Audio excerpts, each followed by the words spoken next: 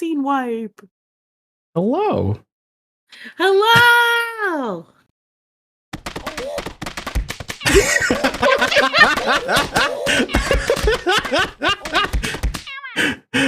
Oh shit! Yeah, that happens every stream.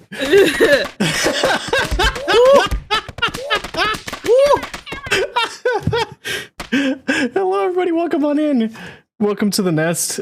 I'm joined here by the lovely Pinbun. If people want to do the ! guest command, you can go check out her channel.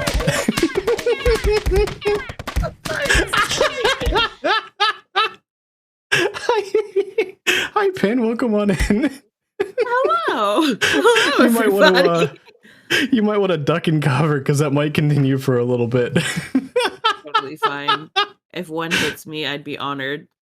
Hey, that's pretty good. Also, Jade Rabbit, welcome on in. And Himike Art, welcome on in. Thank you for signing up for flight lessons. A small yeet. So fun fact, if you do hear the occasional sound that's like owa, those sounds are done by Bimton. Benton.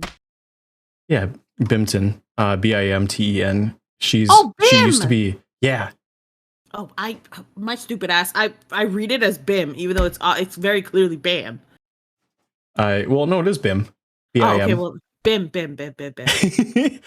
Jay-Jin, hello. Welcome on in. We got all the good beans. We have VVZ. I saw Squall. DOA, God Modded Sparky. Hello, welcome on in.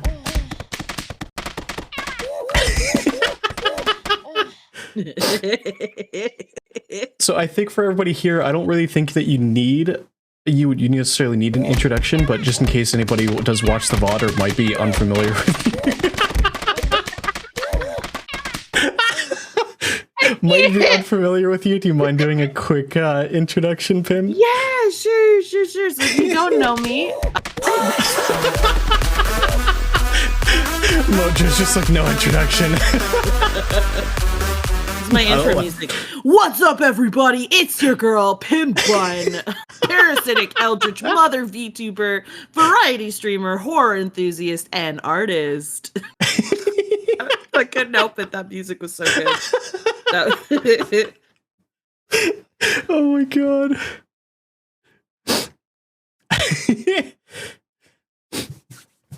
So I know a little bit because I've been watching you. For those that don't know, when I started learning about VTubing, Pin is actually one of the first VTubers I found. I actually think I found you on the same day that I found Froggy Lock. Yeah, it was you and Vixen. I think right together at the same time, or either it was one of you first, and the other one showed up, and then you guys were like, "Oh, we're together," and I was like, "Oh, I love it."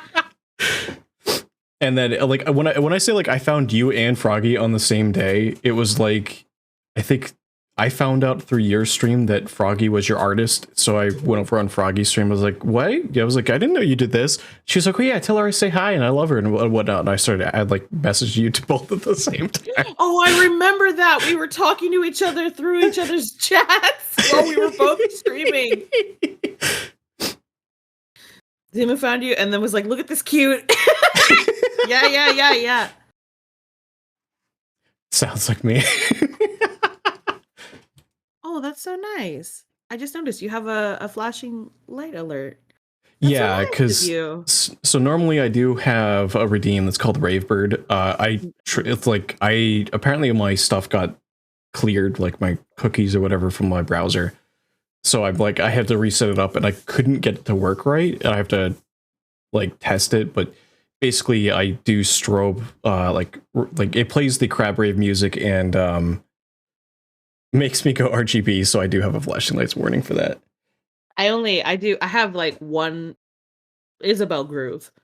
The Isabel Groove redeem, I'll tell people like it's got flashing lights because it plays the scene from a Goofy movie. Oh, okay. Where he's on stage doing the power line thing. Yeah. I like the Isabel Groove. The Isabel Groove is a lot of fun. The dumpiest of the trucks. I mean, it do be big.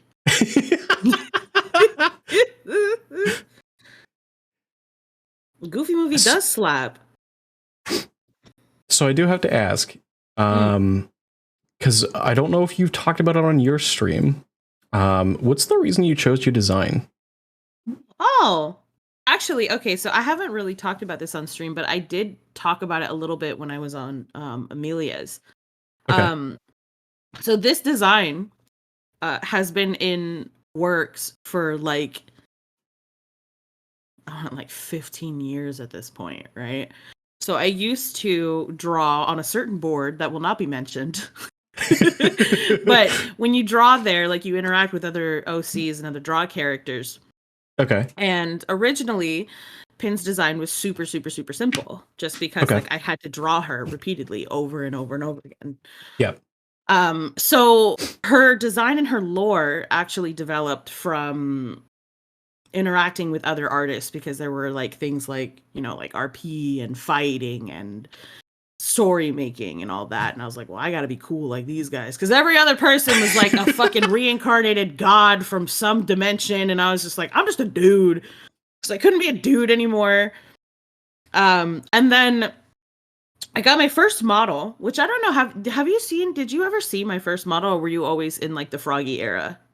I came in during the Froggy era, but I did see you bring your old model back.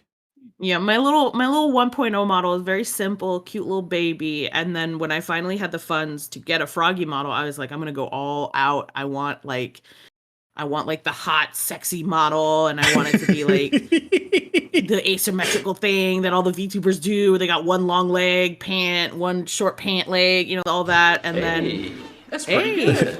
The Wiggle Beagle Deagle. Welcome on in. Wiggle Beagle Deagle. I love Wiggle Beagle. Fifi remembers 1.0 Pin. I remember. Vivi comes in. I lost something once. And then now we have the fully realized horror model version that I got from Tim, which is just absolutely gorgeous and amazing. And if you want to show off, you can. Okay. Yeah. You have like you can like full gremlin out. You can show off everything. Like you've got full. Okay, but I do want to show you this. Okay, so I got a thing done on this model recently. Okay. Oh yeah, you showed that on Twitter. Yeah. Because you've been playing a lot of Apex. Yes, I'm top % of lifelines. Like I've got really? I've got almost 14,000 kills on her. Holy shit. Yeah. If you look me up, it's like top 0.16%. Wow. So I have a lifeline costume now, which is really funny because as soon as Catalyst came out, I have not played Lifeline. So tell me why I got this model and I was like, I'm gonna debut it, and I started playing Lifeline and I was like, I miss Catalyst, and I switched back to Catalyst like mid go. Oh my god. So it's that's like great. Hi, look at my Lifeline model. I'm no longer using it. But this is so good. So the art was actually done by Data. Oh really? And then the rigging was done by the same person who did my 1.0 model. That's awesome. Yeah. So a lot of work, a lot of love. Okay, let me So that's even a toggle. That's not even a whole new model. No, it's a toggle, yeah. That's actually really cool. Yeah. I got a bunch of cute little upgrades to go with this. There's some more stuff in the works, but that's secret. That's super secret.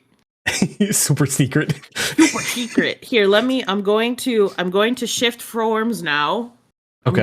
I'm going to shift forms now. Oh, is this going to be the scary one? Do not be alarmed. Yes. This is going to be a scary one. I say this, but like it's not going to be cool. I'm just going to show up in the middle of the screen. Where'd I go?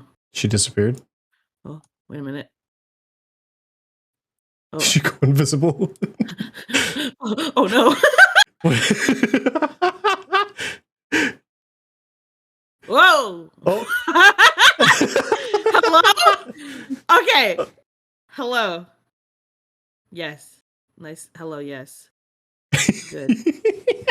I live here now. I'm on this desk now. Very good. You Boom, coming at you. got a little bit of a goop problem there. Just a little. I have. There's a leak. The plumber has been called, but they're not answering my calls anymore. I did a full showcase video for this model, but it has a ridiculous amount of crap on it. Like I got different expressions and a mask. Holy shit! Yeah, the mask is good. That's that's the Huntress, right?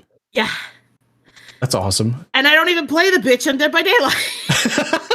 It's just aesthetic. I'm a fake fan. I'm a fake fucking gamer. They gave me my own little cute little controller. But this is the real thing. Hold on. Okay, hold on. Heart eyes. Should be used to having goo in my bar at this point with it. Listen. Look, I promise you, I'm gonna call somebody to clean up the mess that I leave when I'm done. I'm not gonna be the guy that goos all over your house and just leaves. It's fine. Listen, I think Kaz is a bit of a specialty with cleaning up after you. It's true. Yeah, Kazius. Oh, Kazius, I've gooed the floor. Thank you. Well, this is the controller, but then this is the best. Yeah. I love this, and I also have like the tongue animation on this one. God. Yeah. It's just good soup. You know what I mean? Like it's good soup. It is so good. I'm trying to find which one is it that makes my body rip in half. JG says I trinket protein. I also have one that makes me go to sleep. Oh. A little sleepy baby. I don't know which one of these. You know what? I'll just hit the button. Let me just hit the button once this animation goes away. Oh, is it a full animation? It's not like a toggle? Yeah, it's like a full thing. So you go from just a fucking cute little pink-haired anime girl to a whore to this. I feel like that's the 3 stages of VTubing. Is you have like your standard little wholesome baby, then you become whore, and then you become yokai. So wait, am I in the whore stage now? Oh yeah, look at you. You know what you were doing. So wait, hold on. Wait, what is this? What is this stage then? Let me see. Let me take a peek. Oh yeah. Oh, that's okay. So that's what we call a branching off subgroup. Branching off subgroup. Actually, it's this one. Hey, that's pretty good. So I've been doing. I've actually been learning how to rig. Did you rig that? I rigged this one. Holy shit! Help me. Help you? Yeah, teach me. I'm still very much learning though. I will say. Yeah, no. But we can learn together. Tim was kind enough to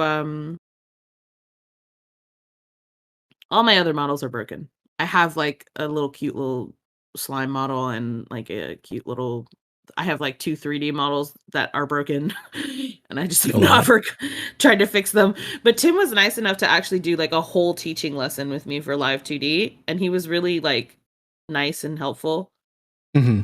But I'm stupid. Oh, I got one of these boys. Hold on. Let me show you. Hold on. Let me load in because I have to load him as an item.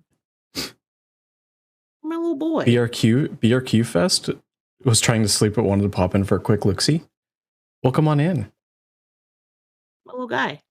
Oh.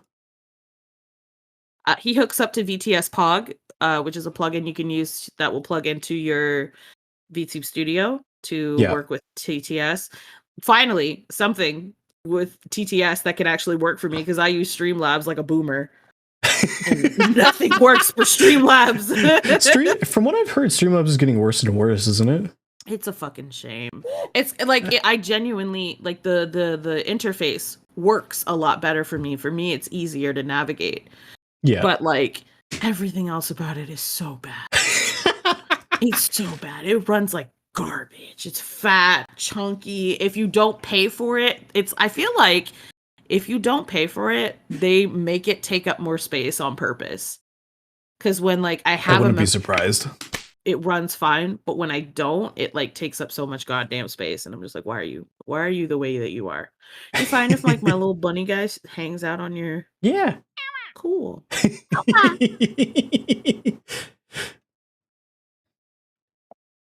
So, so you talked about the back, kind of the little bit of backstory of where your design came from, and I guess it also explains. I've always been curious as to how and where you got the skill to draw yourself so quickly. I'm guessing that comes from the drawing board.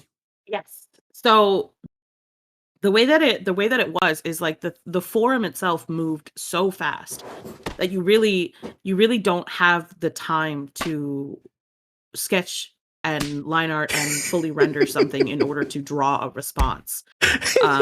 Pico's just throwing things. Yeah, he's a little scamper. He's a little scamp. I just love how like my audience member, my dudes show up and they're like, throw shit at him. So you don't really have the time.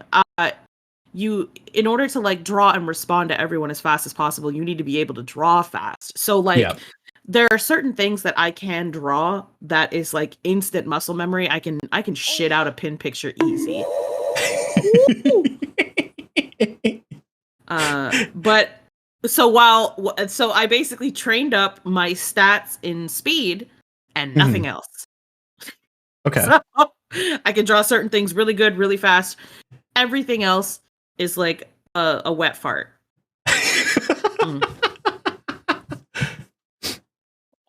So, talking about more of the visual aspects, are there any specific reasons why like you chose like I mean outside of maybe if you've got like a preference color pink or like, you know, color designs and choices, stuff like that? Yeah, so I've been a really huge fan of pink for a long time. I was that girl that was like, I hate pink. I wear black all the time.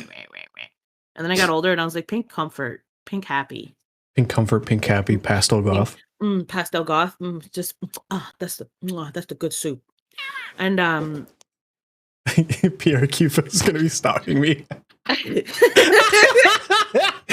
I had a whole lore video actually when I debuted this one that kind of showed just a little hint at the actual lore of Pin and what happened and how like this parasitic entity was like eating the entire planet and eating her whole family, and then she makes a pact with this like pin that she finds on the ground, and it ends up being like the hive mind of the entire entity, which then got absorbed into her body, and then, you know, she ate the rest of the planet. But then I got real bored of that and I play video games on Twitch. So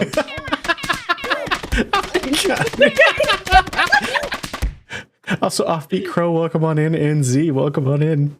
The timing is so good. I took away. Okay, Z, Ravebird broke. I have to fix it. That's why he's disabled, because I don't want people spending money. I don't want people spending points on it for it not to work. I love that. That's why it's disabled right now.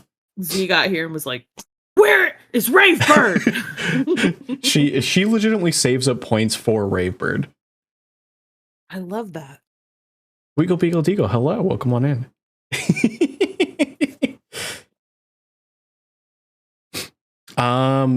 So for people who might be unfamiliar with your type of content, what type of content do you regularly create on your channel? So for the most part, I would say it's a good 60-40. I would like to say that my streams are chaotic and gremlin-esque, but mostly wholesome. We just we hang out, we vibe. We're a very supportive community. I hope that I have built up a safe space for all walks of life that are not harmful, and everyone is yelling in Apex lovingly. Everyone knows that I yell and that I can be a little bit harsh. But then the other 40% is just nasty. Nasty slut time, 18 and up. We're on channel 21 at 3 a.m. where like it was really static and you couldn't really see it, but you're like, maybe that was a nipple. I think that was a nipple. Oh my God. Yeah. The nasty is what we love. I'm so glad. Seer dude, welcome on in. Oh my boy.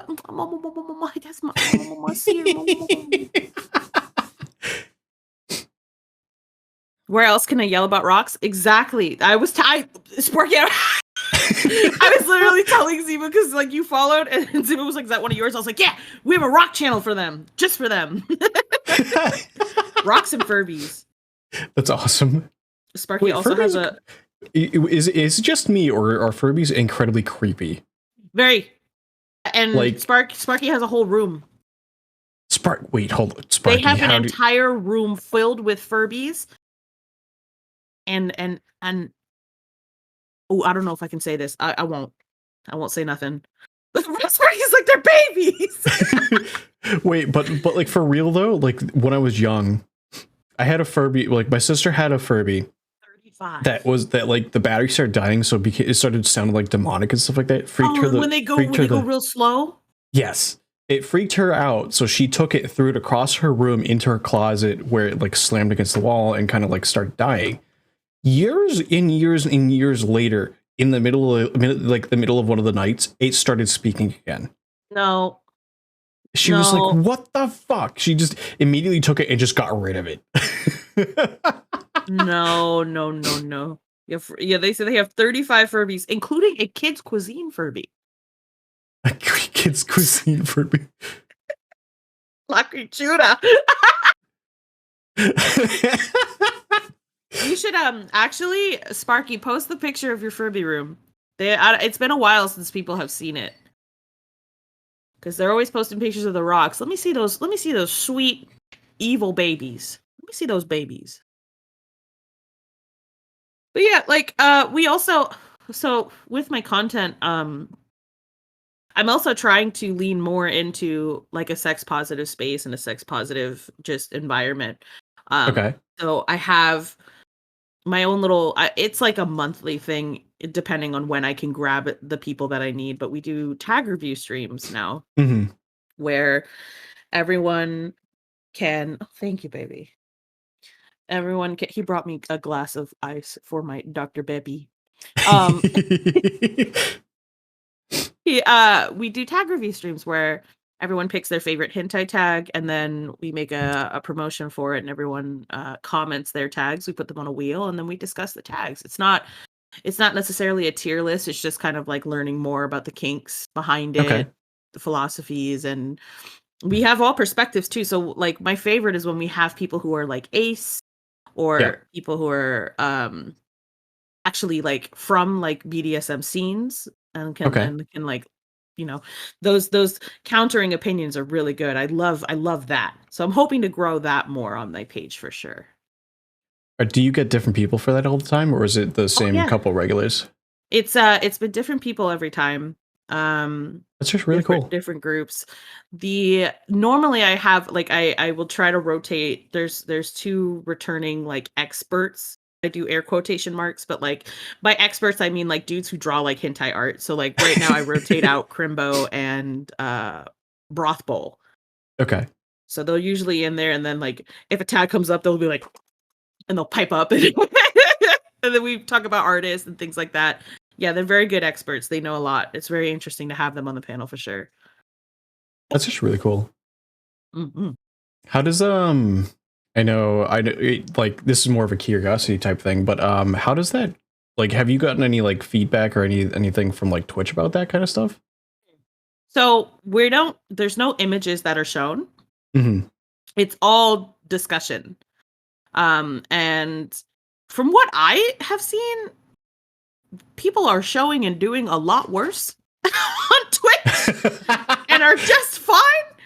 Yeah. So far I've gotten no complaints. It might end up being like if maybe my viewership is too low, but for now, you know, I feel like because it's just discussions, and it's not like we're showing anything, or, you know, there's no links that are posted in chat. Like everything is done on Twitter or Discord. Yep. I think it's fine. Like I think I'm pretty sure that there was like a bar episode that Taka did where like two chicks were like under there. They like went off screen and started touching each other. So like it's fine. Okay, so we have pictures that Sparky has posted of the room. I'm just gonna send this to you, Zimu, in DMs. Ooh. Oh God. You're gonna hate it. I'm gonna hate it. Oh my god. Oh, you're gonna hate it. Hold on. Oh, you got them all in a box. Okay, here's one. You'll be fine. When people say that, they were surprised with some of my reactions sometimes. Oh, I like the little gesture. I like the one with the pumpkin on his head. Sparky, what's that one called? The little pumpkin one. I love them. Here, take a peek. Take a peek at these Furbies. Take a little peek at these guys. Ooh, uploading. Uploading. Put it on the screen. Sparky, do I have your permission to show it on screen? I wanna make sure. Sparky. My mom made me put some away because she's scared. Oh my god. No, there's like in the last picture. Okay. In the last picture, there's one, he's like blue, and it looks like he's got a little pumpkin on his head. Alright, we're gonna... There's 3 of them. That is so many Furbies. Oh, that's the kid cuisine? Wow, what a talented boy. Vander, hello, welcome on in. Oh, is that Vander? Vander! Okay, you bring those up. I'm gonna mute real quick and eat a taco. We got the first one. I'm gonna cover my face for a second.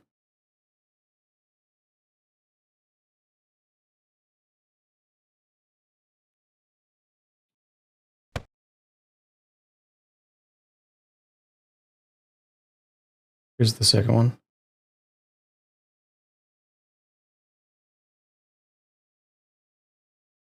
It's fine. Y'all are here to look at her anyways, so you can cover me up.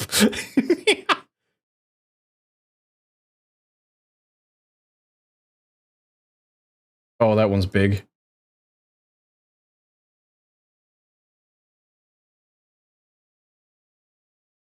Oh, this image is huge. What is?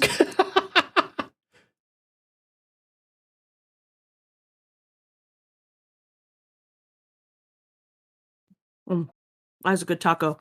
That's a lot of Furbies. That's a lot of Furbies. They're kind of cute. They're kind of cute. When the robots uprise, can you see that you have a small army of robot friends? I can't. I treat my electronics like shit. I'm doomed.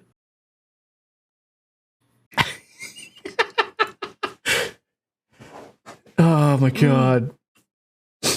I know too many people that work in IT, and when it comes to like robots and stuff like that, especially like toys, I'm just like, no, I've seen some of the things that can happen. No, we're just no.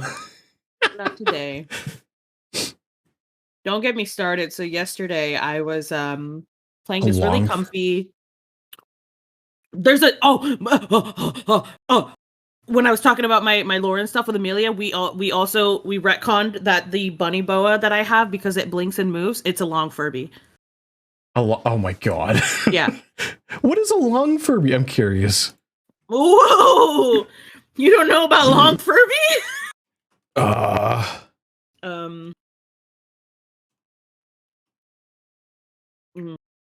my god, this is fucking what the I was good, yeah. There's a Sparky, I don't know if you know, there's a long Furby TikTok account, and it is the scariest goddamn thing. But it's also really funny. It's like the long Furby has these pink tentacles that'll come out of it, and and it has like another Furby that's like its friend. And like the one that I saw, like the friend Furby made a D's nuts joke, and the other Furby just like grabbed it with its tentacles and consumed it. And then like ate some Ferrero Rocher. Oh my god. He cute? Okay, so you know what I'm talking about? Okay. Oh my god. the Furby lore. So, question for you. Do you have any long-term goals for either yourself or the channel? Oh yeah. Oh yeah, oh yeah, oh yeah. The Oh goal yeah. Oh yeah, the goal is always to get to a point where I'm sustainable enough to where I can start sustaining homies. Oh So yeah. like yeah. Like I really want to start doing more where I do, especially because like I'm not super huge. But Not super huge over would you hit like what 3.3? 3.3, yeah, we're trying to get to 3.5, which I know is like it's big in comparison, right? But like you got people out there that have like hundreds of thousands, you know what I mean? Yeah. So the goal is to get to that point and then to start interacting with people that are like only have like, 5 or 6 viewers at a time. Like I want to open more platforms for smaller dudes to start getting a boost, because that's really all it takes. Yeah. It's like, yeah, you do your streaming, you do your hard work, but really the like super quick easy clout way in is to just get a big boy. I want to be that big boy for like everybody. That'd be cool. Mm-mm-mm. So you want to do stuff like I know it's not you like comparing streamers isn't really like something that's like polite or whatnot to do, but I know like Cabal does that kind of stuff where he'll do like community raids where he'll be live, but he'll be like, all right, we're gonna go over here, we're gonna give them like a level 5 hype train or whatever. Mm-hmm. More so in the fact that it's like introducing streamers to like my community and also helping them network by doing collabs together. So right now, I think next week would be like the first one that we're doing. I set up like a Goose Duck collab, and I just told anyone on my Twitter, I was like, have you never hung out with me? Do you want to hang out with me? Do you want to get to know my community? Join the Discord. It like, if you're not an affiliate, that's even better. Like, sure. I want you to come up here. Let's talk. Let's hang out. You can meet other streamers too that I don't even fucking know. We're gonna get weird. We're gonna hunt each other and like bring you out of your shell a little bit. We can talk about your content, but I'll also have fun playing games at the same time. Like, I'm just more so like that.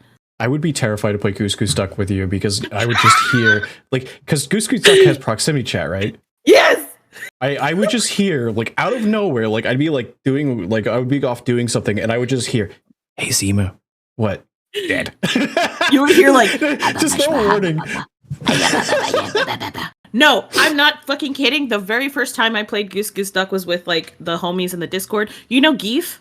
Yeah. Tell me why Geef fucking murdered everyone. It was the scariest shit I've ever seen. I was like, I've never seen that side of her. One of my favorite fucking clips is like Geef murdering everyone, and then you hear Nosima go, "Geef, no!" And she goes, "Geef!" And he's just dead across the screen, like dead. And I'm I'd expect something like that from Gauss. Because remember the clip when we were playing Crab Game. Oh yeah, for your subathon, and like it's from your perspective, and you're hiding in like one of the containers, and I'm at the end of it, just like you're like accusing me because I betrayed you one time, and you're mad at me. You're like, no, I'm gonna help, and then you see me run away, leave the entrance.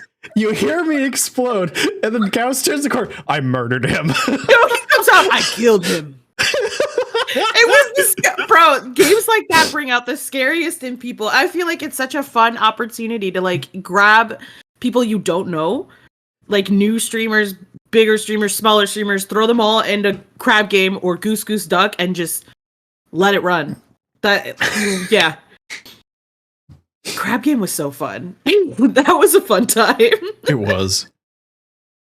I've met some, the only thing I will say is that occasionally when you open up to the public, you get people who are just complete trolls. That's true. And I have seen a couple of those that have been needed to be removed and banned for the things that they've done. So I would say that is something just to be wary of for public games. Quick, easy clap. Like, I'm going to open up, my home to you, and you're going to come in, you're going to put your shoes on my couch. I'm going to ban you immediately, and I'm going to tell everyone you're nasty. Easy clap. Like, you want to be a goofer? You can be a goofer. Everyone's gonna know you're a goofer. So I have a question for you. You better not say art to this. Is there anything that you wish you were better at? That's not fair. You can't say art. That's not fair because you're good at it. Damn it. But like, who doesn't want to get better at the thing that they enjoy? Oh, okay. I'll say this. I sew. And I really want to. Yeah, I really want to get better with that. So my merch. I have merch. I have body pillows and mouse pads, and if you buy those, like I set up like a whole little pin box. Like I sew like little bunnies, and I write notes and stuff, and I put all that. But like, I wish that the bunnies themselves weren't so goddamn jank. They're a little. I'm not that great at it. I would like to get better. I would like to be able to like sew an entire plushie and like cool. Include a plushie in there. That'd be real dope. That's definitely a 2023 goal. That'd be awesome. Pin comms never. Never. They give me anxiety. I will just draw it for you for free. Please just ask me. I'll just draw it for you for free. I get hardcore PTSD when it comes to commissions. Don't. So he wants pins. Yeah. They're basically pins. They're like, I send you a little pwip, which is like the little bunnies. We call them pwips because they're like polyps that drop off of me and gain sentience. So I send you one. And it smells like lavender. Speaking of, do you have a little PNG or something of a little whip or something to leave behind? Yes. Because I'm a bird and I collect things, and people I interview leave things behind. Yes. Oh yeah. Keep go here. Let me look for it. Yeah, that's fine. I normally ask towards the end because I don't want people digging through their files. Yeah, I have to find the one. So Broth basically did, because I wanted it to be like a reactive for chat, but then again, my hoopy stoopy ass Streamlabs doesn't work with anything, so I couldn't use it. But it's beautiful. It's a thing. It's a work of art. I will find it and I will send it to you after. Okay. Is there anything that's like outside of your typical fields of typical content creation that you want to branch out into? ASMR. Ooh. For sure. I've been wanting to do ASMR for a while, and I dabbled in it a couple years ago when I had my 1.0 model, and it was really garbage because like I didn't know what I was doing. And I have a really good mic for it. I have the one the one that has like ears on it. They're really expensive. Yeah. You have one? Yeah. I have it. It's just sitting there looking at me like, "Are you going to use me today?" And I'm like, but I'm hoping now that I have my daughter in daycare that I will have more time during the day to not only stream but also to make more video contents that I'm probably going to put on YouTube. Doing like an ASMR series on there, probably like a bedtime story readings or just like creepypastas. I wanted to do creepypasta ASMRs with the horror model. So that's where I want to go. I want to get into that for sure. That'd be awesome. That'd be cool. Sparky wants an ASMR example.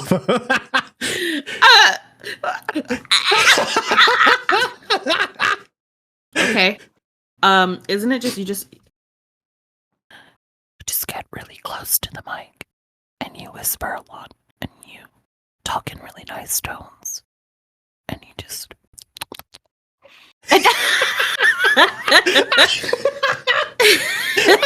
Oh god, I broke Zimu. I wasn't expecting that. People like that shit. They eat that shit up. I know I do. Tell me why TikTok has me by the fucking throat. Zimu, I was scrolling and I found a live. There was a beautiful man wearing black latex gloves covered in oil, rubbing into like this fleshy mound that was supposed to be your ears, and it was like, oh my god. And he was like rubbing them with his fingers and like digging in with his fingers, and he was looking right at me, and I was like, oh. Oh my god. That's what I want to be, that guy. I want that confidence. I know. I understand why people like ASMR, because when you hear something that really like scratches that that brain itch or whatever, like it just kind of like it does it for you. But ASMR doesn't typically like do that for me. So like it's one of those things, like I understand and I appreciate why people like ASMR, but like for me it's just like it doesn't do it for me. Yeah, it's just different strokes for different folks is all. Exactly. Like I'm not gonna rag on it or anything like that. It's just it's so funny because like I would love to say that it's slightly cringe, but at the same time like half of what I like, actually more than half, like 80% of what I do is cringe. So we're like, anime people on the internet. Embrace cringe. Embrace it. I was gonna say there's more pastel colors on this screen than in the fucking rainbow right now. So oh my god, Sparky. I saw an ASMR about a British GF telling you to stop talking about crypto, but the voice was really nice and sweet. Exactly. There's like a weird ass like niche little group on YouTube that do like the craziest ASMR scripts I've ever seen, and it's stuff like that. Like your British girlfriend telling you to stop talking about crypto. Do you know who Mai is? Mai Hai? Mai Hai? Mai Hai. She's like a Roomba VTuber. She's fucking wonderful. But her voice is absolutely gorgeous, and she does story time readings for her ASMR content, and like her voice is really soft and gentle, so it's I didn't know that's how it was pronounced. Oh, I've always read it as M41, not Mai Hai. Oh my god, lead speak. I should beat you up for that. No, it's okay. All right, so you should know. A wizard should know better, Zimu. My bird brain ass, my neurodivergent brain doesn't always recognize to read it as leet speak. I'm just like, oh yeah, it's M41, not Mai Hai. Vixen, you too? Oh my god. Mai Hai, yeah, very comfy bean. So like she does like these story time readings, and like it's so soothing. It's like I also love how Duncan Mason's first time chat is literally just the emote of you holding a gun. That's my boy. That's my baby boy. It's my baby son. No, we are not that old. Lead speak is. No, hold on though. I don't know in relative to how I am compared to you age-wise, but I'm old. Like I'm old. Lead speak has been around for a long time. Like I'm old. That's that what was that comic? Something Tokyo. Something Tokyo. It was relax. We understand you. Was it Neo Tokyo? Mega Tokyo. What is it? Mega Tokyo. That was that old timey comic where they had a character who spoke entirely in Leet. Oh my god! I remember feeling so cool when I would go on Gaia Online and I would open up a tab and I'd go to Mega Tokyo and be like, hee, I can read the computer talk. Ha ha. Okay, but like it's bad enough where like, do you remember the game Army of Two? No. So Army of Two was a co-op shooter. It was you and one other person. It was designed like that, and like the whole reason it's called Army of Two is because you have like armor and stuff like that, and you literally take on an army. And one of the characters is supposed to be like the person behind the screen, like the hacker, only speaks in leet speak, and only one of the characters can read it. And it's supposed to be like a hee-hoo funny moment where it's like, oh yeah, of course I could read leet speak. But like, I'm sitting there like, that's really easily understandable. Like, why is that something that people can't read? I know, we all felt so cool. We were like, the 4 is an A. Like, come on. Oh yeah, I think I triggered chat by mentioning Gaia Online. Do you guys remember when the towers fell? I got out of Gaia when the cash shop started happening because I was like, oh no, you're ruining everything. Because I thought it was really fun how like the gold system worked and the just the way that it was. I thought it was fine the way it was, and then they introduced cash shop items, and I was like, oh well, now it's all going to be bad. I feel like that's the way of a lot of MMORPGs is they start off good and then money gets involved. Yeah. Bison, hello, welcome on in. Bison, Jesus. Mo. Back in the day, we used only dictionary-approved words pulled from our dictionaries, which we had to walk down to the schoolhouse to beg for it while it was snowing. Oh my god. No, but like to put things in perspective for how old I am, remember the game Prince of Persia: Sands of Time, right? Absolutely. I remember that coming out. Me too. Like, I remember. Yo, do you remember how like hype it was for like the movement and combat system? yes, right, and like everyone was like, "Wow, it's just so." Oh man, I'm like flipping off walls and shit. I'm doing time. I'm doing time shit. I'm so cool. Have you? If you look at it today, oh my god. So I'm legally allowed to see one kiss. What? Hello, Phoebe? What? Confused. But so Prince of Persia: Sands of Time came out in 2003. And like the reason that this came up is because I was like, there was a bundle going on where I could get all of the Prince of Persia games for $10. And I was like, you know what? It's $10. We're gonna do it. We're gonna relive the old days. And I started messing around with it because it's a PC port, so it's basically an emulator. Ooh. And I looked up, and I was like, hey, this gameplay is really good, like really good for how old it is. I'm curious when it came out. 2003, and I'm in a VC with Mojo, Z, Vix, and Mini. And I'm like, oh yeah, I remember this coming out. I remember being super hype about it, playing it in high school, and everybody was like, what? I'm like, yeah, I played this in high school. It came out the year before my freshman year. And they're like, I wasn't even in school yet. I'm like, what do you mean?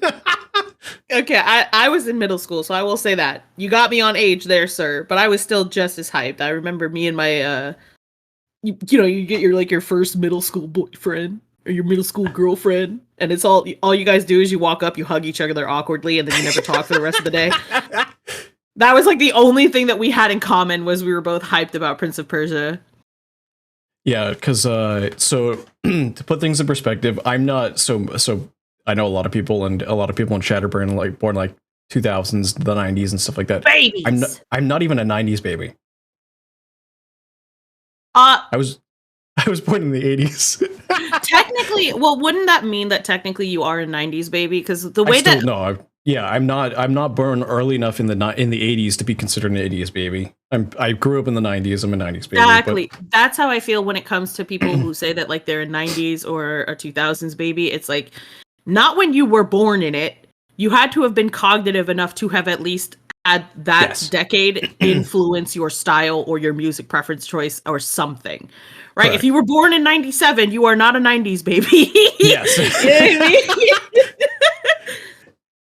But yes, I was born in the 80s.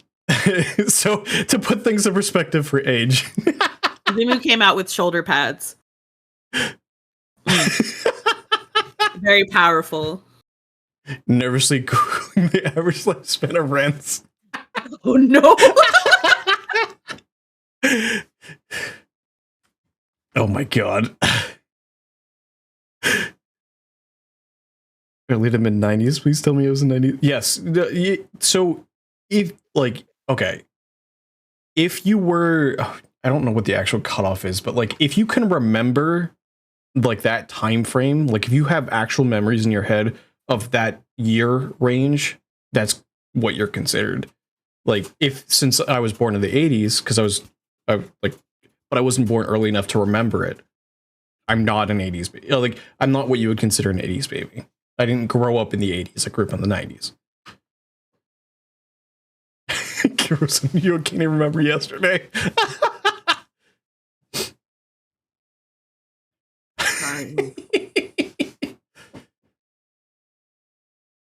Time isn't real. That's right. Time's not real. Birds aren't real either. They're all robots just spying on you. You're a fucking Fed. That's a good thing I'm not it's a good thing I'm not a bird and I'm a harpy. Hybrid cop. You're RoboCop. Beep boop, beep boop. Beep boop, beep boop. The feds are outside your door. Hold on. We get a spy on chat for a second. Where is it?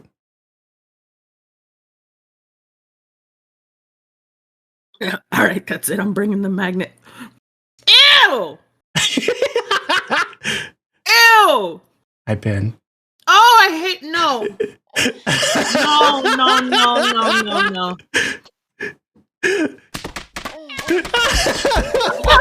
Kill it! Kill it! Keep throwing things at it! Kill it! Is it gone? Is it gone?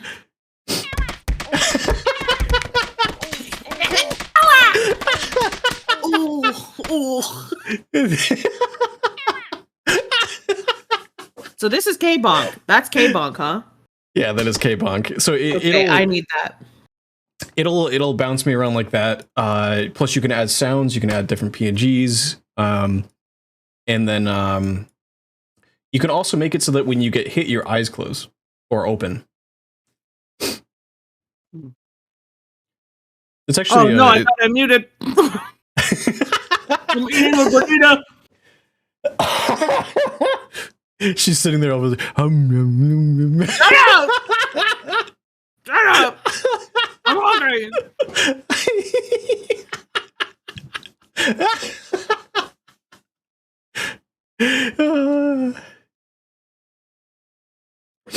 It's all right. Another thing for people to run away from. We've got a 80s Cobb Zemu. Okay, I like that. That's a little silly. It actually works really, really well for the shape of the face and stuff too.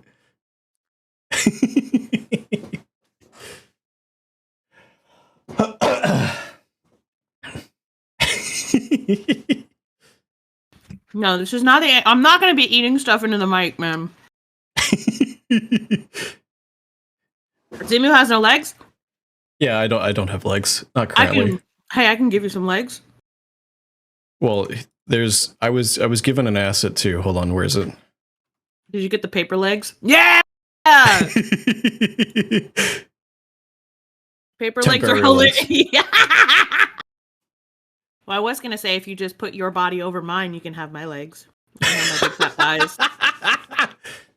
But also, people made me cry on my New Year's open nest because Vix, Z Lover, Mojo, Minnie, they all went to Signapple, who's my artist and rigger, and they paid him for him to add legs to my model. Oh, yeah.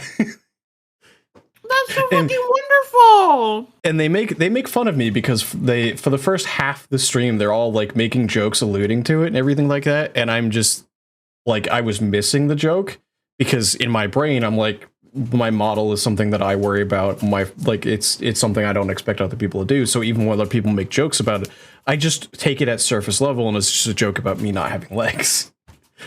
But then eventually Z goes to Sai and goes, I want my money back. And Sai goes, you know what? I'm getting sick and tired of the Zemo when they paid for your legs. I'm like, what?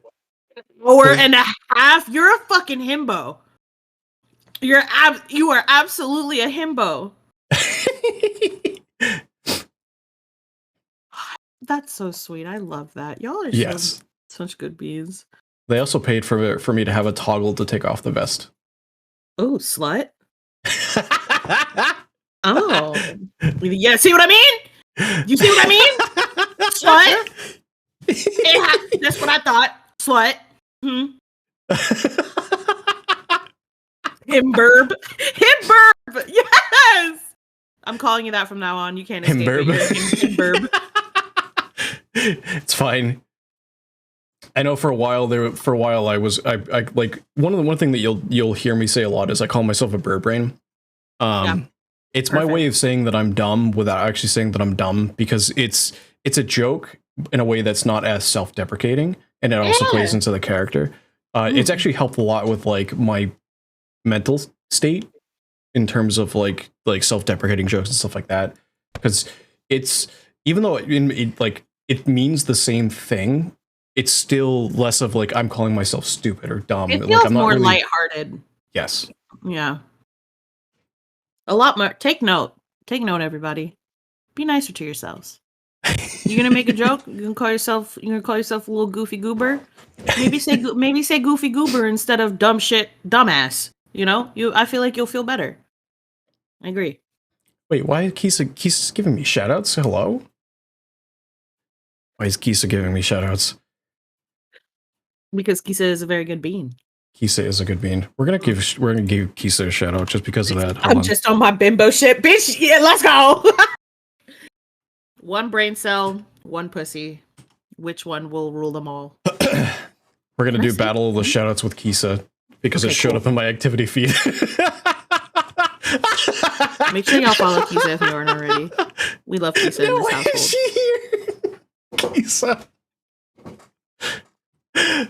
Kisa, if you're streaming, why are you here? Yo, she was streaming the other day and she banned someone in my chat. And I was like, she's streaming. What are you doing here?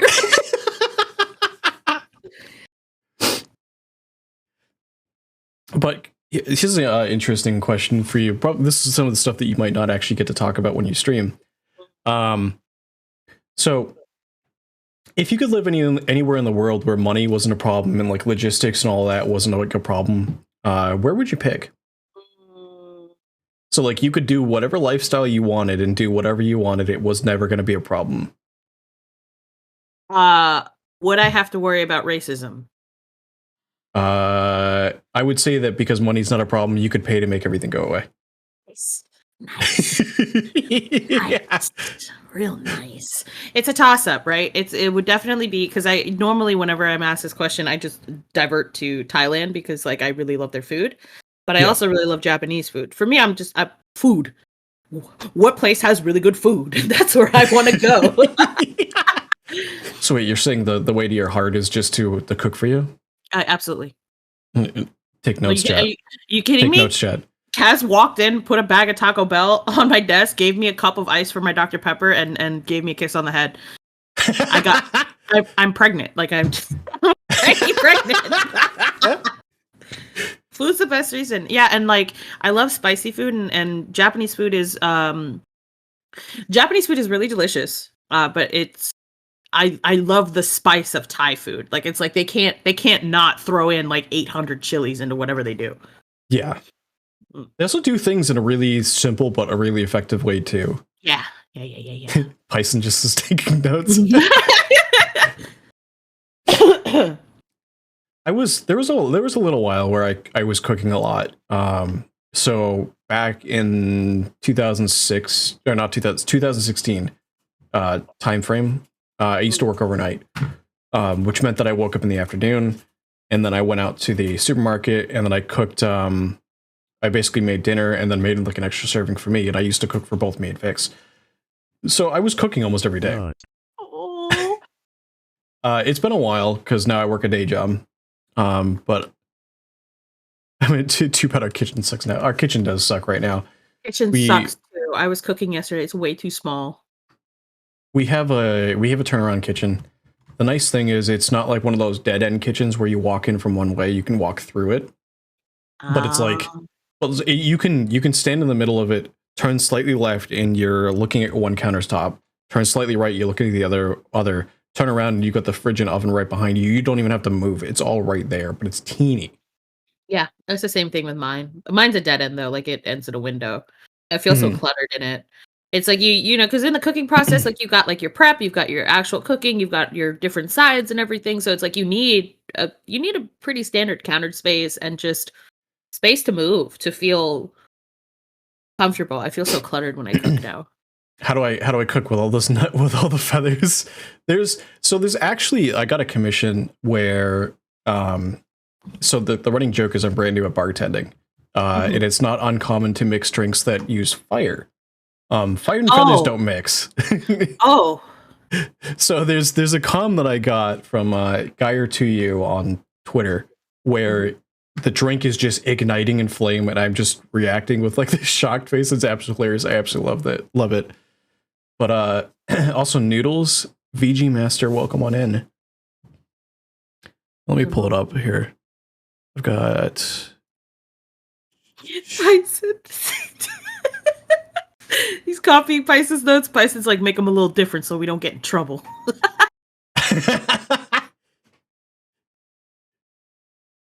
No cheating on the test, Python. Or Noodles. Python's the one with the original notes. Where is it? That actually reminds me, Gigi wants to do like the PIBA Olympics. It's gonna be a Discord event. And one of the final things is going to be like a Jeopardy style game show, but it's gonna be like The things from my Olympics. streams or like cute. This is cute. Let me see. Hold on. Ah, Ret- I made it too small. Return it to me. Ah. Oh, I hate when like you go to resize something and it's like, oh, you wanted this random object you were not even interacting with, obviously. So drink that's on fire plus feathers don't mix. I love that. You're doing your best. I got this You know what? really You come for the drinks, you stay for the show.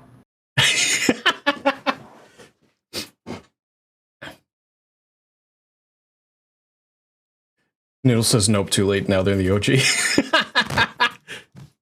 Oh. That moment when you steal somebody's notes and they get called out for you copying. I have to call you both up after class. Hey, yo, Brazzers. extra time with Pin. Brazzers.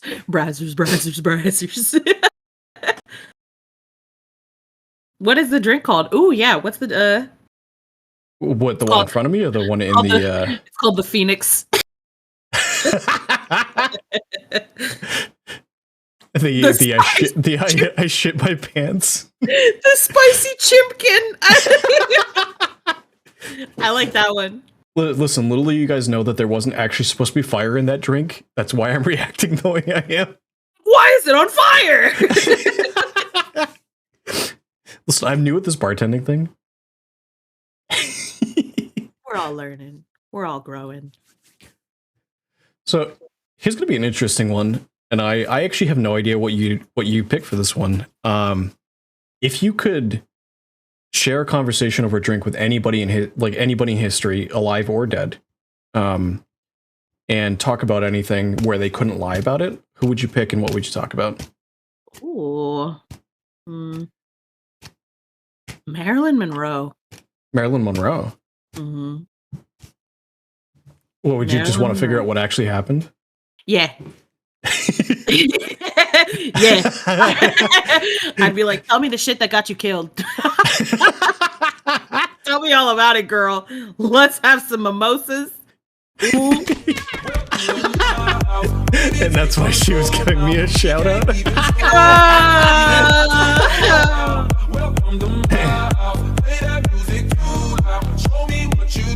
Kisa, hello, welcome on in.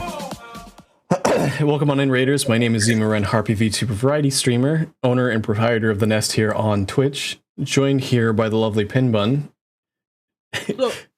Eldritch Mommy, if people want to use !guest, you can go check out her channel as well. We're currently welcoming Pin to the Nest, where we're doing an interview and get to know her a little bit better. Because one of the things that I really like about these is it's a great way to get to know the streamer in a way that you don't get to know in their typical form of content creation.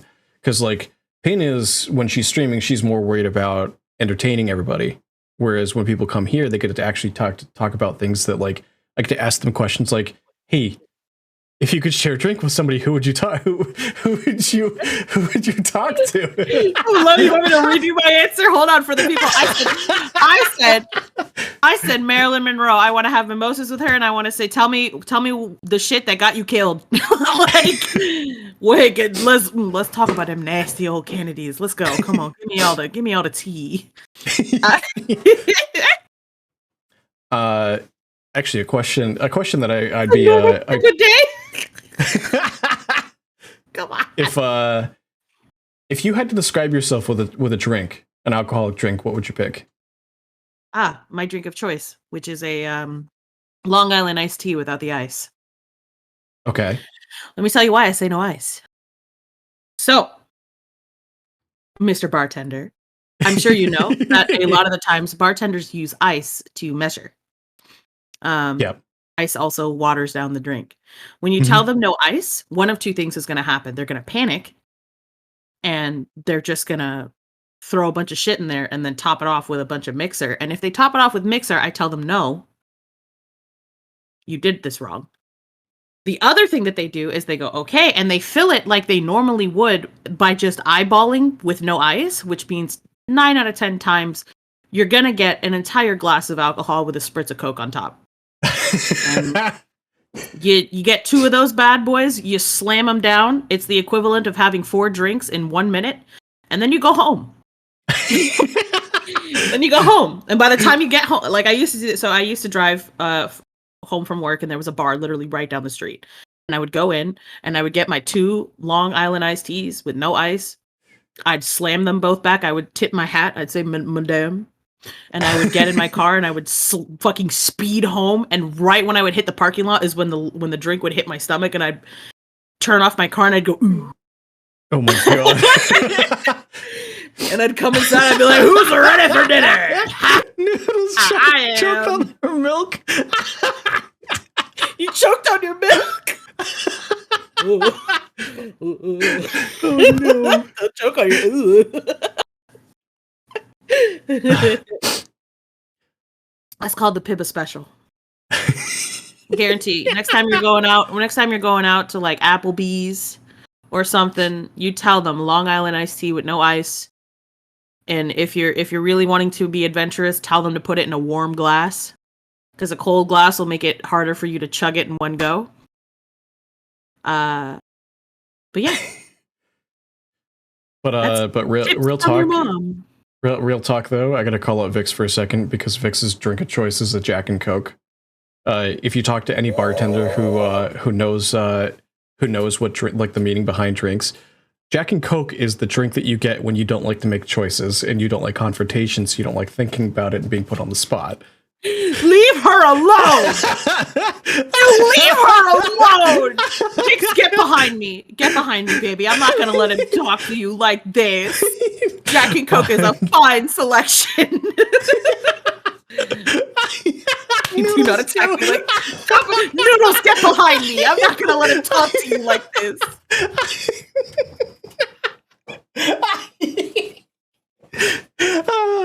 Who's Jack and Coke? Get out of here, Bonnie. Bon, welcome on in.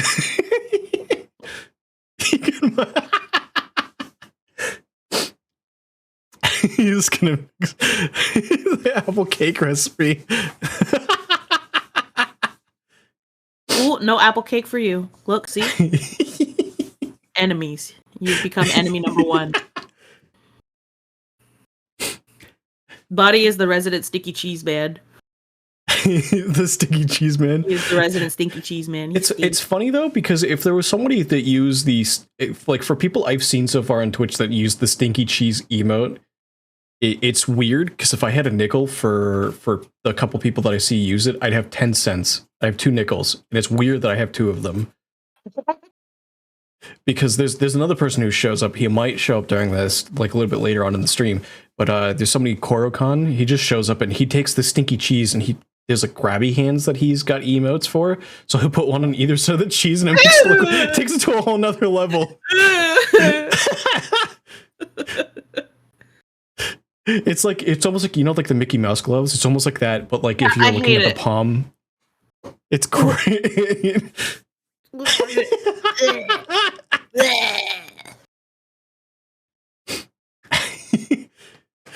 So, Pin, would you consider yourself an extrovert or an introvert? I'm definitely an extroverted introvert. I would say that. I'm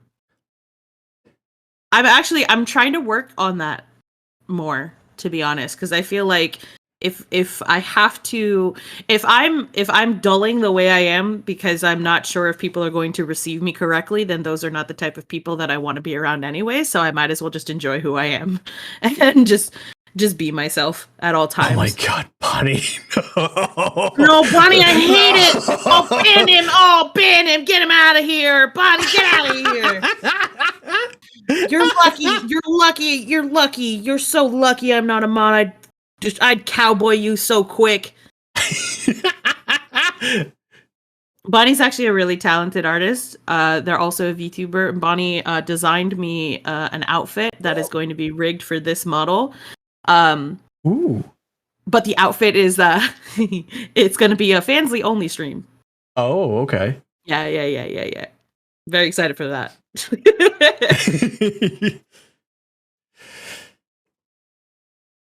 But I would also consider myself an extrovert.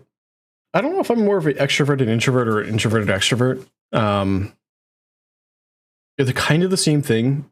Like, I like interacting with people, but definitely if I have like bad interactions for people or something like I'm dreading, it just kills all of my energy. All the energy completely sucked out of the room. And it sucks when like that happens when like you're in the middle of like a collab or something. You know what I mean? And you're just like, welp, I'm stuck here for another hour. Uh-oh. Now people are just doing the stinky cheese.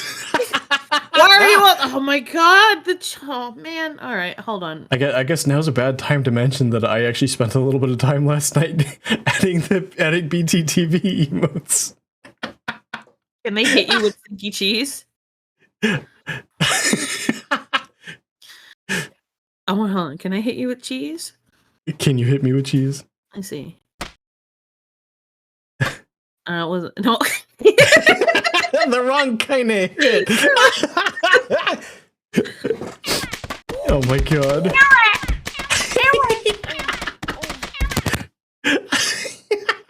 I love that. I'm gonna add it, and my chat is gonna break it immediately. Did I tell you how like every time I add something new, they break it day one? Do they? Like the little TTS Pog thing, the little guy that I made specifically for them, they broke it day one. The plugin don't work no more. The plugin broke so hard that the person who made the plugin had to send me a new version. Me specifically. Huh.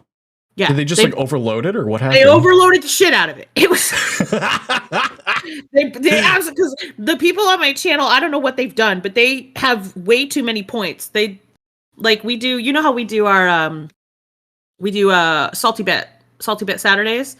Okay. Where like there's a Mugen generator where all it is just randomly generated fights based on characters that you can upload. So a lot of them are crazy. So we do Salty Bet Saturdays where like we'll do a poll for who wins. People are bet channel points. These fuckers have way too many. Like you got people dropping like 20,000 on like God Homer, and it's like what? I'm We have 50K, Vixen. Why do you have so many? I think I'm sitting on. I used to spend a lot of points for you. I think I'm sitting on like 20-ish. You see what I mean? Like I can't add new shit because everyone's like, oh, new shit. And they have infinite points. They just see that's why I added a redeem for one that I think I'm assuming a lot of people are like a ways away from getting. I added like a 200,000 point redeem. I call it the name is I have it as the Wall of Aces because I'm trying to keep it with the aviation theme. And what I'm going to do is people who do actually redeem that, I'm going to take it and I'm going to add in a thing in my about section and put their name down there where for them to like be immortalized. Oh, that's so nice. My 100,000 is a thigh slap, and it's been redeemed like 6 times. Look! Everyone Zach wants 92. Big Bun. Hello, welcome on in. Everyone wants Big Bun. I had to discontinue Big Bun so I don't get put on an FBI wanted list. I can't have it anymore. I like how I think one of the last things I tried to redeem was during one of your streams. I tried to redeem Big Bun. You're like, no, I'm not feeling it today. I literally it takes so much out of me. I gotta open up the Doom music. I gotta talk about eating the elites. And I just like there was I don't know. Just remove it. Just remove it. No. Big Bun will make a return. I'm slowly cataloging scripts. That's what I'm gonna do when I bring back Big Bun. Is I'm no longer going to improv. I'm going to catalog scripts that are just as chaotic, but I'm not gonna pull up how to make a pipe bomb wiki ever again. Like. No, please tell me you didn't do that. I did. Oh my god. But to be fair, I didn't give everyone the steps. I just oh my god. It was like step 1, make a pipe bomb.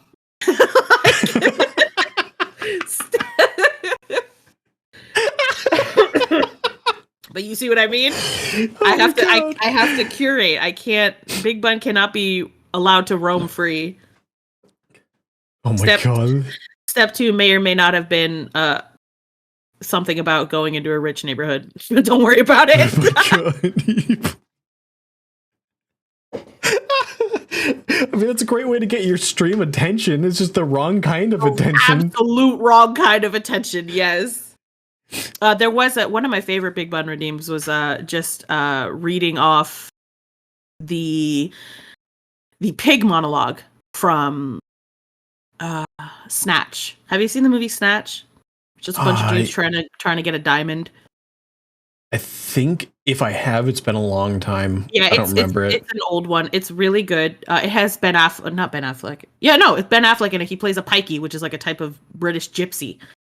But there is a whole monologue from this crime boss guy who talks about how a bunch of starving pigs can eat through an entire human body in under like 15 minutes. So I basically just read that while talking like this, and doom music was playing in the background, and like, be wary of a man who keeps pigs. Be wary of a pig farmer. Oh my god. Python planned to have a redeem called the Woof of Wisdom, where you just ramble your ass off and pretend it's advice. I would love that, but you have to like hop hop hop hop hop hop. That would be amazing.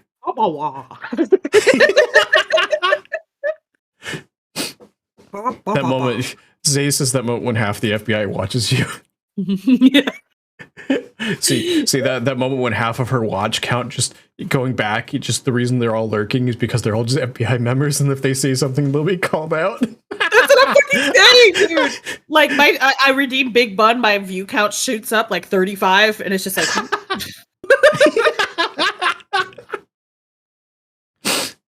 Oh my god. So this one might be interesting because I've had a couple good answers to this, but 9 times out of 10, it usually has to deal with relationship stuff. If you could go back to 18-year-old Pibba and give her advice, what would you do? What would you tell her? Don't do cocaine. Yep. Simply, don't do cocaine. Don't do cocaine. It's good. You're gonna have a lot of bad years. It's okay. It is not your sister's fault. You can be better, and hopefully you being better sooner will have made her better sooner. And yeah. Z says she's told Zima about this, but she had a professor in college who not only knew that she was on a list, but she knew which ones because she had a good friend in the FBI. Nice. I think from what she told me, it's a good list. It's like a protect list, not like a watch, not like a watch these people because they're threats, more like watch them because they could have enemies type list. Oh, okay. Well, shit. That ain't gonna be for me. I am an enemy of the state, burn the White House, etc., etc. Y'all know what you did to our fucking planet. So, Pin, how long have you been streaming, and have you been VTubing the whole time? It will be 2 years. I'm going to be, I've got my 2-year anniversary in February. Ooh. And yeah, I was VTubing the whole time. I was mostly doing art, and I made an art piece that someone retweeted that had like 70,000 followers, right? And then I started getting a bunch of followers on my Twitter. So I made a Discord, and we had a community going, and I was like, would you guys be interested if I started streaming? Because like I've always really enjoyed playing games, especially like competitive. Yeah. And at the time, the person I was in a relationship with was like, you know, you could stream this, right? Because you're pretty fucking good at Apex. And I was like, oh, we're okay. Yeah, sure. No, why not? And then it was like, oh, VTubing? Oh, I don't have to put my gross body on the screen. I can be a hot anime girl. Fuck yeah. So yeah, the majority of my streaming, I've been VTubing, and it'll be 2 years soon. I don't know what the fuck I'm gonna do for my anniversary. I'm probably gonna roll it all together for my birthday stream and just call it a fucking day. How'd you find out about VTubing? Corone. Corone? Yeah. Well, there's Kizuna AI. I thought that the bitch was actually a robot, and then someone told me, no, that's a human being tracked by something, and I was like, oh.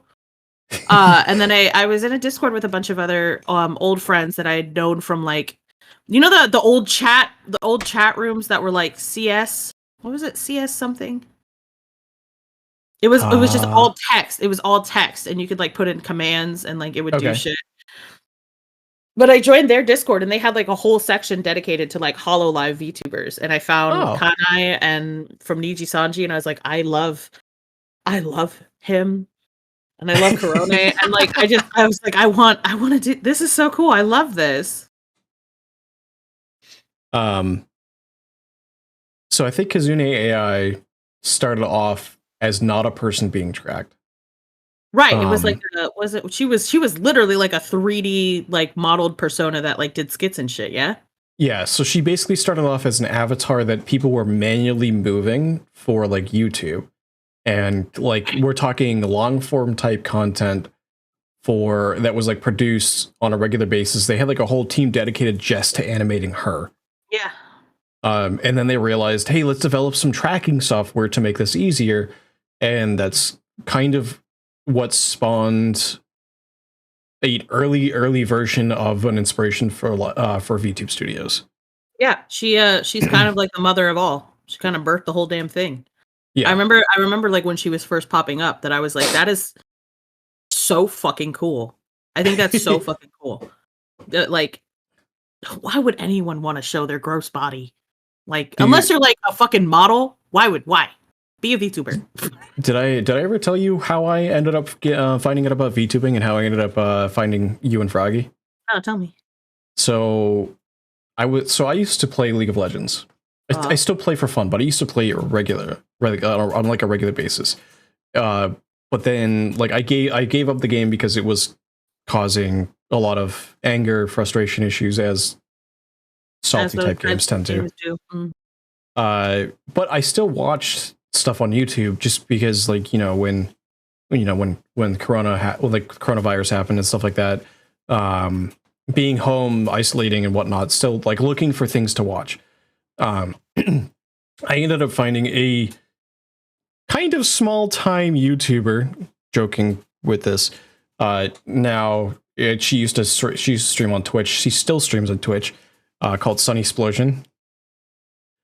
And so she used to create League of Legends type format, where it's just really, really funny comment, like really, really funny type, like videos put through like over on top of League of Legends gameplay and stuff like that.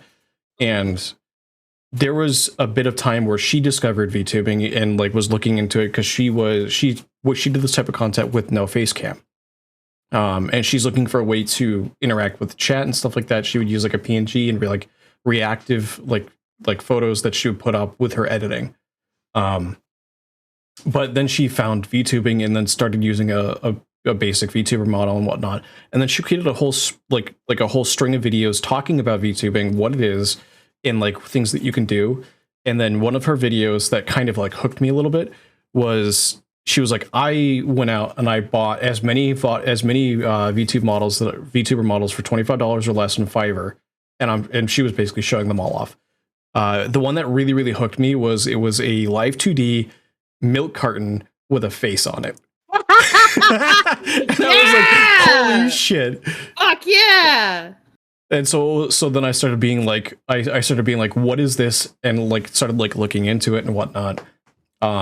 Ended up finding Froggy because at the time Froggy already had made your model, Gogo's model, Moosh's model, Data, which I didn't know about Data at the time because Data wasn't streaming on or might have been on a break at that time, or was fairly new, like fairly recently been made by Froggy. I thought Data did her own model. Did she? I'm pretty sure Data did her own model, and like Data and Froggy are just really good friends. And like, because I didn't find Data until you guys did the family collab, Fall Guys, not Fall Guys, Human Fall Flat. Yes, human fall flat. Yeah. That's when I Liz. found data. Liz was with us. Amaryllis is Yes. the other one who was there. Yeah. Because I remember I sent a screenshot to someone, and like I had like all of your perspectives up, and it was chaos. It was such a chaotic game. I miss that. Those were good times. I work it for real. Yo, I'm confused about this stream. I'm looking past it. So what's my favorite animal? Yes. Why don't you guess for both of us what our favorite animals are? You get one.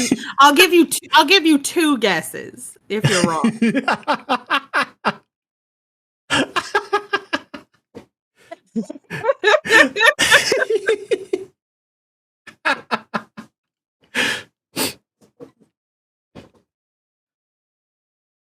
Yeah, go on, Noodles. What do I like?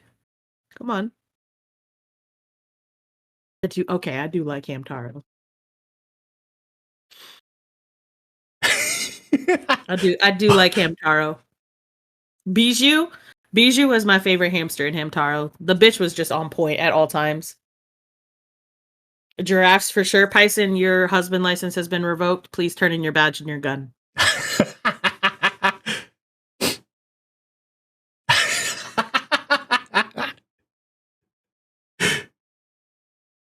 Like some Blue's Clues? You never had Blue's Clues. You gotta give me your gun. So funny thing about Blue's Clues. When Blue's Clues started coming out, I was no longer actually a child. I was. So I mean I was still young, but like it wasn't something that I grew up on. Interestingly enough, like I'm well aware of it, but like I wasn't really young enough to be regularly watching it. So like I can't really quote it as easily or whatnot, but like I didn't watch it like some of y'all did. I'll put it that way. You gotta be like, hold on, you gotta be like, Blue Skidoo, we can too. Woo! So you know the funny thing?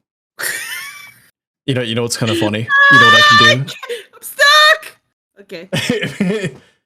you know what I can do, Pin? Yeah, what? Speed!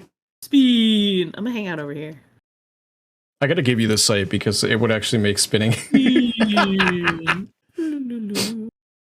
So Kesis is Bear in the Big Blue House. I hated Bear in the Big Blue House. I thought it was boring and weird. I was into Eureka's Castle, Gullah Gullah Island. Yeah, Eureka's Castle. I think Vix likes Zupumafu. Oh god, I'll never recover. I'll never recover. Oh, lamb chops play along.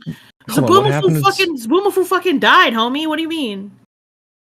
Oh, the animal. Yeah, the animal, he passed. Lamb chops play along was really good. I was looking at my tabs because I had one of them open and it was the long furry still. Or the long furby. And I'm like, God, I have to relive this. Long Furby can't hurt you. Long Furby, is it real? Arma, hello, come on in. I'm gonna give Arma a shout out real quick, or if I can get a shout out for Arma. You can't. Arma is an Australian content creator, super hilarious.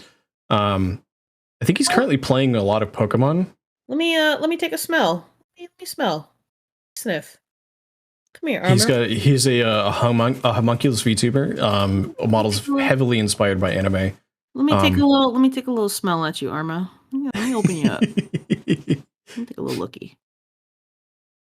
I know a lot of people in chat right now already watch Arma and regularly pop into his content or into his like streams. I know for us, it'll be middle of the day for you to. He probably starts around. Your time would probably be around 11 noon. I love this model. Arma handsome. Arma handsome. Ooh, Arma. You Also, fool. I think you like his voice too. I do a little follow. You fool. You've alerted the horde to your presence. It's already too late. He's freaking out. Too late. Wait until you hear. Oh yeah, villain Arma. Good. He's got a. Hold on. Can I want to find a clip for. Where is the clip? Good. The clip for the Pibba. You fool. Arma, how aggressive can I initiate friendship with you? I just want to understand your boundaries before I go full send. Be gentle. Yeah, I will say he's. Arma, what kind of question is that? He's more on the wholesome side of streamers. He's not say so, but he's definitely more on the wholesome side. I will say. Okay. All right. Okay. And not the wholesome that needs to be filled holes.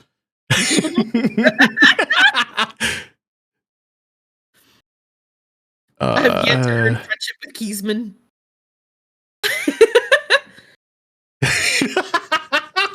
Friendship will be initiated. You cannot escape me. I am eternal. That itching feeling you feel on your skin that you just can't scratch, that's just me getting settled in. Oh, I need to find this. Here we go. For pin and for chat, for research purposes. Right, gentle pin, right? You can't put two and two together. Let me see. Let me take a little peek here.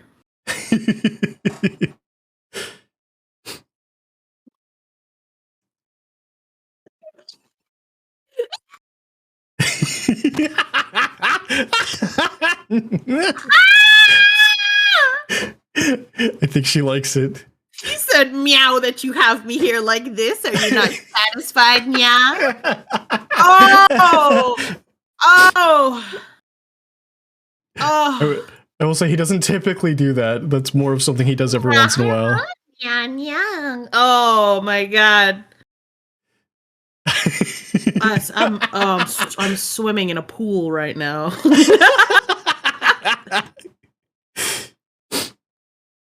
It's just a good model. The model's good soup. I love the way the hair moves. Right. And because he's a homunculus, if he opens his eye when he swings his hair to the side like that, there's no iris or pupil. Ooh. It's actually really cool. Details. Yeah, you love little details like that. And his hat, because a lot of his face is obstructed by his hair, his hat actually does like emotes whenever he does expressions and stuff like that. It's actually really cool. Super cute. I love that. Welcome in, Arma. I've got my eye on you. Multiple. I have multiple. Pin made Arma bottom key smash.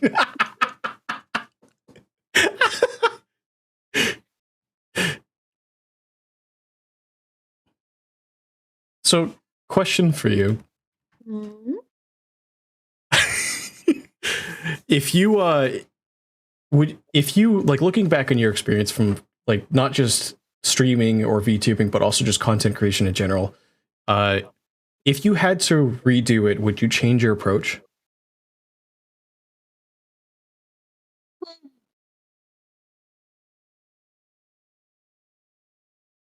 No, I don't think I would. I feel like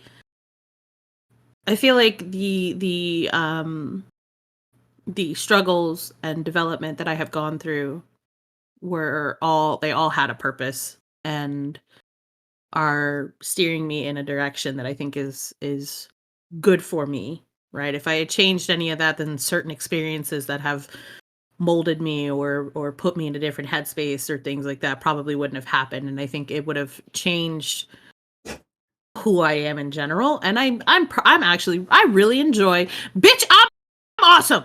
I think I'm awesome. I think I'm pretty fucking cool. You know what I mean? I mean, it sucked in the beginning, but I think it sucks for everybody in the beginning. So it's like, you can't just like have the keys to the streets in the beginning. You gotta earn that shit. So yeah, I'm fine. Also, Steel Nerves, welcome on in. Steel! What's up, you bitch? Yeah, Noodles, go ahead and put it in the chat. Oh, one more. Put the clip another in. Another armor clip. Yo, put the clip in chat. Put clip in chat. No. Hold on. What is the wait? No. Hold on. Let me open. Vengeful VT, welcome on in. Vangy.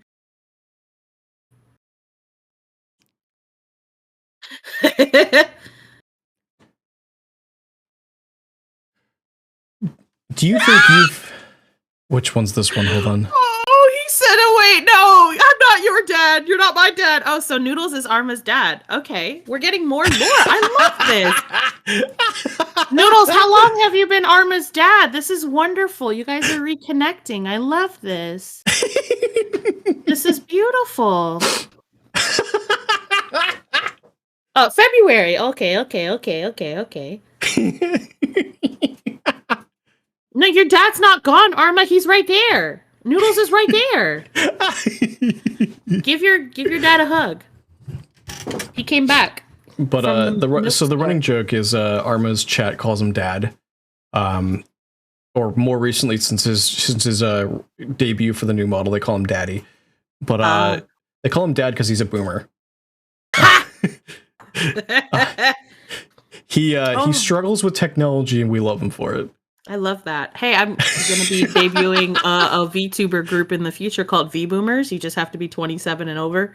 So, come on in, old man. I break yeah, you that. break that fucking bank. Yeah.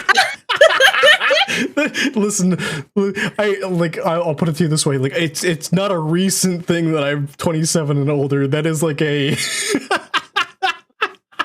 Oh no, that's like the hard cutoff limit. The majority of us are not. We are older than that. Like, I'll put it to you this way: 30 is not even a recent thing. Ew. Yeah, I mean it's boomer and VTuber years. Yes, I will say that. Y'all know damn well that every 20 fucking year old is like, you're 25, you're 27, you're so fucking old. Shut up. Like, I'll put it in perspective. I probably can count on one hand the number of people in the VTuber community that I'm aware of are actually older than me, and I'm like, I think the total might be 5 that I'm aware of that have come out and said like their age and stuff like that. Yeah, it's. I don't want to dox myself on my age. I am older. But there was like a VTuber that followed me a while ago. I forget her name. I think it was Evertrua. I'm not sure if that was her or if it was someone else, but I went to her Twitter and like she was like, I'm 32, and I was like, let's go, bitch! Yes! Yes, bitch, yes! Let's go, come on, let's talk about our knees, baby girl! Yes! Do you remember having to hit 77777 in order to fucking text somebody? Let's go! Oh my god, yes. Although, but like for real though, do you remember those phones that you could actually like spin the top off and it had a keyboard, like actual like hard keys underneath it? The one that was like a little gaming thing. I had mine in high school. I had the same one, the one that slid upwards. That bitch has Sonic on it. Yes. I would play Sonic. I was so happy about the one that slid upwards that I used a pink one for years. They're so good. The keyboard was so good. I hate it. No, when you had to like type some shit out and you'd be like click, click, click, click. But then remember when you got really good at it? So you'd be like brrrr. Flair says I'm pretty sure I'm older than both of y'all. Also, Flair, welcome on in. Hello. I don't mind doxing my age because I talked about it during my birthday stream. I'm 33. What? I'm 33. I thought you were 40. No, 33. You looking at me like that? I was born in 89.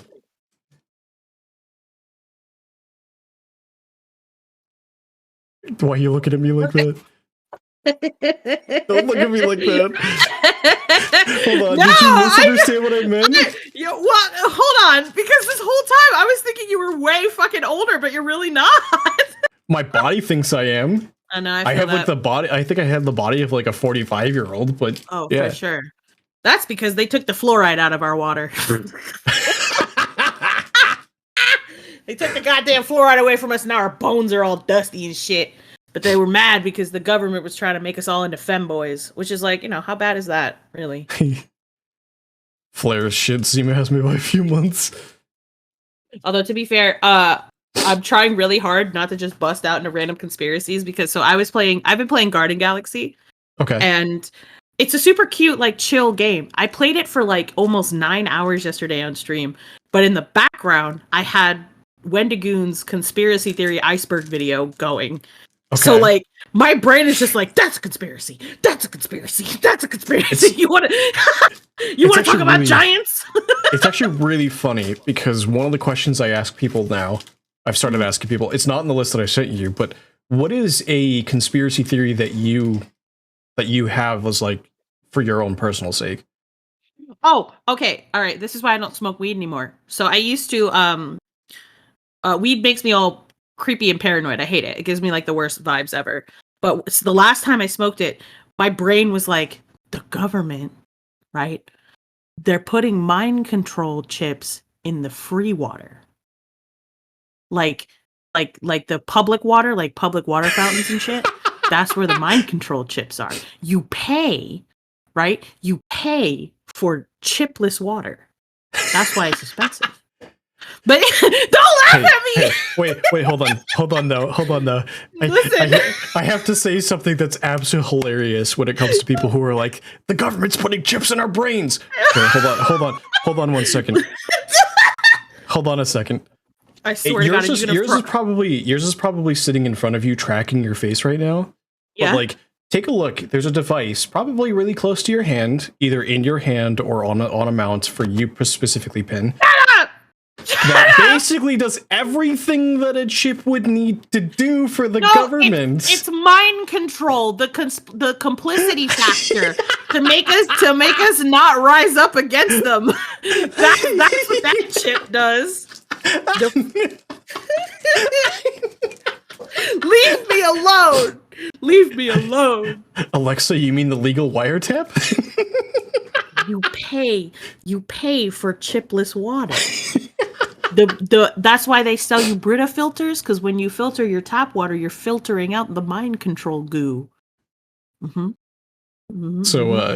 So on the topic of conspiracy theories too, there's two of them in particular that I find absolutely hilarious because, so a little bit of backstory, I took classes on engineering in high school and college. I originally started going to college to be a mechanical engineer. One of the things I learned is structural engineering. That's a base class for engineering. So when you're talking about structural engineering, it doesn't take very long to get to the conversation of 9/11. One of the things that people say that's really common conspiracy theory is that the structural beams were cut by, somebody on the inside of the government because the buildings were supposed to fall. The jet fuel can't melt steel beams. Not even going into that part of it, but so one of the things that people use for evidence about it being cut is that towards the bottom of the main structural beams, the beams are cut almost at a perfect 45-degree angle. Like the way they split. And one of the things you learn with structural engineering is that when you if you took a piece of chalk in your hands and you twisted it, like we're not talking like compressing it, like you hold it between your two hands and you twist one of your thumbs towards your body and one of them away. It will cut at a 45-degree angle. Almost every time. Huh.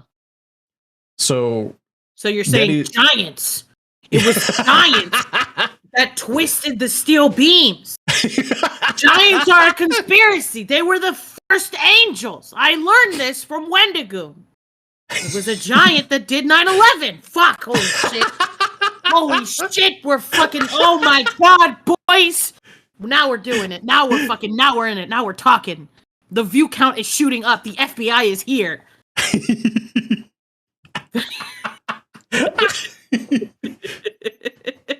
I totally forget what my other one was. Giants are the first angels, and they did 9/11. Yes. Oh shit! Oh, I just remember what it was. You know how people also say like the lunar landing was faked. So another thing about the moon itself is fake. By the size of our planet, our moon should be way smaller than it is, but it isn't. The moon is also the moon has structures on it that make no sense. The moon is fake. The moon was created. Bitch. Oh, you want to have a conspiracy theory stream? Later, when I do more Guardian Galaxy, I'm gonna put Wendigoon back on, and we're gonna fucking go down a goddamn rabbit hole. We're on tier 9, baby. I am infiltrated. I am in the fucking system. The moon is real. The planet itself is hollow. Hollow Earth. You look at a rock. And a rock on the inside is porous, right? Because it's been touched by water. It's porous. It's got different grooves and shit in it. So it doesn't make sense that the planet is a fucking solid rock with like magma and shit in it. That don't make sense. That's not how rocks work. Covered in water. It wouldn't make sense. There's a whole undercity. There's a whole underbeing. That's where Hitler went. Hitler found the entry to Shangri-La, which is being fucking. The Shangri-La is the entry to the inside of the planet. Okay, I'm gonna go over here and pin this. This is your stream now. It's my stream now. Okay, hold on. It's my stream now. Listen, Hollow Earth is real. Hollow Earth is real. You can go inside the planet. There's these monks. There's these monks in Tibet that will stop you. These Sherpas. They'll kill you if you try to go too far. They will literally kill you with a stick, and no one will stop them because they're guarding the inside of the planet. The sky is a simulation. The pyramids weren't made by aliens. They were made by humans, but in a civilization that had reset, because this is how humanity is an infinitely looping cycle. All of our technology is from previously technologically advanced societies that were humans. Australia's fake. No, Finland isn't real. The conspiracy is that Finland isn't real because their population doesn't even make up 1% of the planet. They're not real. And it's that question, have you ever met anyone from Finland? Have you ever been to Finland? No. Do you know someone from Finland? They're probably a fucking Fed. But all right. Finland! I feel like it's better than anything I could have possibly said. Yeah, it's 0.001% of the Earth's populace. I have family from Finland. They're not your family. They're feds. Every time have you gone to Finland? No. When you were on your way to Finland, you got knocked out by sleeping gas and was like actually in a different. You were not in Finland. They tricked you. Psyoped. You got psyoped. Pin has a tinfoil house. Oh my god. Z is actually a government spy. Z is a Fed. That's the FBI. Sleeping glass. Shut up! Shut up! I was please. Sleeping glass? Because I meant to say gas and I said glass. Stop bullying me! Oh my god. A regular glass to the head. They don't have the money for the gas no more, so they just hit you with a bottle. Oh my god. How to put people to sleep now? Just fuck trying to get them to inhale something. You just walk up, just bonk right up the head. If movies taught me anything, it's really easy. Oh my god. Noodles has redeemed AMA. They want to know our opinions on the word glizzy. I love it. It's one of my favorite new dialects. The new term that the youth have turned. I love it. I love youth language. The glizzy, love it. So funny. Wait, hold on. Arma doesn't know what a glizzy is? Okay, okay, and he claims that he's not a boomer. Listen, I'm gonna let you take this one. I will let you take this one. Hold on. We're gonna do a real speak for Arma here. Yeah, Arma. It's a double meaning. It means hot dog and dick.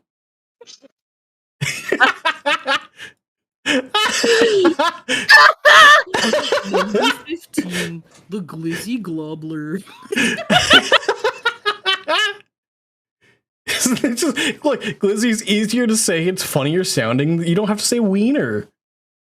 Who says wiener anymore? Arma apparently does. God damn, Arma! It's that fucking meme where it wasn't it like Kevin Hart and the other guy was like, well, me, I'm 50 years old, and Kevin goes, damn. The only thing worse than having a glizzy is getting it gobbled. Oh no! Noodle says wiener sometimes. Wow, couldn't be me. You need an adult. I am an adult. I'm an adult, Arma. You want to hold my hand? Oh my god. You want to hold my hand, Arma? Yeah? Arma's like, I need an adult. You're an adult. No, not Pin, please. I kicked the door in. I'm an adult. Need an adult to your adult. Me when I get you.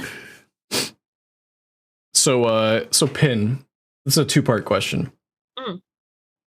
What the first one is, what's an important lesson that you've learned so far in your content creation? And the second part is, what do you think is a lesson that you can only learn by diving straight in? Okay. So important lesson that I've learned in content creation is not everyone you meet in your field is going to be your friend. Mm-hmm.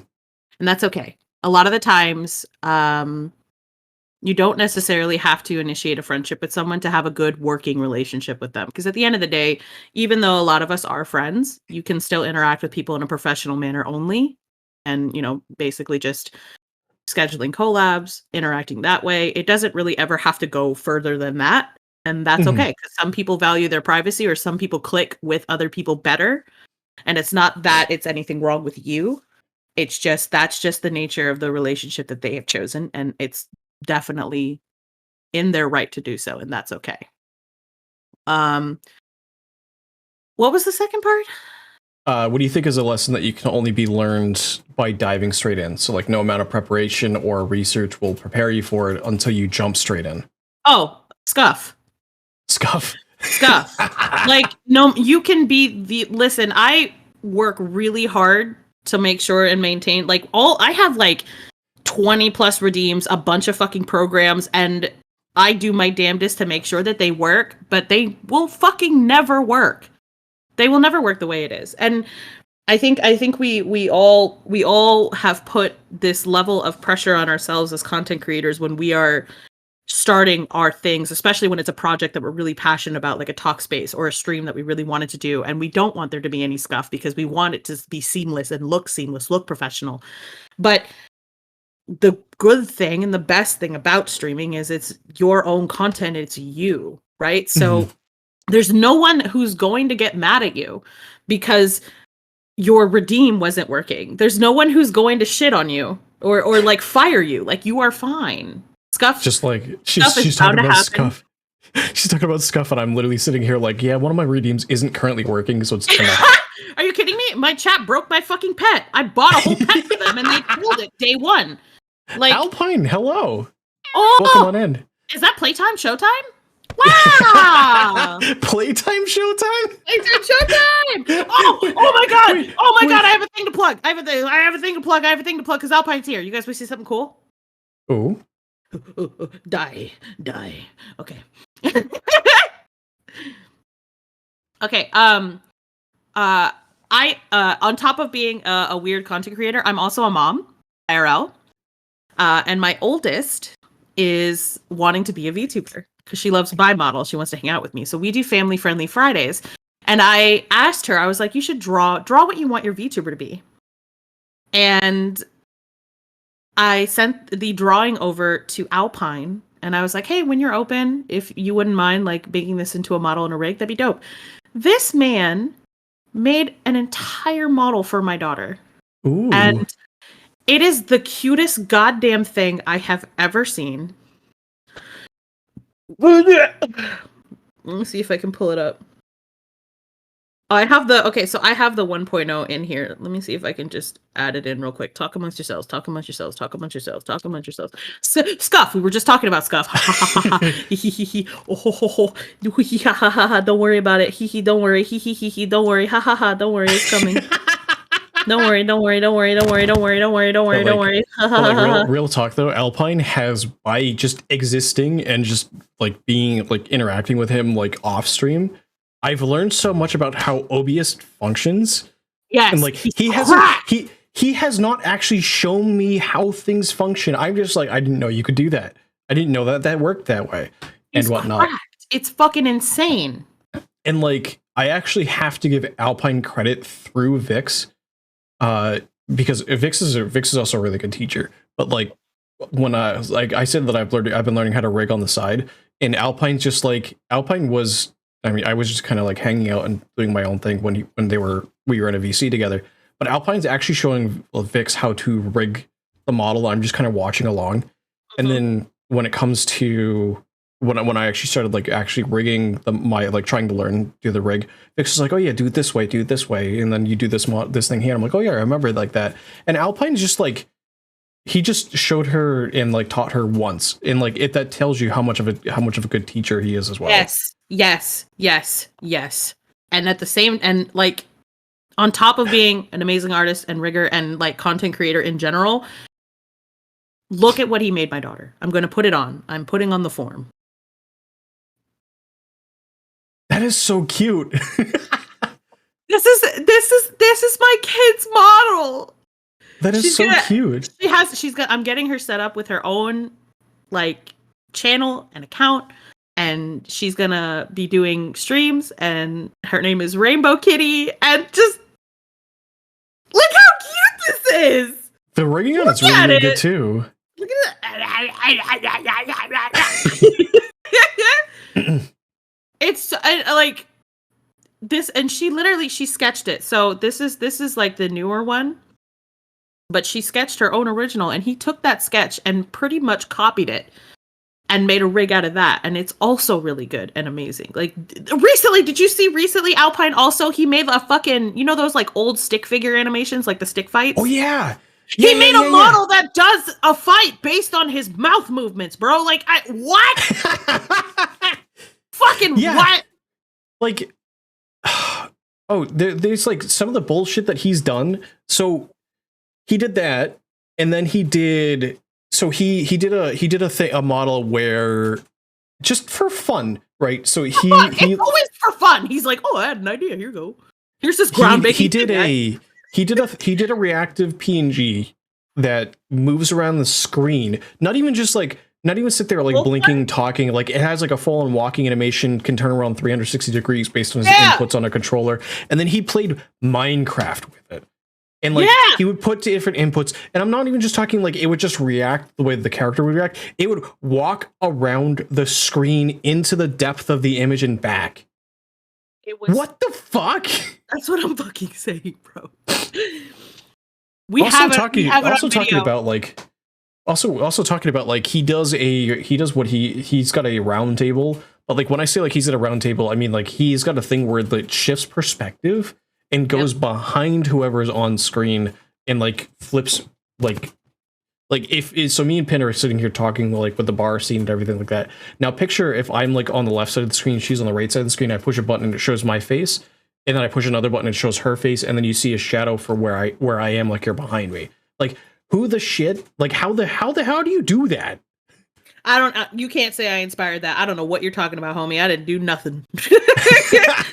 I didn't do nothing. I am not that cool. But we all have it. Hey, we all have it. We have all video evidence that we knew Alpine before he exploded and got super, super, super famous. Because this man, the level of talent and work ethic and just like insane amount of shit that he does, dude's gonna be like the VTubing godfather at some point. Like I feel it. I see it.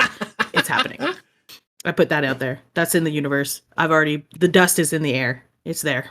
Also one of my favorite moments with him so far was an off-stream moment when VTube Studios updated a little while ago to they did the functionality where it was the items that can be rigged based on your face movements. So he sat there, he took a break during that time because he was reworking his model, but like there was a couple times where I hopped in a VC with him where he's just literally working things, and he was just like, I could do arms, I could do legs, this is perfect for a Frankenstein VTuber.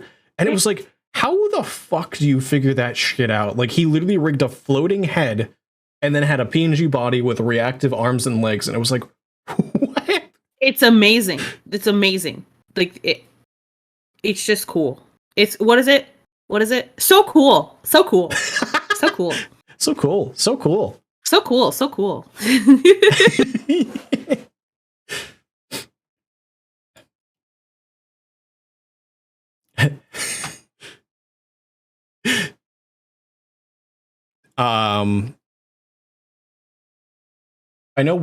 kind of like you kind of covered this a little bit, but do you have anybody that you consider like close inspirations and mentors as a VTuber? Like people that you feel potentially comfortable like either reaching out for like asking for help learning something, or things that you like look at them and go, I like what they're doing, and like it gives you like sparks ideas or whatever. Well, Alpine for sure. Like I know we just got done gushing about the dude, but Alpine is one of the few people that like if I have an art, if there's like an art thing that I want to talk to him about, like I've always felt really comfortable just kind of shooting the shit with the guy. On the other side, Tim's the guy who did my horror model. Okay. And Tim has been like one of the fucking nicest and coolest people that I've ever worked with when it comes to like modeling and rigging. Like the guy literally gave me like a whole class. Like he worked with me through a model on how to rig. And whenever we talk ideas and just like art related stuff, like he's always really open and he's just very receptive to ideas. And like he makes me feel a lot better about art in general, for sure. So I would say, also the McDogs. Oh, the yes. McDogs are another huge fucking inspiration. All three of them. We got Harvey, Preston, and Greed. Mm-hmm. They're so fucking cool. Like Have you seen Harvey's updates? Yeah, I was there. Fucking, they're so fucking cool. Like all three of them, Alpine. Like you watch these guys' streams, and it's like they're doing shit that like you just aren't seeing be done. Like just the level of content that they're giving. It's not like your standard just gameplays or anything like that. There are all these extra things that they're bringing in that each and every one of them is like inspirational and specific to them and their brand, which is just, it's fucking cool. I don't think I'll ever be as cool, but one day I would like to be. So I've got two people that have like, since I've learned about them and started watching and interacting with their content, have just been also like major inspirations, and one of them in particular has actually been helping me learn about different things, like how, again, further functionalities of OBS and VTube Studios. Signapple, the artist and rigger behind my model, like he didn't give me a lesson on how to rig. Wait, I know Signapple. That's the guy in the chanclas and the pineapple shirts. Yes. Yeah, I like that guy. I want to talk to him more. Cool. He's one of the cool things that I've been learning through him is he's been teaching me how to do like lighting effects and stuff in OBS. So like one of the things that I can do, it's not going to look a little bit wonky right now, but like I can do reactive lighting on my model that's through OBS filters. So like, yep, and it'll change based on the in-game. So bad, I want that so bad, but again, Streamlabs, short part, it does require an OBS plugin, I will say. Yeah. OBS has all the cool stuff. Alpine, I don't currently have legs, but it is on the docket because Vix, Z, Mojo, Vinny, I could pull up paper legs, but it is on the docket. It is in line of his projects of getting me legs and a vest toggle. The other one, I got to give a really major shout out to Poppy. Poppy, P-A-P-I. I'm not. Oh, Poppy. Poppy. Lich King Poppy. He just debuted yesterday a 3D model. Looks absolutely amazing. But one of the things that I like look forward, look at his content is like all the different things that you can do with media that pushes the limits of what you can do as a streamer. Even more so if you're a VTuber. Right. Like he's got a scene where he'll flip to it, and it's like he's looking in a mirror, and like the way that he has it set up, it's like he's talking to himself, and it's like his chat voice. It's actually really, really cool. I love that. So he's like, they all hate you. They all like, it's like his inner dialogue, like the negative side and whatnot. And like he makes it less of a I'm playing a game and more of like you're watching a show. It's actually really cool how he does it. I love that. That actually reminds me. Do you know who Crimbo is? Yes. Crimbo has some of the most insane shit that he's put on his model that I've ever fucking seen. Dude made an entire like. He's got a bad end and good end redeems where like the bad end is like he like equips like arms and legs and did an entire punch animation with his VTuber model and beats the shit out of you. It's great. And I think the good end is like it's like a literal like Otome game like cherry blossom scene and it's like really it's so good. That's amazing. Crimbo's definitely another inspiration for sure. And he's really sex positive, so I fuck with that. Fuck with that energy. We're gonna shout out. Was it Crimbo Kills? Crimbo Kills, yeah. Dude is so amazing. I have him on my. You know nothing of Crimbo? Oh, he's fantastic. He's the nicest dude ever. I've seen a couple of his streams. The problem is our schedules overlap a lot. He tends to stream late at night. Mm-hmm. So I will say too, so like into another thing about me that you'll learn is I work a full-time job on top of streaming. So watching people isn't always the easiest thing to do for me. Yeah.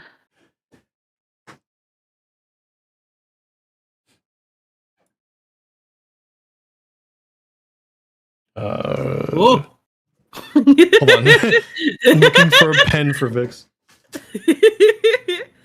Check out the kitchen.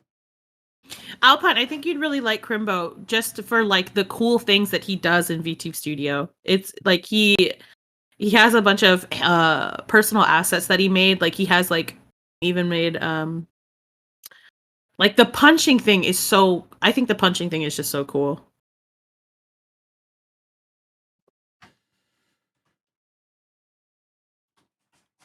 I had a whole bunch of other questions that I didn't have open. Hold on. Golf!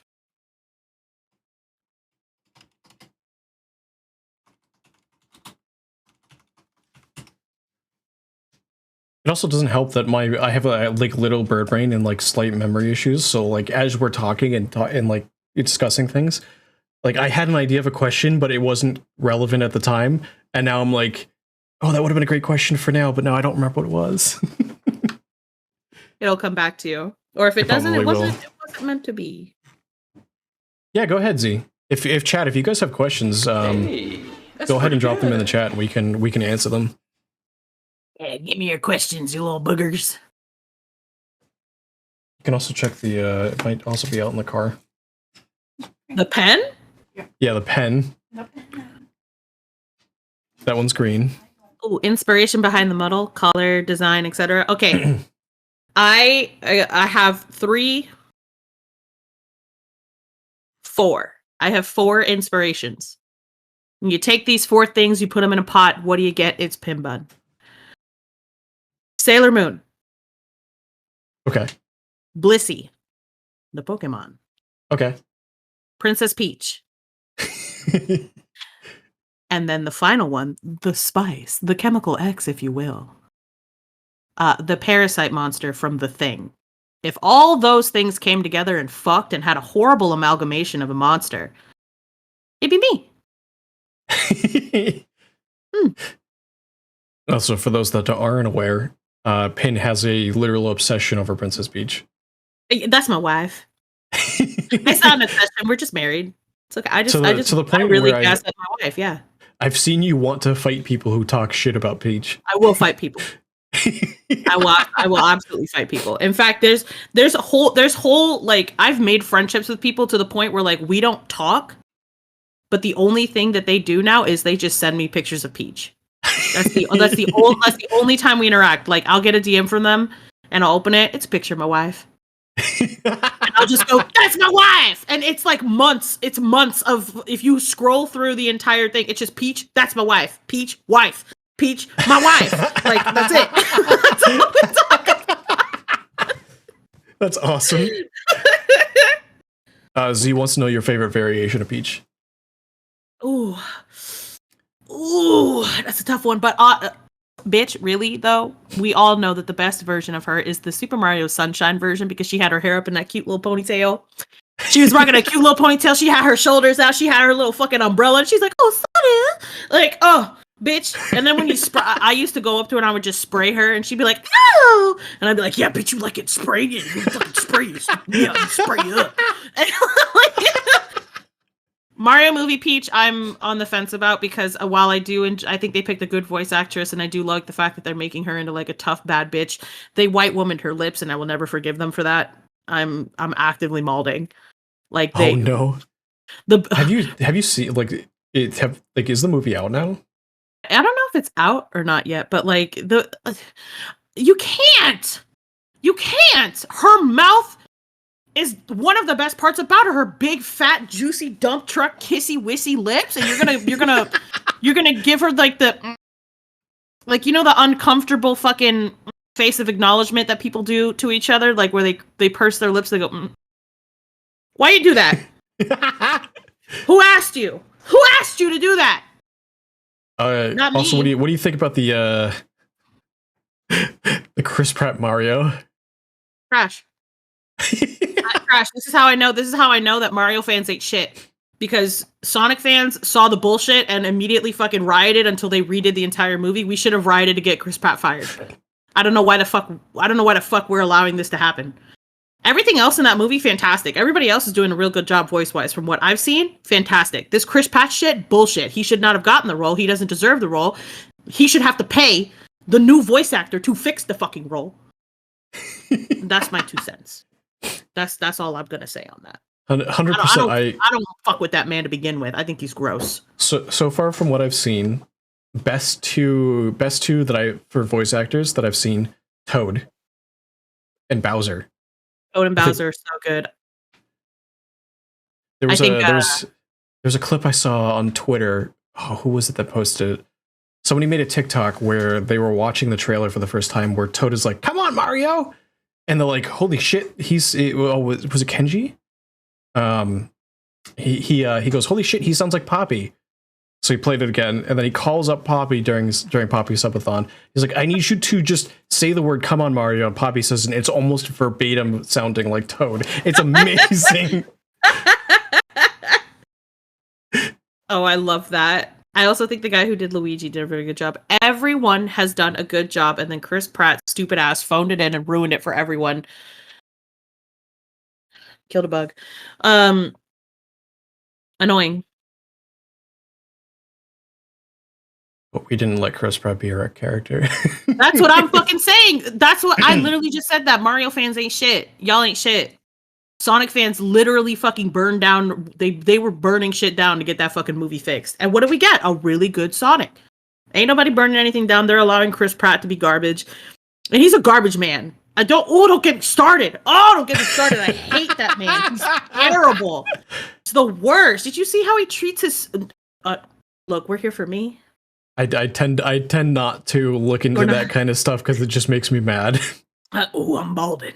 And look, we're here for me. We're not here for Chris Pratt. Ask me a question. What is your favorite insult to either tell other people or somebody has ever told you? Oh, I love calling people cabbage head. Cabbage head? Yeah.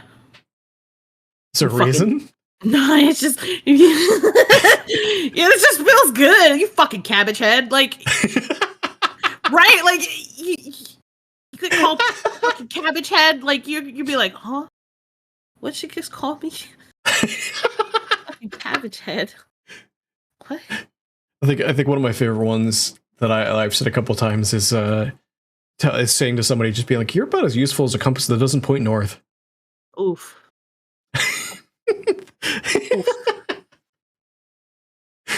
But that's me though. That's also me. I don't know directions. Don't tell me north, south, east, or west. You tell me left, right, up, down. Don't even tell Vix left or right. She's gonna swap it around.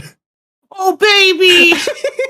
Oh, I understand. Oh, I understand. hand. Oh. The compass was useful to Jack Sparrow? No, the fuck it wasn't. That was the whole premise of the movie, is that he had to give it to someone else because it wouldn't work for him because he was too busy thinking with his cock. See, Vengeful's got it. There's no proper way to react to being called a cabbage head. You get called a cabbage head, you stop in your tracks. It's funny, Vivi, that you say that they don't let me fly a plane because IRL, I actually have my pilot's license. Granted, I haven't flown in years, but that's because flying is expensive as fuck. But yeah. Did you ever want to be a pilot? Oh yeah, for a long time I did. And I still kind of do, except I'm already old enough and it's too expensive to try to potentially change careers. So you have to go, the license itself isn't enough. You gotta go. So the license lets me go out and fly a plane myself. I would actually, because I haven't flown in such a long time, I would actually have to go out and take a quick lesson before I could take somebody else up in the plane with me. So I'd have to go take a lesson with a flight instructor who just basically checks me and just like, okay, we're going to do a recurrency. That's what they call it. So that I could fly other people around. But then there's another rating that you have to get if you want to fly in clouds, inclement weather. And then there's another rating on top of that if you want to fly for hire. So even if you were to say, hey, let's go get lunch, can you fly me out to without doxing anything, can you fly me an hour and a half away? Let's go check out this. Let's have a day, a daycation. So we fly out in the morning, we grab lunch or whatever. We go let's say we want to go on a quick trip, and then we fly back that later on that day. You can't even give me money for that. If the FAA found out that even if they found out that you're like, oh yeah, I'll buy you lunch if you fly me out there, we could do a little thing. If they found out that the reason you were buying me lunch is because I flew you somewhere, they could actually fine me. Yeah, I mean the FAA are full of dicks. My dad's the head of it. I understand. Guy's an asshole. Italian as default is insult as you kiss your nana with that mouth. Proceeds to do a nana voice. Why you never call your nana? Why you never call your nana? Oh, why you never call your nana? Never taking you on a plane date. Listen, Vix, it's expensive as fuck to fly. Because I don't her on a plane date. No excuses. It's 2023. We've got maybe 4 more years until we all die because of the Mayan calendar. Wait, hold on. The Mayan calendar was supposed to be what? 20? Nope. 2012. But actually, the date's wrong.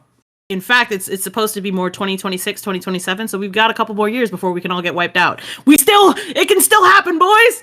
It can still happen, boys. We don't have to do this no more. We still have a chance.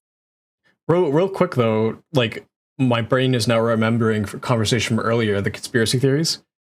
Weird conspiracy theory I have. 2012 was the last year that we exist in the open world, and now we're in a simulation. And it was supposed to be a Noah's Ark type thing where we were supposed to be there temporarily until things could get fixed. Because shit went down, things got bad, the world was uninhabitable. And it was supposed to be a temporary fix.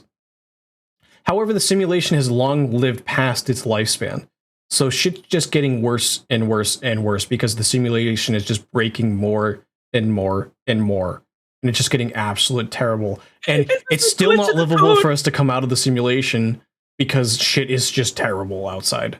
There's a fucking glitch in the code, and they were like, Trump for president, I guess. That makes sense. There's a fun conspiracy theory to state that the rapture had already happened. And the conspiracy theory is that the rapture happened after Jesus was killed.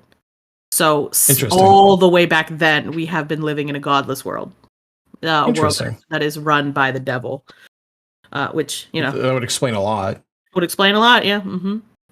Hollow Earth, there's giants. I mean, just look at us. We're VTubers. Where's your god now? They ain't here. Boonga, boonga, boonga, boonga, boonga.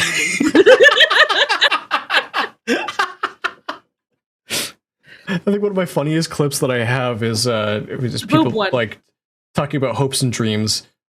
And it's what do you mean hopes and dreams? We're VTubers. Oh, Those left a long time ago. one of my favorite clips of yours is, I don't know who it was, but like she just like got real close to the screen and was just bouncing her tits up and down. She was like, "Yeah, check the booba." that was Minx. That was the Celtic Tiger. Yeah. On Twitch. I was like, Which is really funny because I posted that to TikTok, right? And then I played a Plague Tale Innocence, and there's a clip where I found a goose and I just chased it around. That clip of me just saying goose multiple times, chasing goose around, is more popular than bouncing boobs on my TikTok. The algorithm is fucking broken. There's one of my, oh no, forget. Where's, oh, my brain. Oh, it fell out. Oh, it's on the floor. Oh no, there's a hair on it now. Oh no. Oh. Are you just looking for an excuse to bend over and show chat your dump truck ass? My big fat dumpy. How dare you? I bend over like a lady.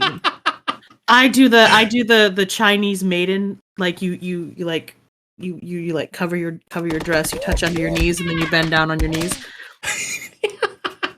Oh yeah, the fucking Galvini pussy clip is the best one. Bro, I lost my shit because the Galvini pussy, and Alpine's like, Galvini, don't ever say that, pussy. Yeah, Vix made a TikTok where she posted it, and she's playing Valorant, and Corvus.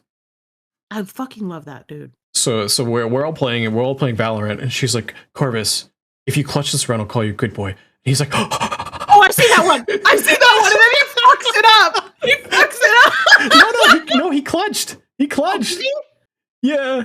Oh my god. He ended up dying, but he bought enough time for us to win the round. Ah, okay, so then I don't understand Valorant, because I saw him die, and I was like, oh, okay. No, so it's like, so basically we planted a bomb, and he bought enough time for it to go off, even though he did die. And he freaked the fuck out when Vix called him a good boy. I hope he's doing good. He is. He's doing something, basically. I don't know how much I can actually kind of like talk about it, especially on stream, because it is his thing, but he's going a different route than Corvus. Ooh, we getting a rebrand? Yes, but not for Twitch. Ooh. He's focusing more on YouTube content. I don't know his new location, and I don't know a little bit more than things that he's kind of like showed me here and there. That's why I don't know how much I can actually talk about on stream, especially.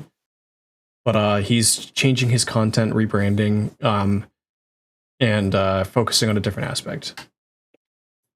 I love that. See, so TikTok for me is real silly. There was a time where I was like, I'm gonna try to like do trending sounds and hop in on trends and do more than just posting clips.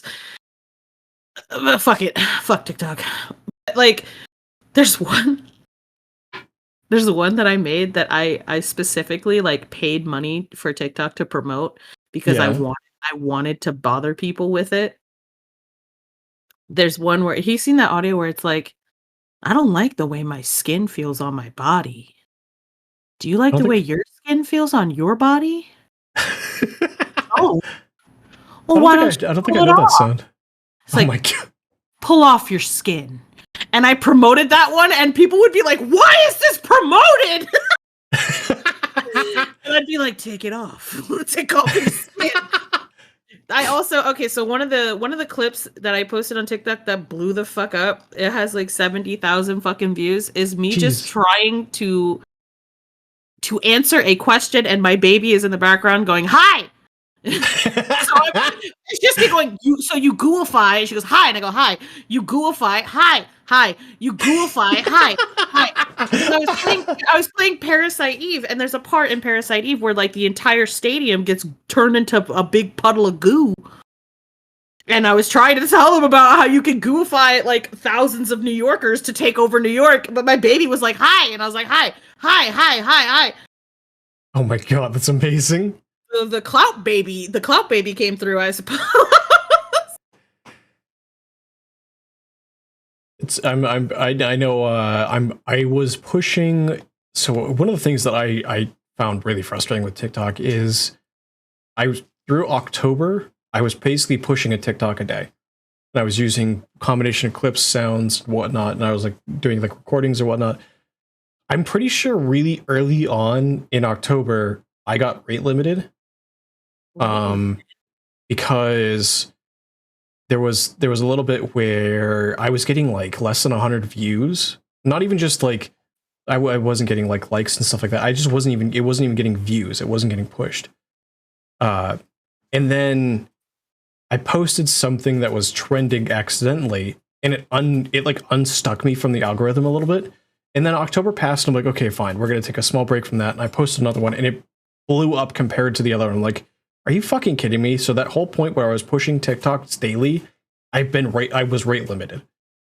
It just doesn't make sense. I feel like TikTok's just one of those places where like all it takes is one video to blow up, and then every other video after that will just never compare.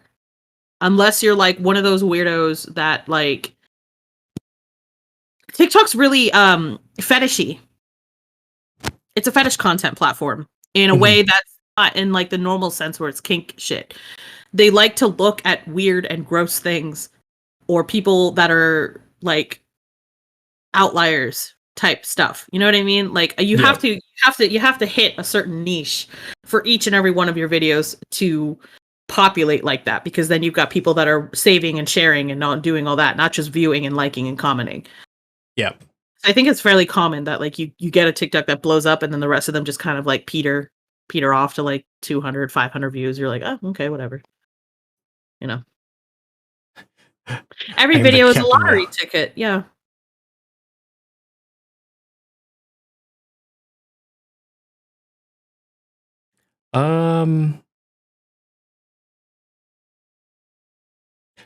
What is your favorite memory growing up? Oh, okay. I love this question. Okay. This is my favorite memory from my childhood. So my dad growing up was in the military.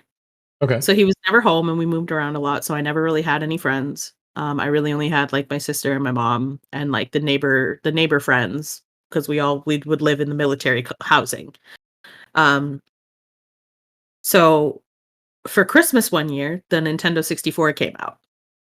The year that the 64 came out, we got the 64. We opened it up on Christmas. We had Mario 64.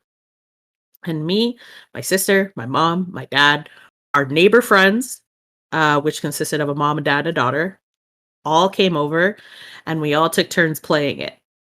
And I remember we were all freaking out about how cool the graphics were, like how awesome the world was. And like we took turns where like if we died, we gave the controller to the next person. And I remember on Bob on Battlefield, the first level, I got the farthest because I'm a savant. Very good at video games.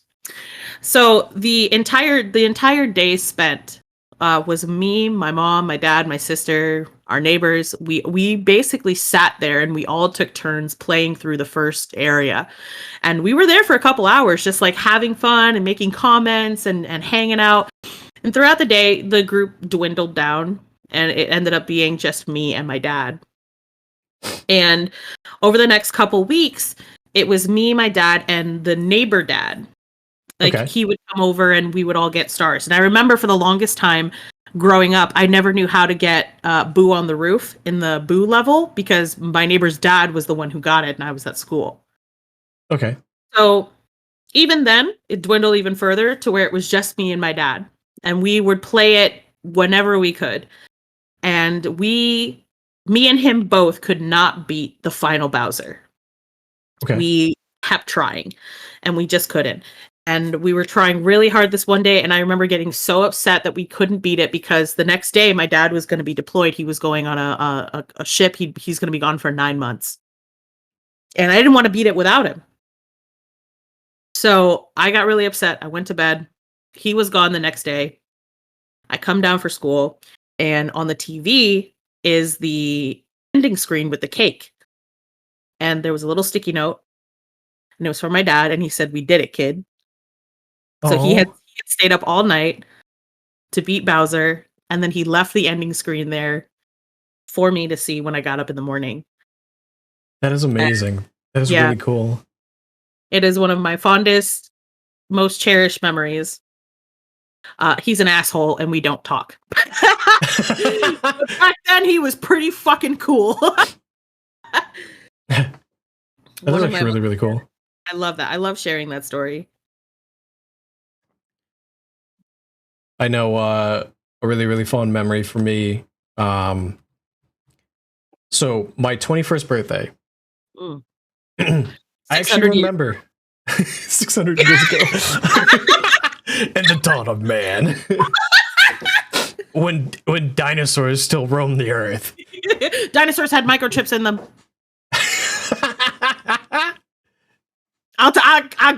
They found fossils with microchips. It's the reset cycle, okay? The reset cycle. I'm sorry, go ahead. Dinosaurs were actually around a lot longer than we thought.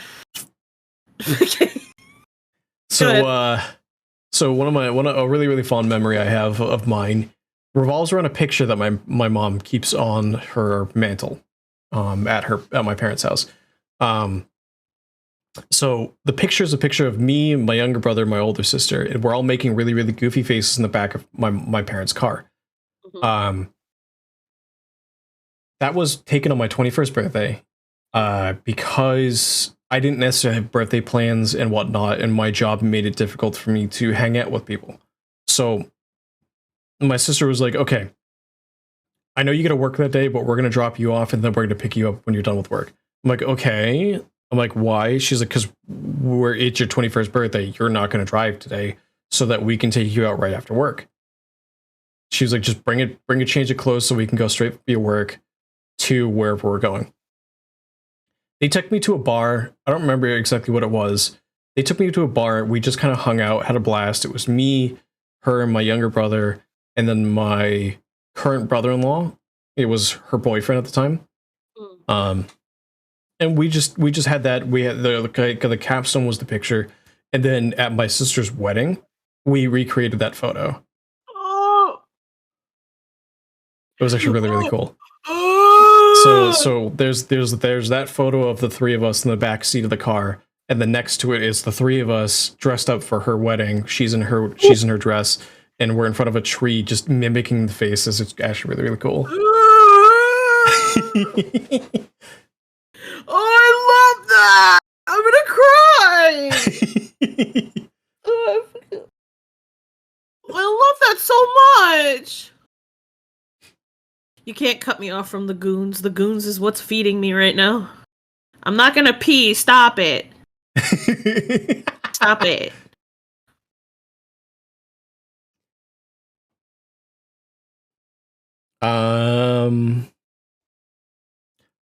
Oh, do you have a story as to why you got into drawing or digital art in the first place? Oh, I really liked Fruits Basket. Fruits Basket. Mm-hmm. Fruits Basket, Inuyasha, that whole little shoujo genre. You and Vix are from the same cloth of anime. Bitch, I'm right here with you, baby. Don't get me started. Don't get me started. But her first anime crush was Inuyasha. My first anime crush was Miroku. In fact, I have a whole OC that I used to write fan fiction about, who was Miroku's wife, and we have 2 children, and he loves me, and I love him still, and I hope he's doing good. Wait, the pervy monk? Yes.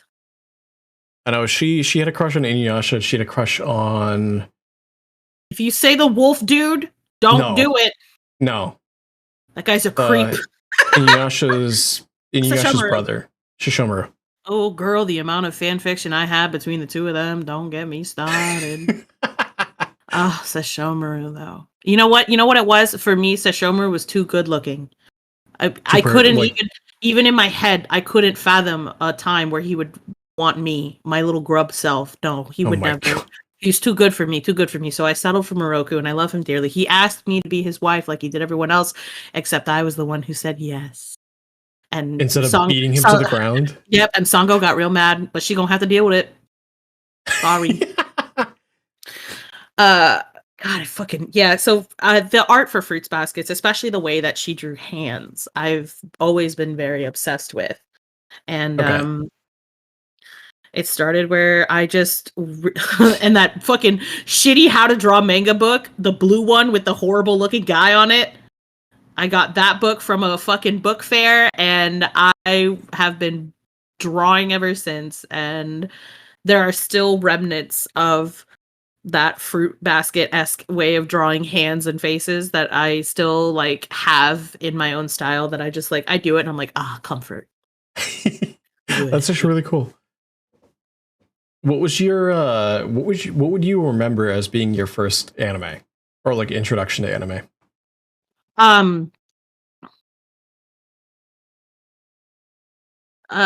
Probably this is probably I'm considering Pokemon not as one of them, because back when you probably would have started Pokemon, wasn't really considered an anime. No, that's even though we know it is, but we know it is, and we didn't, when it was like super mainstream back then and marketed to the Americas, like even the anime portions of it really weren't even like advertised to be anime. It was just another cartoon. You know what I mean? Cartoon. Like a cartoon from Japan. Yeah. I would say the Toonami thing, you know, where they had Cowboy Bebop, Tenchi Muyo, they had Rurouni Kenshin. Rurouni Kenshin for me, which is a real shame considering what's going on with that, but Rurouni Kenshin for me was definitely one of my first intros, and I loved the show and I really enjoyed it. And what's going on with that now? So the creator is a nasty man. Oh. Yeah, creator's a nasty man. He got caught with so much CP on his computer, the cops initially thought that he was a dealer of it. Instead, he's just a gross pervert who likes children. Got a fine instead of jail time because they wanted him to make more Rurouni Kenshin stuff. Are you kidding? Yeah, now he's getting a reboot. And do not watch. If you watch it, make sure you pirate it. Don't watch it on any site where you're paying money, because fuck that guy. Mm-hmm. Oh shit, I didn't know that. I have so much, bro, like I'm so like grossly pilled when it comes to like media and celebrities, and anybody who is like a nasty man, I'm the first one to be like, that's a nasty, don't do it. Like I ruined Jason Momoa for everybody. But yeah, fuck that guy. But I really enjoyed Rurouni Kenshin. Tenchi Muyo was another one that I really loved. Cowboy Bebop. Yu Yu Hakusho? Yu Yu Hakusho. You're a Meshi. Like, don't. Oh my god, Yu Yu Hakusho is so good. Have you ever watched past the Dark Tournament, though? Because it gets so 80s, it's ridiculous. Oh, it has been... So when I say Yu Yu Hakusho, I used to love that show when I was younger. I have yet to go back and rewatch it in like my adult life. It's still super good. It's still super good. Yeah, it's aged beautifully up until the Dark Tournament. Do not watch after, because after the American funding cut off, so like they changed the voice actor for Kuwabara, and that new guy doesn't really hit right. But then after the Dark Tournament, like it gets really, really, really 80s, and I don't know how else to say that. I don't know how else to explain it. It gets really fucking 80s, and you're like, ugh. Tenchi Muyo is amazing. Ryoko is waifu. Ryoko was my ex-husband's waifu. Like he would always talk shit to me about Peach, and I was like, at least my bitch got fan art.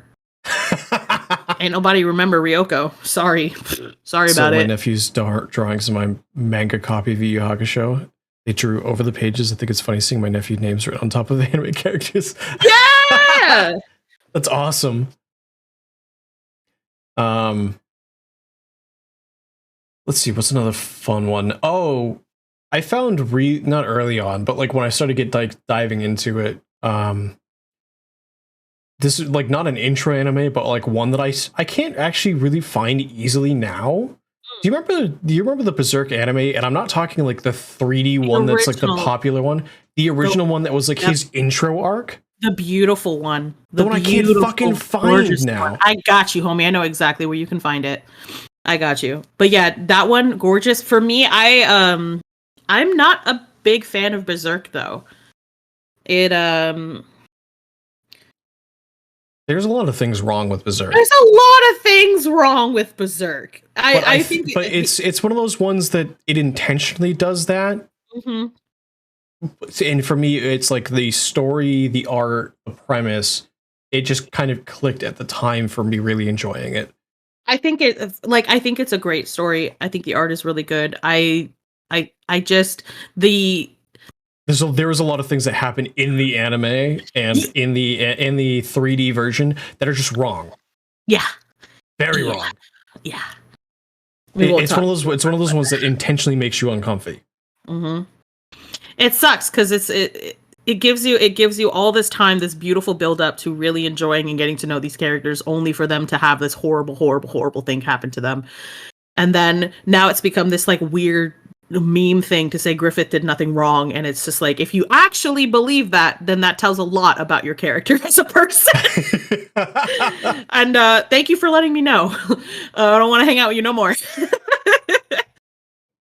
There was another one. Do you remember Outlaw Star?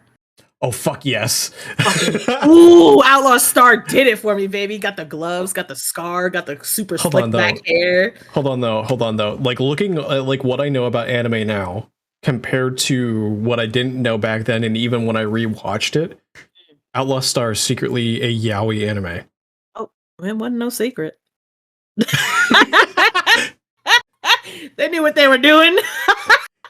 Those hands are like 3 times the size of its face. That was the style. But like but like Gundam didn't even do that. That was like, I mean, the only one that kind of came close to the style of Outlaw Star was like Trigun. Yeah, Trigun got the big old hands. Although, do you remember the Big O? Yes. Tomatoes. Tomato.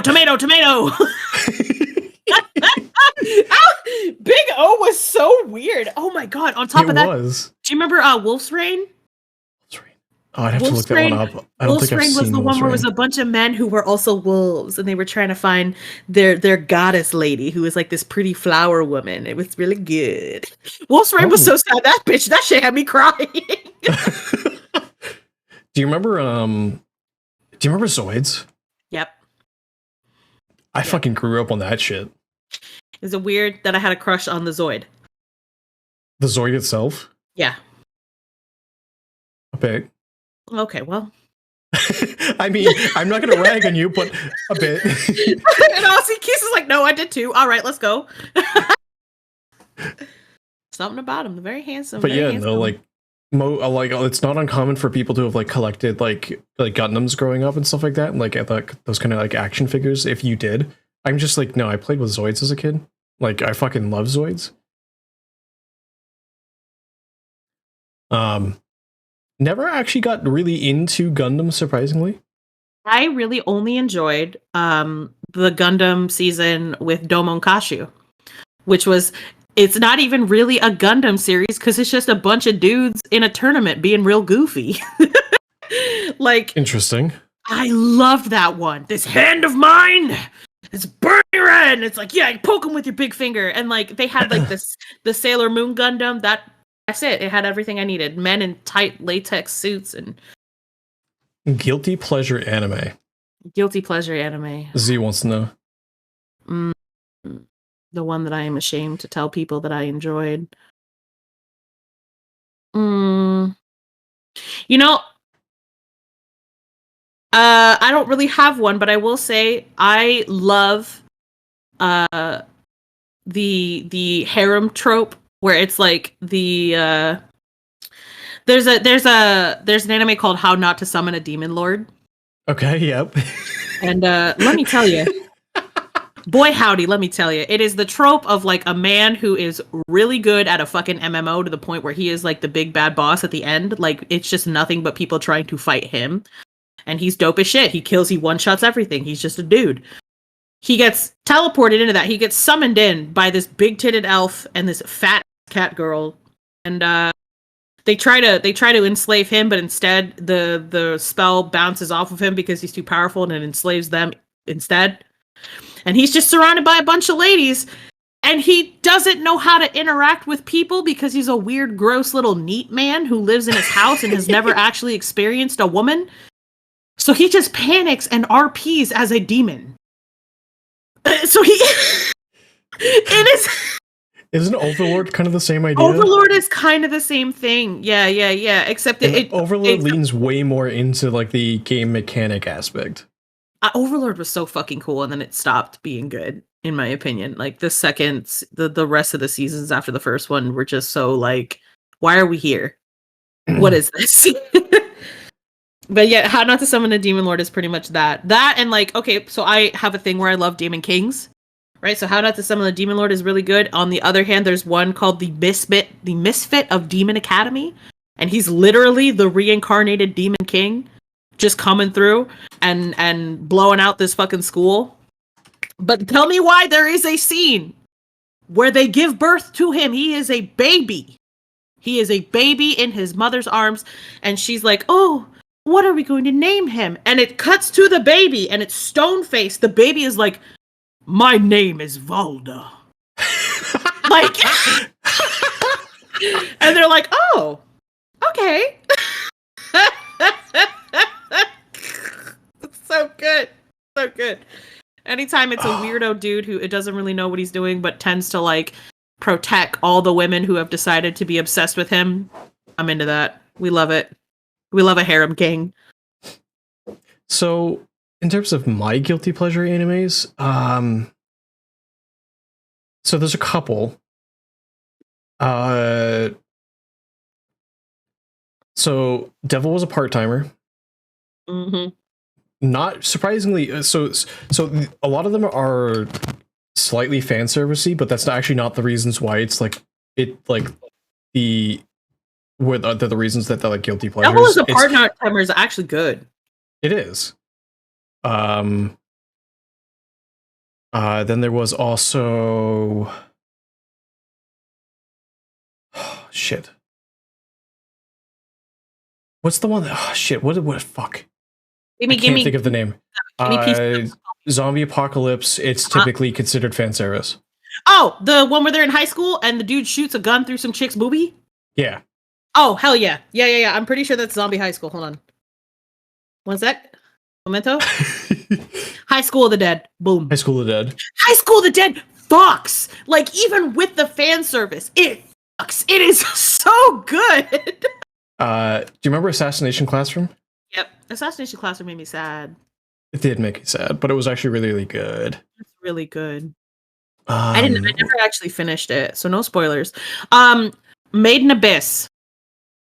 Made in Abyss is one of the most interesting and beautiful worlds and stories that I have ever seen in my life, but the creator of it is obviously a fucking weirdo and has put some stuff in that show simply because he is a gross man. So if he can get past that, the show itself is fucking amazing. Okay. I very, very much enjoy the premise of the Fate series. Like the whole concept of like there are summoners that are summoning like the champions and stuff like that. There are so many levels as to why it's absolutely fucked. Yeah. But like that's kind of like the idea of it. It's one of those animes that really pushes into that uncomfy zone. But like the whole premise is actually really, really interesting and super, super cool. And they actually have some really, really well written characters that oftentimes break the mold of how they're typically portrayed. Yeah, like, it has a lot of sad moments in it too. A lot of really intense. I really enjoyed Fate's Day, but I think it's mostly because Ufotable does like a really good job with the animation. Mm-hmm. You know, if you didn't have as good of the animation that it did, the series I feel like would not be good. I don't remember which one. I like in terms of like the character, like it's such a good thing that it all kind of sits in one spot in my brain. I couldn't tell you the difference between like Fate Stay Night, the like Fate Zero, like the different characters that are in each of them. But like one of my favorite characters, like to name, like I can't just name one of my favorite characters. There's like 5 of them that come to mind. Like fucking, they put William Shakespeare in there as a hero. What class was William Shakespeare? He was a spellcaster. Of course. Of course. They put Vlad the Impaler in. Yeah. He was a Lancer. Vlad the Impaler was good. Frankenstein was in. The monster. Frankenstein's monster was in. They made her female and she was a berserker. What's your favorite class?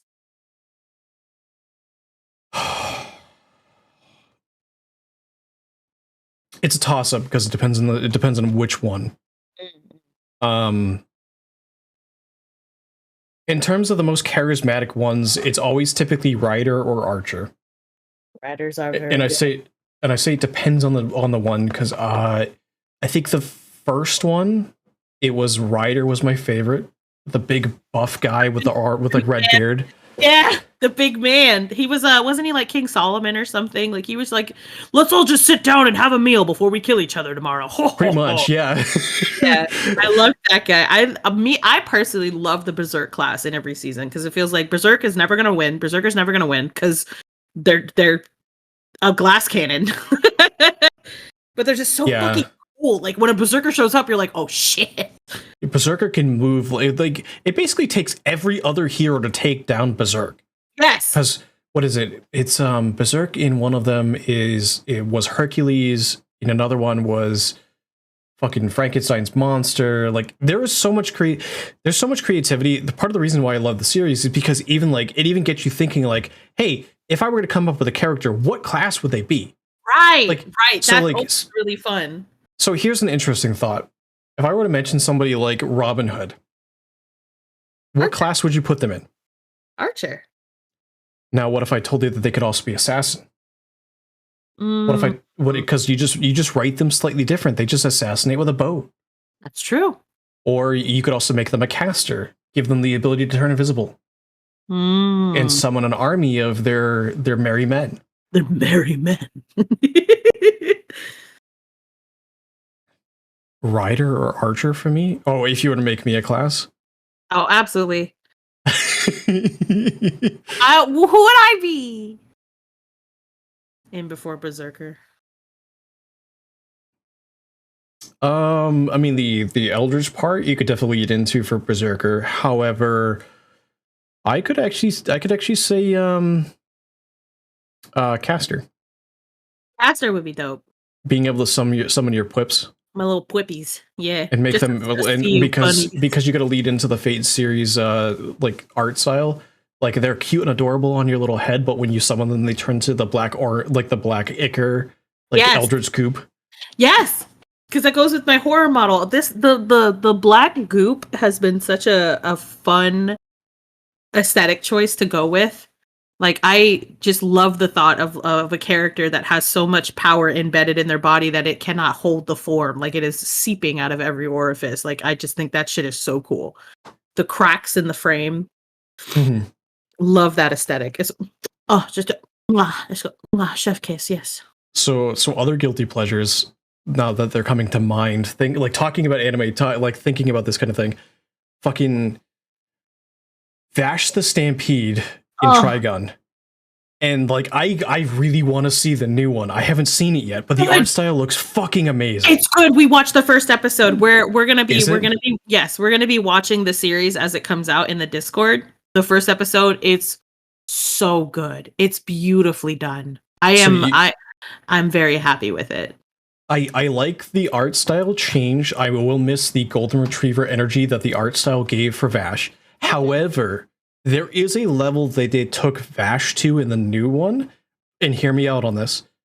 The style that they gave him gives trans non-binary energy, and I like it.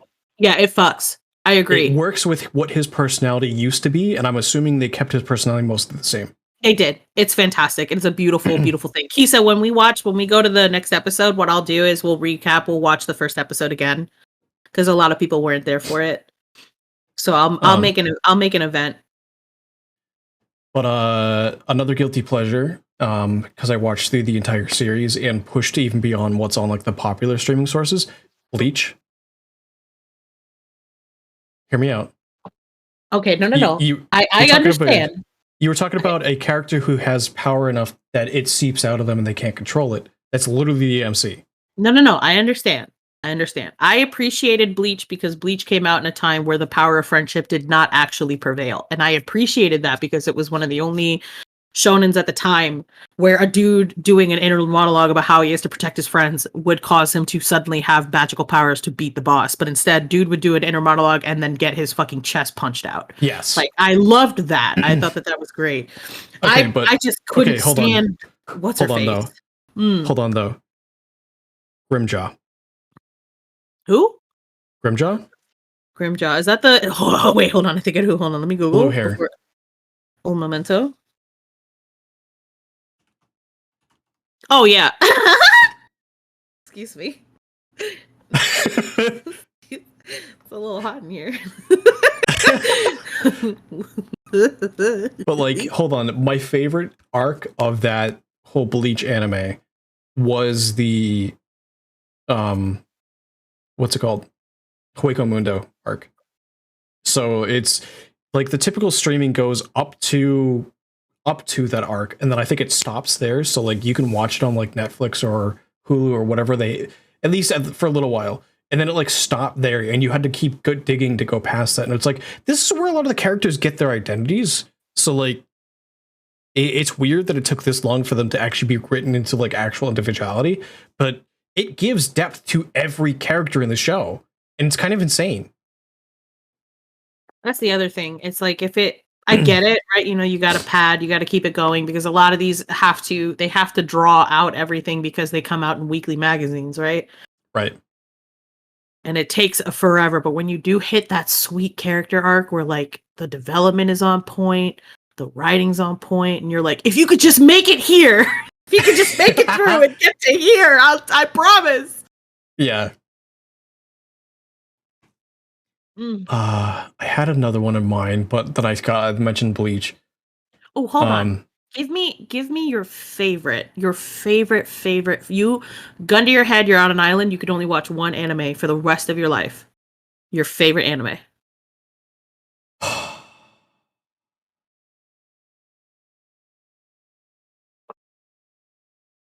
There's a lot. I've liked a lot of anime recently.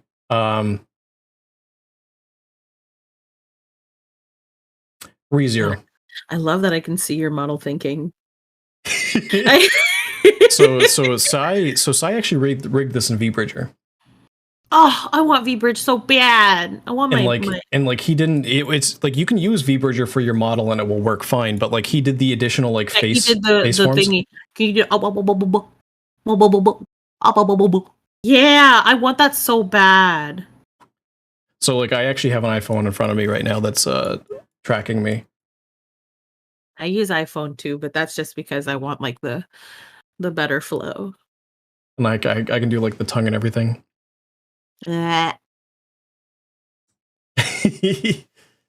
one of the things too that he taught me, and this is what like he showed, like when I say taught, I mean like he literally showed me a video on like how to learn how to do this.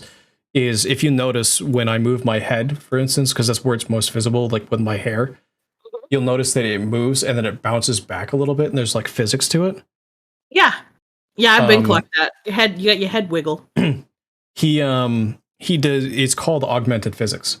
So the tracking, you know, normal rigging is like, you know, you track your eye. You know, eye right goes to eye right. Yada yada yada, and it tracks that to whatever. But the way that you do augmented physics is whenever you want something to have that bouncy physics feel, you add your input to the physics and then your output from the physics to the model. Ooh. So it adds a layer of physics into the tracking. So you know, like one of these days, I got a model that I want to work on for rigging. I need to grab one of y'all to like hang out with me and help me through it. So like for instance, if I were to tell you like right now that this is not rigged, the only thing that's rigged hard into like the parameters is the eyes. So like you'll notice like if I go up, it bounces a little bit. Mhm. This is all done with augmented physics. Oh. It's kind of like the same premise. I probably actually need to crank up the value on that one, but that's kind of what it is. VTubing is so fun. They actually they updated VBridger. If you opt into the beta, you can actually get VBridger similar tracking through a graphics card with a webcam. Really? Well, it's still a step down from iPhone tracking, but it is a step up from what it was before.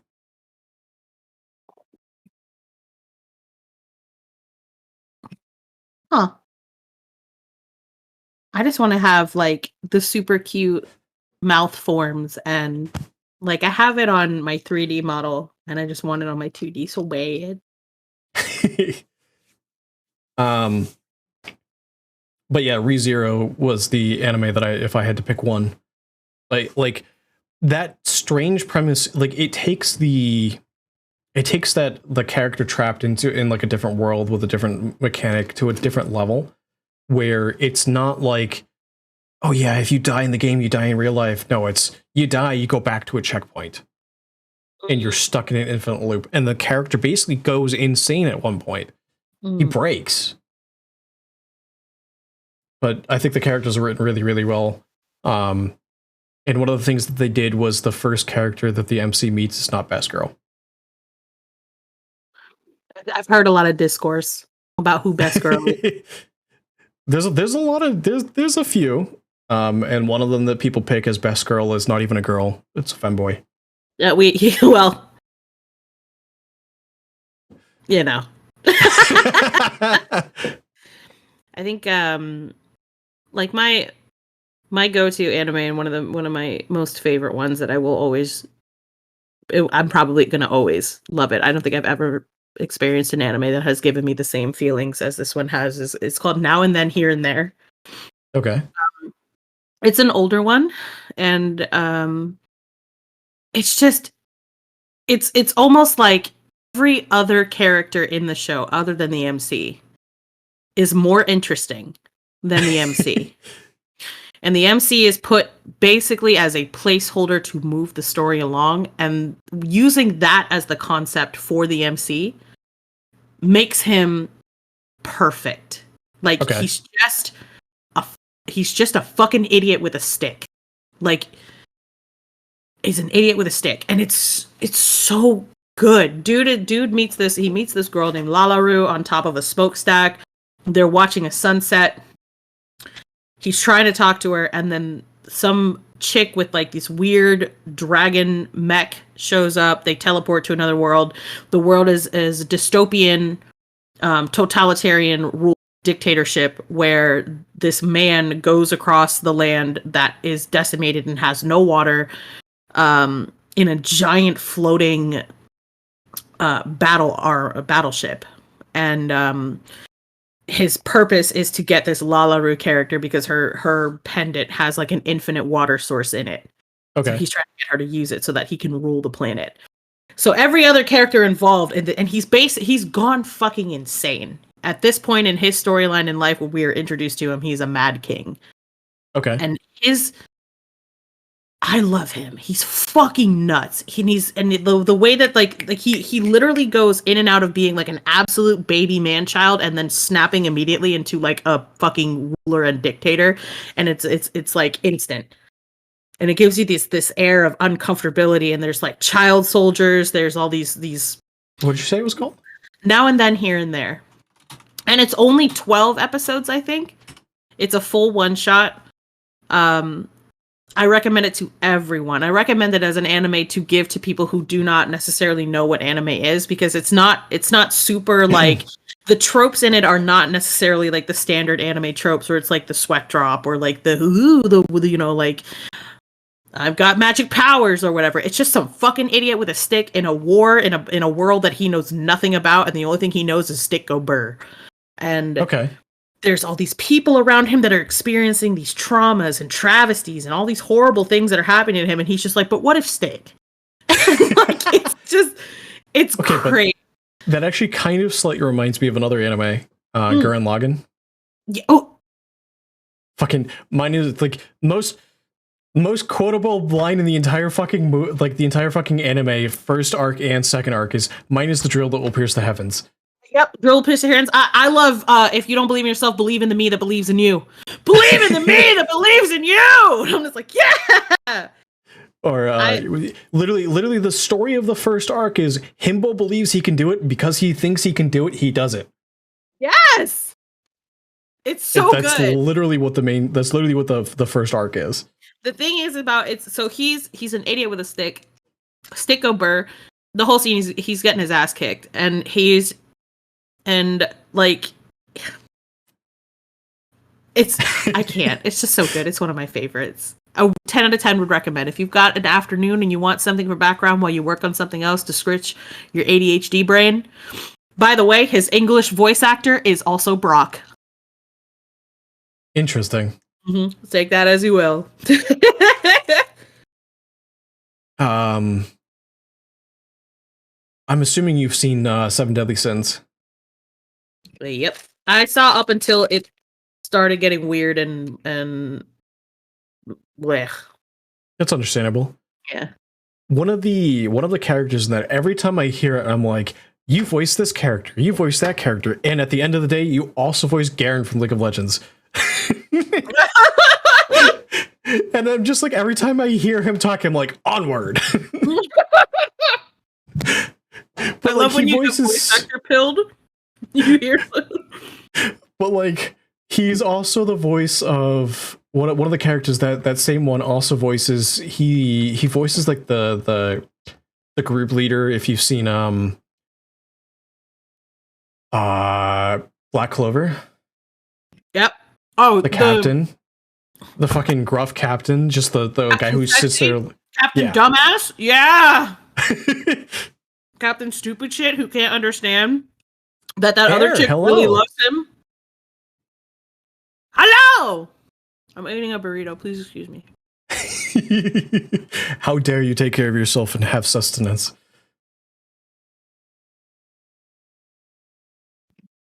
What I love when you get voice actor pilled and you're experiencing a new anime and you just go, hold on. Wait, it's like, I've heard you before. Where are you from? Google, show me this man's balls. There was a TikTok that Vic showed me, and she's like, you might have heard me before. If you've heard me, I've done this character and then this character. And I'm like, okay. Like, it was a TikTok that I've done this one, this one, this one, this one, this one, this one. I'm like, when the fuck does it end? And then it went through like 30 characters. I'm like good for you. Like I knew like half of them, but it was like, holy shit, like, when does it end? Talking about that, do you remember oh shit, Futurama? Yep. The guy who voices Fry. Uh-huh. The guy, he also voices like Zoidberg, and he also voices like the professor. Yeah. We went to a Comic-Con one year, and I actually got to meet him and like got to sign it. He also voices like Ren and Stimpy, both Ren and Stimpy. Huh. And like, he's one of those ones that he's also like everything. He also does Yakko. He did Yakko? He did Yakko from the Animaniacs. Huh. And like it's to the point where there's clips of him and like of him doing like panels and stuff like that live on the panel, doing the list of the countries in the world. You know how he does like that. Oh my god, I love it. He has it memorized. That's fucking, I love him. I hope he prospers forever.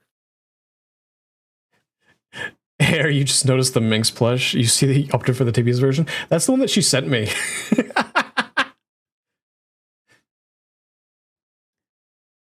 Also, Autumn did send me one too. We got an Autumn plush? It's not an Autumn plush, but it's an Autumn thing that she left behind. It's her Discord reactive. We're gonna add it live. Hold on. Let's take a peek. Show me potato salad. Here we are.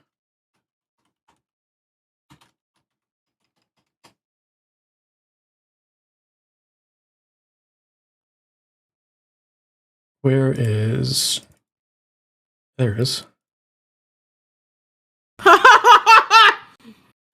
Yeah, baby! I literally have a thing of it's just called like things left behind. Oh, I love that. Yeah, we're gonna...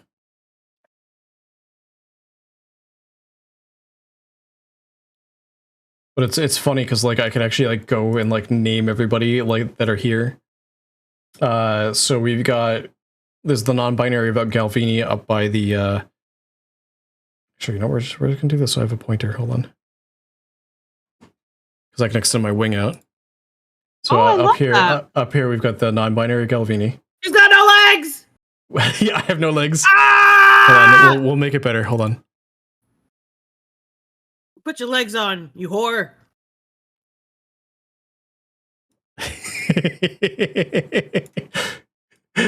There, I've got legs. Very good. Thank you. Hide your shame. We've got Gogo's mask. We've got, this is a Scorpling's cat over here. We've got Autumn. And then switching.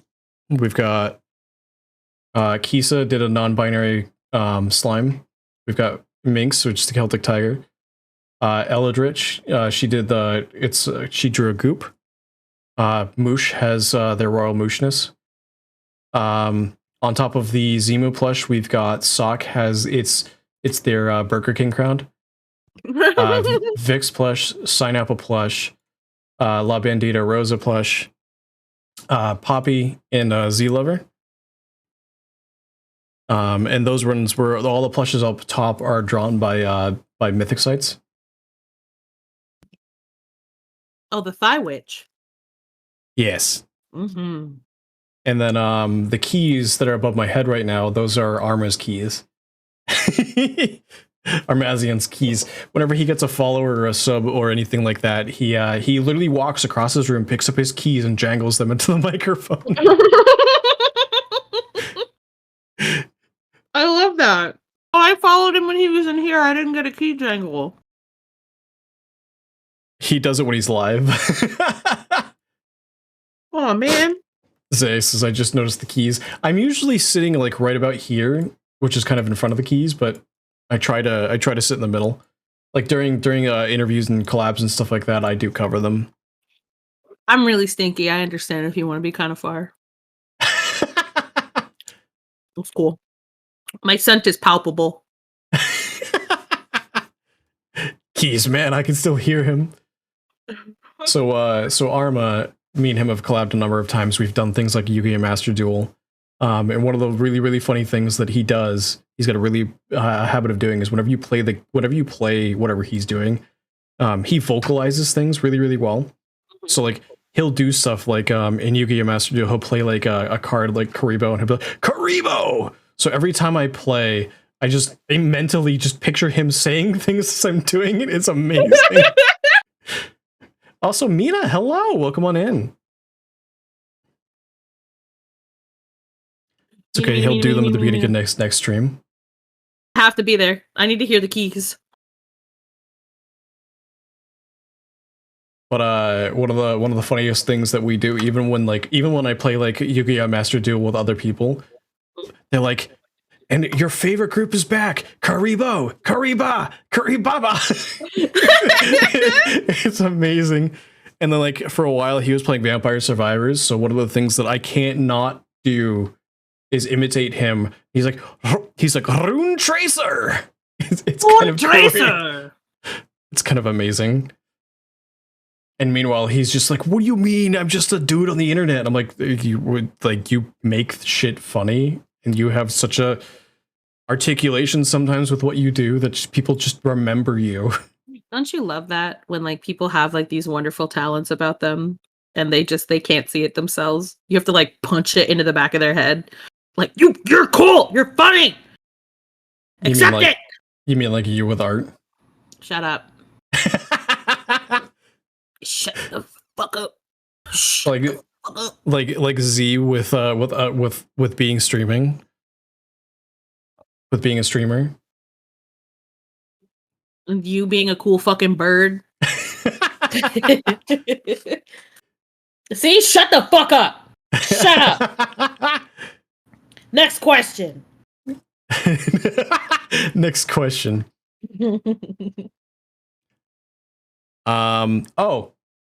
If you get into a brain stuck moment, so creator's block, streamer's block, whatever, what do you do to try to get yourself out? I don't. You don't? No, I don't. I've realized that whenever I get bad brain, it's just a thing that is going to be around for a little while. Okay. So I just kind of go, well, I guess I'm not doing shit. Gotta fucking, well, hey everybody, sorry, I got bad brain, my bad, oopsie.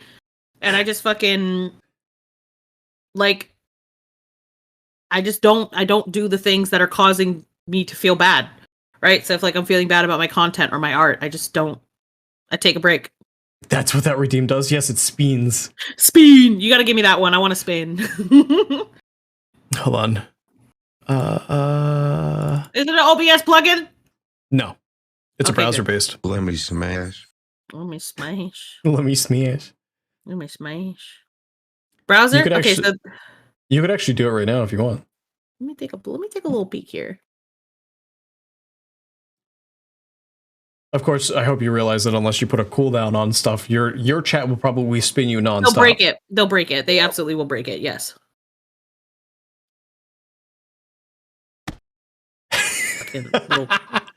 little shit. Yeet does not throw me. Yeet throws something at me. Pinbun's stuck in the spin dimension. Speed. You wanted to throw me. I don't have tits on. I will say that one of the downsides of running a V-Bridger model is it does use more resources than not. Does the higher spin speed faster? I have spin speed 20. And going higher than that makes it even faster. Okay, bet.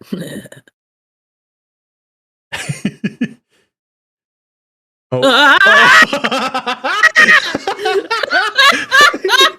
What did you make it?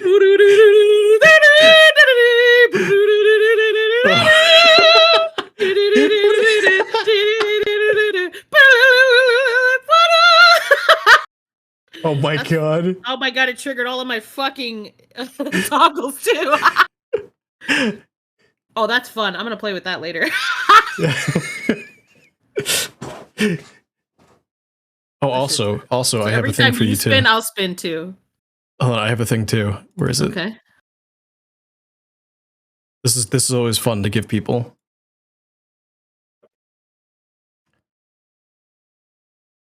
It's gonna take a second. It's a zip file, but people steal my goggles all the time. So people that hang out and have VTubes have live 2D models. I can have your goggles, and they actually move.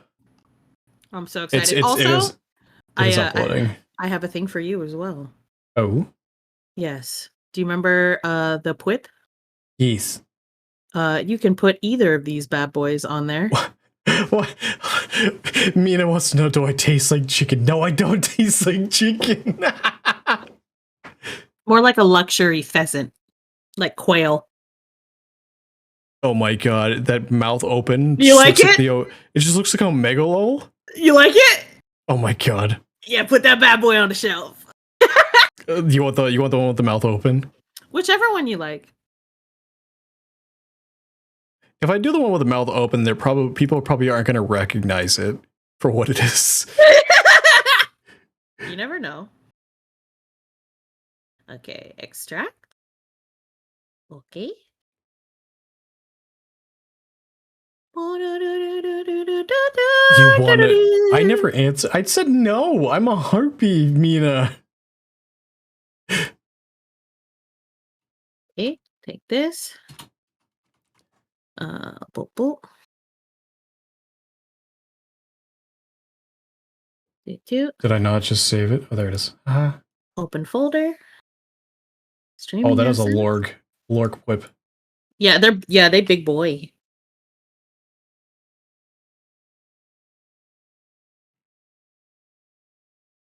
Oh, look at him! Look at my baby. Pull up here. Here, let me just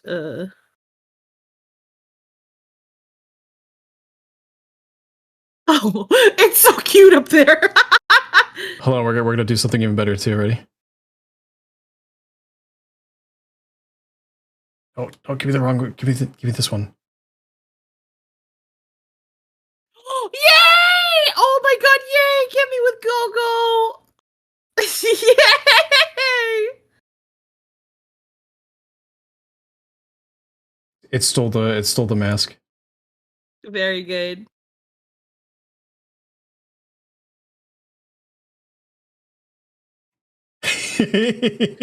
Fat baby. Yeah, it's a fat baby. You have something for me? Oh yeah, the Mina plushie. Hold on. I have that somewhere.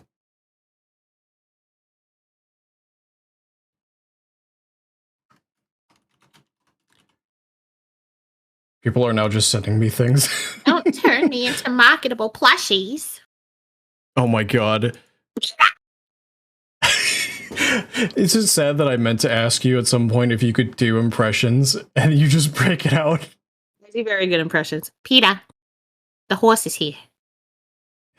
I was going to do a segment where I used the lowest model that Pogzilla made, or Potterzilla.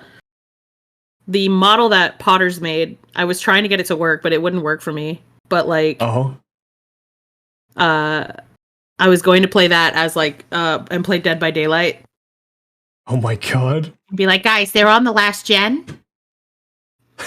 They're on the last gen. Oh my god, he's got no one gets out alive. Okay, we're all exposed. We can get down in one hit. Oh my god. So at what point did you learn that you could do an impression of Lois? Oh, I have autism. I'm good at doing impressions of a lot of people, actually. So what's some other ones that you could do? I don't know. Give me some. Let me see. What you think? I know you've done compressed Fat Man before. The compressed. Oh, it's got good graphics. Yeah, it's got really good graphics. I don't know, like there's like the customer service voice, there's Lois. I have to like hear it for a while. These especially are my temporary legs, Mina. You've got paper legs. I have to do ones where like their voice has to be somewhat unique and have something to it. Because I just take that and amplify it. Can you do Geef voice? I'm Geef. I'm Geef. Ooh. Oh, Geef. That's so good. Oh, Zimmer. Oh, wife. Oh, we love wife. Oh, Geef. I want to hear you try to impersonate Harvey.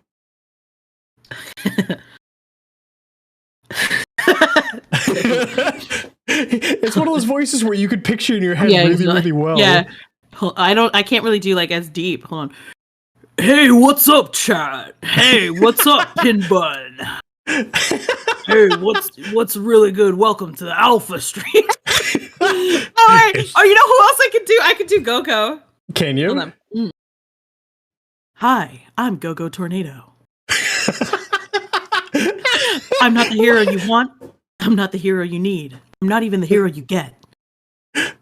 Ladies, you can call me Go-Go. No, what is it? Oh, it says, I'm Go-Go Tornado. Ladies, you can call me anytime. No, what is it? What is it? Fellas, you can call me. You can call me Go-Go. Fellas, you can call me anytime. Gogo's intro is everything to me. The T on my chest stands for money. It's different every time. It is every time. I can't. Have you had Gogo on here? Gogo came on the same weekend as Moosh did. Aw, family time. I was there for the Moosh one. I remember that.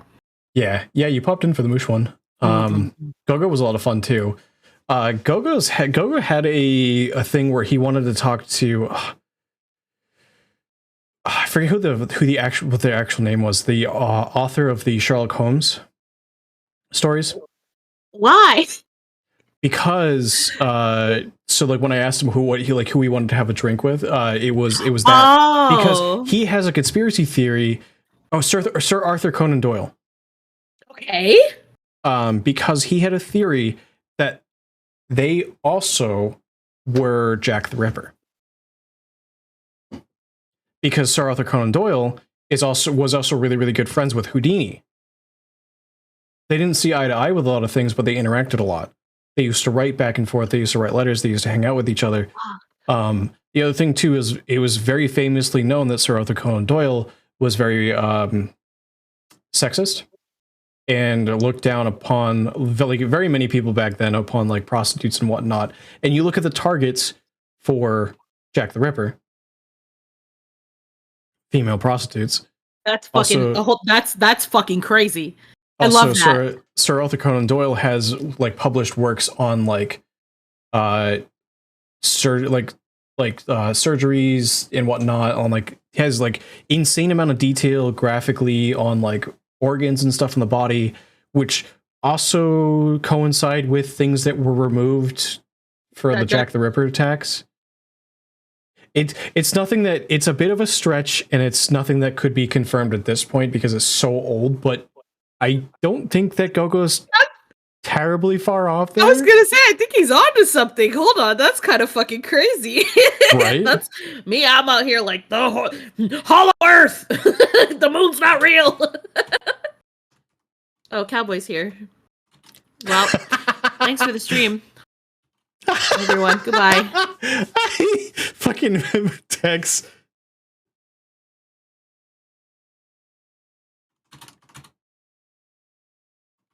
I'm kidding. Hello, Cowboy.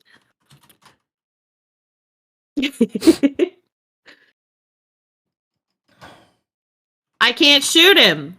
I don't have a sword. He has a sword here. He can shoot me. It's bullshit. Well, you know what I could do in your stead. Kill him. Kill him. Kill Kill Cowboy. Kill him.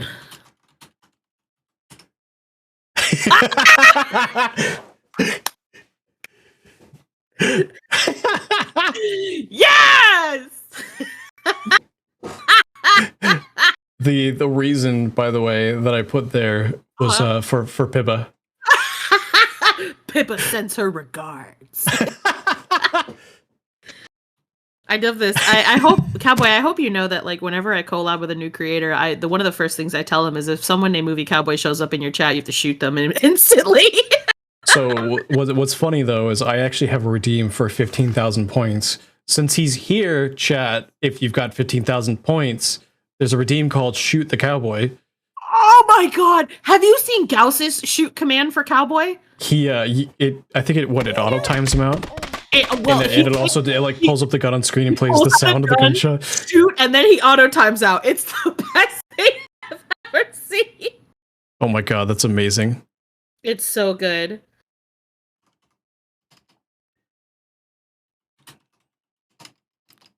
I hope you know, though, it is a term of endearment. I want new content creators to just know you automatically, know you are foe, but also friend.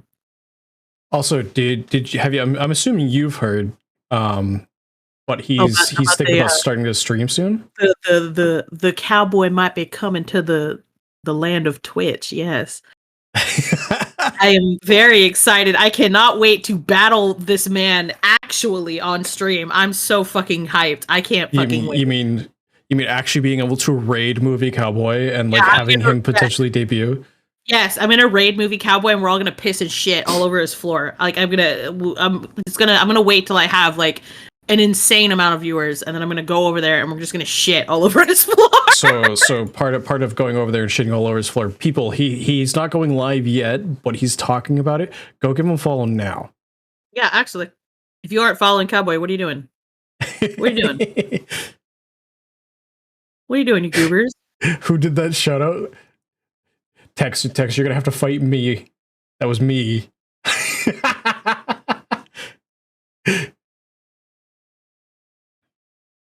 Imagine raiding people. We love. I don't even think I followed Tex until like he made that announcement that he was thinking about actually going live. Get over here, bitchin'. Have you ever like because I feel like there's just too many homies sometimes. Like there's been times where I've been like collabing with people and I go, oop, I haven't followed this person. The first fucking collab I had with Marin, I was like, Marin, don't get mad at me. Don't get mad at me. And then the notification popped up that I followed and she was like, you bitch. And I was like, no, I'm sorry. There's too many people. There's literally too many fucking people. I don't have the capacity to watch everyone. I'm sorry. So wait, Marin isn't like a Marin go round? Yeah. Yeah. Yeah. I found her through TikTok actually. Marin's good soup. Marin's a good bean. Hilarious. Fucking hilarious. It's weird to me. And I understand that like this is how communities work, but it's weird to me that I'll find someone through something like TikTok or YouTube or whatever, and then I'll go follow them, and it's like, oh yeah, check out all my friends, and I'm like, I follow them. It's like, how do I miss you? VTubing is literally the fucking 6 steps away from Kevin Bacon. All of us are like 7 steps away from each other by some means, by some communication, by some contact.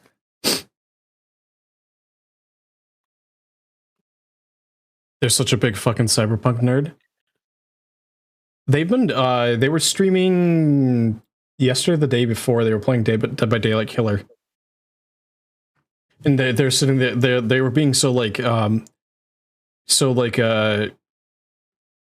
good sport about it, and I'm like, you are like one of the rare few streamers I've seen that's just been like a complete good sport on Dead by Daylight. I have such a nice time whenever I stream Dead by Daylight. Like it is nothing. Survivor. Exactly. Everyone is so nice as Survivor. I don't know. So, I feel like if you stream Dead by Daylight as a killer, like it goes one of two ways. Like you're either yeesh or you're real nice. So I actually have Dead by Daylight uninstalled, and I'm not going to be playing Dead by Daylight unless they come out with a second version of it, because I did stream it one day and I got DDoSed. DDoSed? Really? Yep. That's fucking nuts. I went into I was playing killer, and I went into a hacker lobby where one of the hackers was using is it a toolkit that lets you sabotage the hook? Yeah. They basically sabotaged all the hooks on the level. Yep, it's very rare. It's only happened to me 1 or 2 times where I've gotten into a lobby with hackers, and it's the wildest shit. Like they're like clipping around the map and like doing shit that there's no way they should be doing. Like they weren't doing that, but they were definitely making it so that their toolkit or whatever they were using to sabotage the hooks wasn't running out. But I ended up getting 1 kill that game because it came down to it basically came down to they got the door open and there was like nobody on like last hook or whatever, and like it was just getting so frustrating, like running around and like being juggled by these people because one person was just continuously like hitting the hook every time, and it was just the closest one. I could never hook anyone, and eventually came down to the point where 2 people had escaped. One person was crawling on the ground, and I left them crawling on the ground, knocked the other person down, hooked them. That person crawling on the ground crawled out of the gate, and I ended up getting that 1 kill. Turns out that person I killed was the hacker. Good. Did you report them? I did. That's good. But then they friend requested me, and then my internet cut out. What? Yep. Apparently it's a known thing, and it's something that Dead by Daylight cannot fix because they would have to redo their entire code. That's insane. Yep. That sucks. I have such a nice time playing Dead by Daylight. That's so ass. I'm sorry. Yeah. So for the sake of my computer's health and my internet's health, that is a game that even though I enjoyed a lot playing, I played Killer. I'm not going to be returning to. Not in the current state of things. That's so shitty. And it's something that I don't fault people for playing, and it's like people can play whatever they want. I'm not going to talk shit about the game because the game is actually a lot of fun. I wouldn't have the playtime I have on it if I didn't think so. Yeah. But like that's ass. That's objectively ass. What happened? Yes. And the fact that like they can't do anything about it is also ass. Yeah. I think part of the reason why it came up at the time too is because I was trying to play during the Halloween event. I was trying to play Killer during the Halloween event, so popularity was up higher than typical. But yeah, when I did play the killers that I played, where I played Legion, I played the Shape, Mike Myers. Oh, Mikael? Yeah. And then I was trying to learn, I was going to learn on the stream that I got DDoSed on, I was trying to learn Ghostface. Ghostface is so cute, right? So like everyone sits for Ghostface, but when you see him like peek out around a corner, he just looks so stupid. I love playing with Gigi because Gigi always mentions how Ghostface is just a fucking dude. And he's like, he's just a dude. Why can't we just beat him up?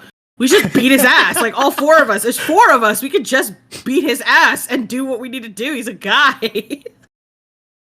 But like it's so funny though. What I've actually had people that are like, why they're like, why are those your favorite ones? Because they all have different play styles. Because like Legion, you literally run around like ADHD, fucking on crack like, the entire game. Stab, run the next one. Stab. Gotta stab all four. Now I'm big boy. Now I stab more.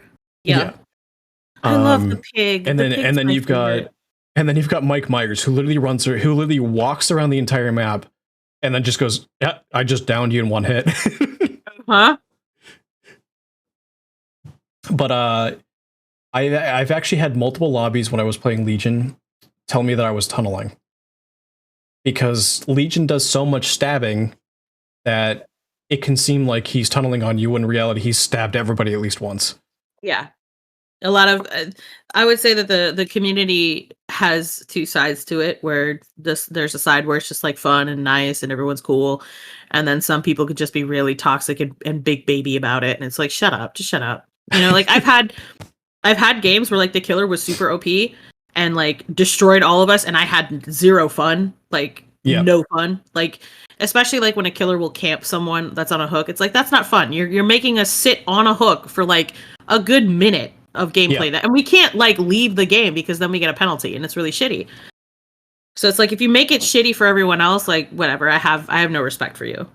But like there was one time where I was going up against a huntress, and this bitch was so stacked like the iridescent thing where like if she hits you with her hatchet you get down. She had the one where like she had the boot that like the more people she hits the more it stacks, so like she was just one-shotting all of us.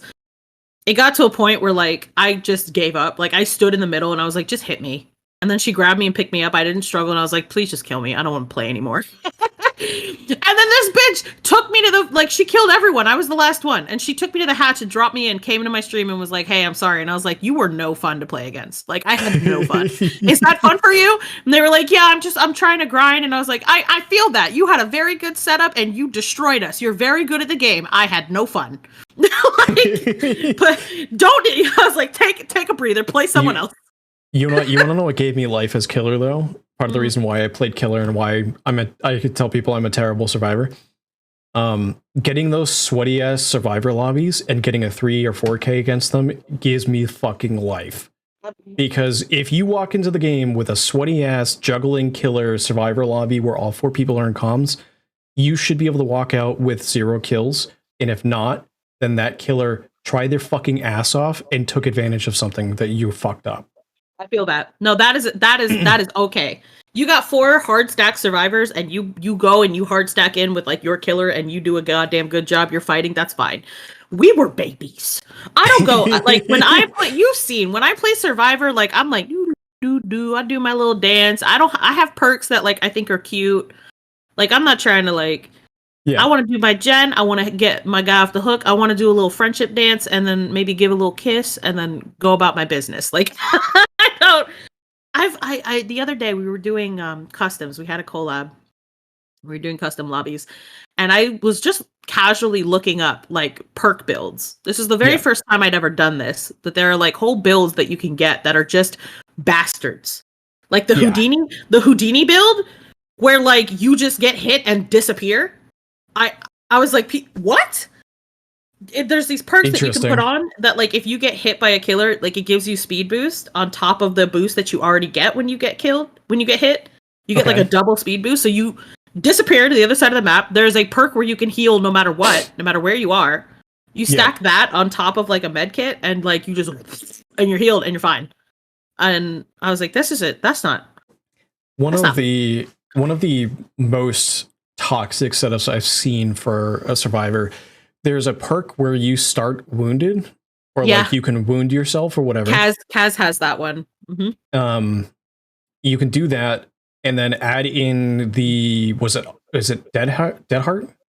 Yeah, the one where you hit a thing and like if you time it right, you don't basically don't take the hit. Yep. Then you add in the ability to stand up when you're crawling on the ground. Yep. And then you also add in the ability to de-hook yourself. Yep. But you combine all four of those, and you are the looper against the killer, and the killer has a hell of a time taking care of you. Yeah, the de-hook is only if you unhook someone first, so that's at least the one annoying part about that one, because I have that one. It's called Deliverance. You have to unhook someone first for it to activate. So if you manage to get that guy on a hook once, that perk is null and void. There was a different one too that you could run instead of that one. But it was something like it was something else that made you a little bit ridiculous. But like I've definitely been in those lobbies before with survivors that you can tell that they're literally just there to juggle the killer, because you'll get one or two people down, and three people. Let's say like for instance you don't have the perk. Was it Ferdinand's or whatever revenge that makes killers drop or survivors drop their items? Yeah, I don't know which. I don't play killer. There's if you're not running the perk, they basically gives you like resistance to flashlights or makes people drop their items. Yeah, that happened to me. Like I got stabbed and they dropped their shit, and you're like, oh. You're so fucked if you're not running those, because there have been times I get like two people crawling on the ground or whatever, and I'm going to go pick up one of them. I get flashlighted or whatever, and then that person I'm picking up is now actually up. Like they're just walking around like they didn't have to get picked up because I picked them up. It's just like it's just, and then like you get three people doing that, and then one person just runs complete gen optimization, and you just can't do anything as a killer at that point. Yeah, I don't see. That's the thing. It's like if you're building to be OP and like it on both sides, it's like why? Yeah. It's a goofy fucking game. Just get the perks that you think are like hee hee hoo hoo and bring out a toolbox and have a nice time. There's humans behind each of these people. Like, right? Just be an okay dude. I don't know. Take it easy. I guess you have sweats in every competitive game, though. Yeah, you do. I mean, I play Apex and Naraka. I know too goddamn well. Ghost Odin, welcome on in. Seeing the killer and a survivor's cry is the victory. That's toxic. You're toxic. You haven't seen Zay when it comes to playing like competitive games. Lord, I'm only like that in Naraka or Apex. Dark Devotion.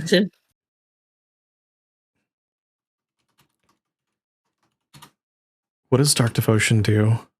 I'm looking it up right now. Dark Diversion is a unique perk belonging to the plague. Whenever the obsession loses a health state by any means and thus enters the injured state, Dark Devotion activates. Your terror radius transfers to the obsession, and its radius is set to 32 meters. Grants the undetectable status effect for the same duration. That's horrible! Vivi, you're a monster! That is terrible. What the fuck? You're a monster. Whereas I'm over here, I'm like, hey Hugh, I'm having fun with what's his face from Resident Evil. Wesker. The fucking Wesker. There's a hilarious thing that you combo of perks that you can run on Wesker that's amazing. So there's one of them that whenever you carry people around, you carry them at like triple the normal movement speed, so you're basically running at normal speed. And then there's another one that increases your terror radius. And another one that whenever you're carrying somebody, you see the aura of survivors around you, as long as they're in your terror radius.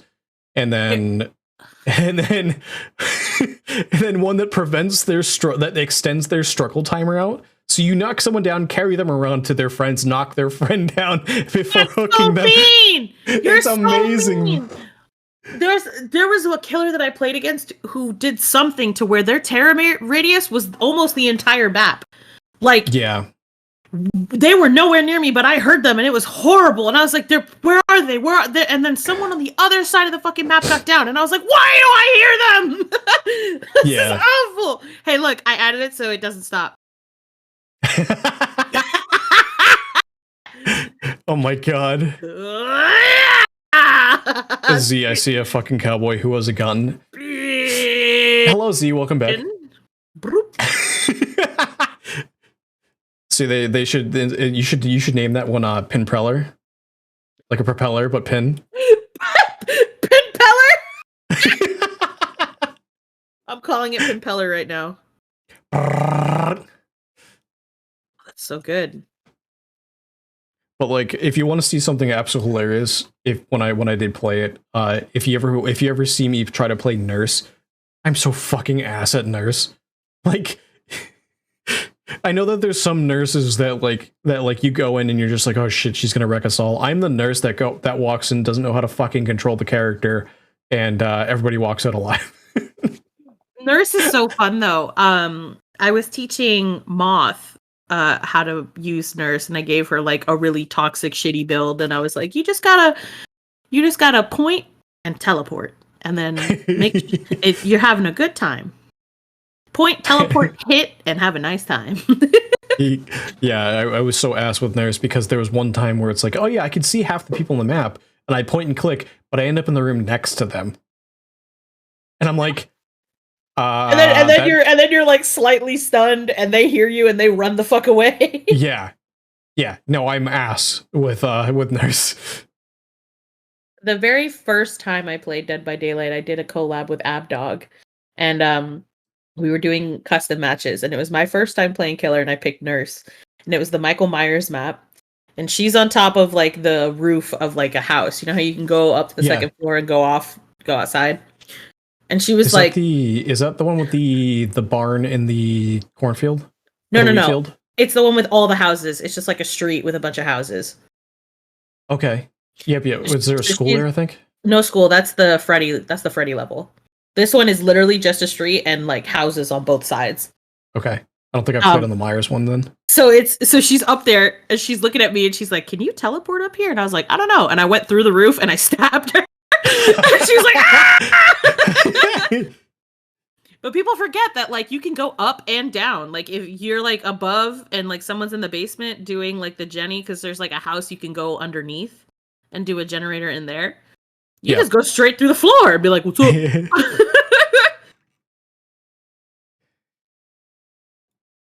Yeah, I think my favorite map of that one is the one with the steamboat. Oh, I love that one because when you do the generator on it, it goes boom. Yeah. There have been so many times that I'll be Legion on that map, and I'll just run like the base Legion perk of if two people hop on a gen it highlights, immediately pop his power, run across the fucking map. I have beaten teams with a 4-kill with 5 gens active. Oh my. It is hilarious when you get lobbies like that, and they're just like, how the fuck did you steamroll us? It's like, you both hopped on the first gen, and I knew where you guys were from the start.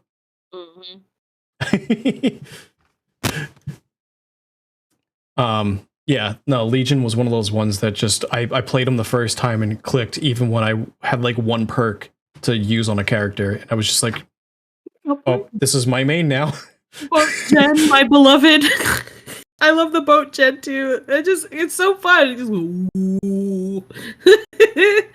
There's a thing that you can use on Mike Myers, or Mikael, that makes it so that when you enter his third phase, when he flips his knife around, it just makes it so that that stage never ends. Oh. So he just runs around in that, and when he does that, it makes people exposed, which means that no matter what health state you're at, if he hits you, you go down. Yep. So when he's just like that, it's like if he sees you, walks up to you and stabs you, it doesn't matter how, if you've gone the entire game with no hooks, he can just one shot the entire lobby. Yep. I remember that. There was the Michael players tend to do that where they'll stand in the middle. They'll wait till you get most of the gens done, and then they hit that, and you're like, oh. And then they come up and they're like, you're at the door, they come up and they just go stab, stab, stab, and you're all dead.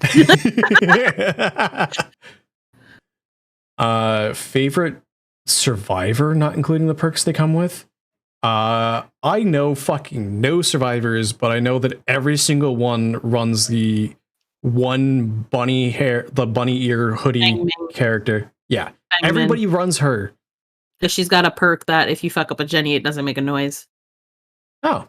She also has a perk when you vault, you get a speed boost. So a lot of people run. Like I main her, and I have my main setup is the boon from the witch bitch, so the healing boon. The perk from Feng Min that if I don't fuck up a Jenny, it doesn't make a noise. Then I have the magic perk from the new guy, because the new guy that just dropped, he has like this magic thing that stacks tokens, and once you get to 20 tokens, it fills up a huge portion of your generator meter. Okay. Cuts the timing for generators in half. Is that the thing I've been seeing that people are using on it, where it's like you could basically fill up a gen to like 99% of the way, stack it, walk over to another gen, and instant complete the second gen? If you have multiple people doing it, yeah. Yeah. So if you have at least 3 people, you fill it up to like 99%, you fill up your token all the way up to 20. When you go to another gen, if all 3 of you release it at the same time, it will autofill it, yeah. Yeah, I've seen just the disgusting videos of just people using that. Rude. You use that on like the third to last gen, or like the second to last gen, get that to like 99%, stack that, walk over to the other gen, just instantly pop door. Yep. It's like you go from 2 gens left, 2 doors open, basically. Yep. Now I will tell you this: I play solos, so I ain't never had that much coordination in my goddamn life. But yes, indeed, that is the tech. I had one person come in when my first time I was streaming Dead by Daylight. I was playing Legion. I had one person come in, basically say like GG's or whatever, drop a follow and whatever, and they hung out and chat for a little bit.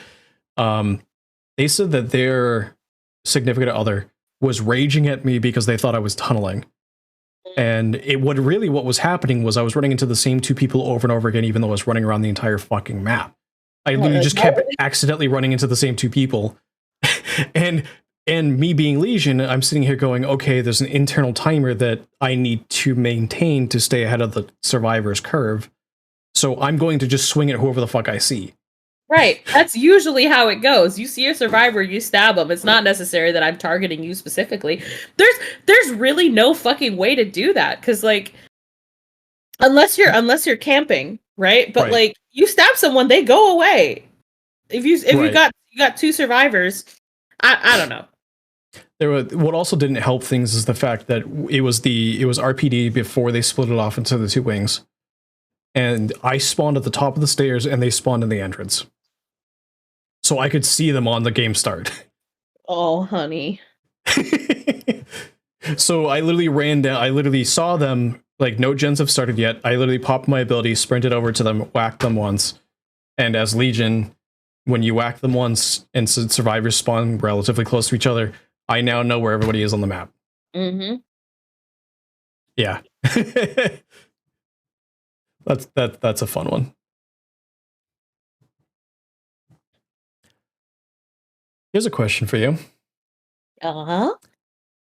How do you want to be remembered? As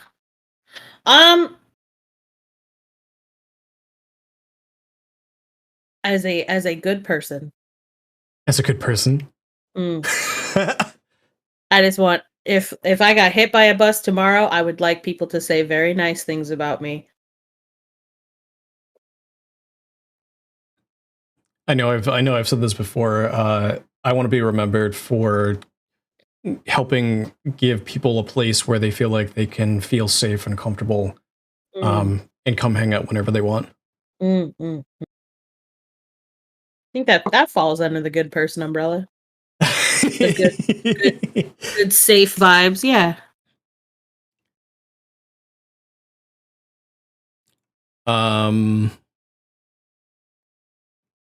Do you have a motto?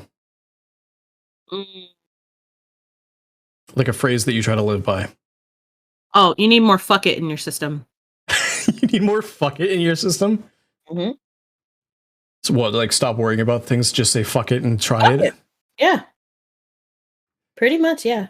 You got things that are like out of your control. Like a lot of the times, like let's say something really, really, really stressful happened. You know, you lose your job. You got a bunch of bills. Fuck it. Like why you're stressing, Avi, but like fuck it. What's the stress gonna do for you? Nothing. Just gonna make you feel worse. Fuck it. This is the situation. Let's deal with it. I like that. I know one I had that that people helped shorten down. Be unapologetically yourself.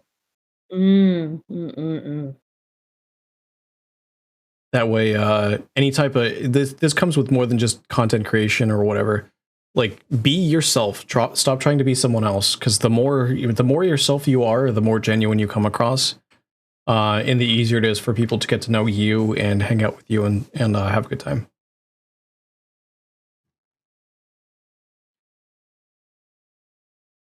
Yeah, like who the fuck wants to hang out with James Charles?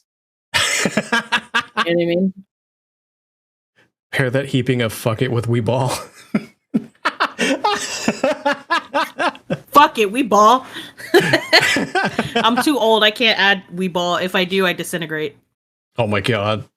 I'm still from the era of yeet for distance and copy for accuracy. Oh my god. You see? If you say we ball, you'll also disintegrate. It's encoded in our DNA. It's the dead man switch. What's something that you think people would be surprised to learn about you?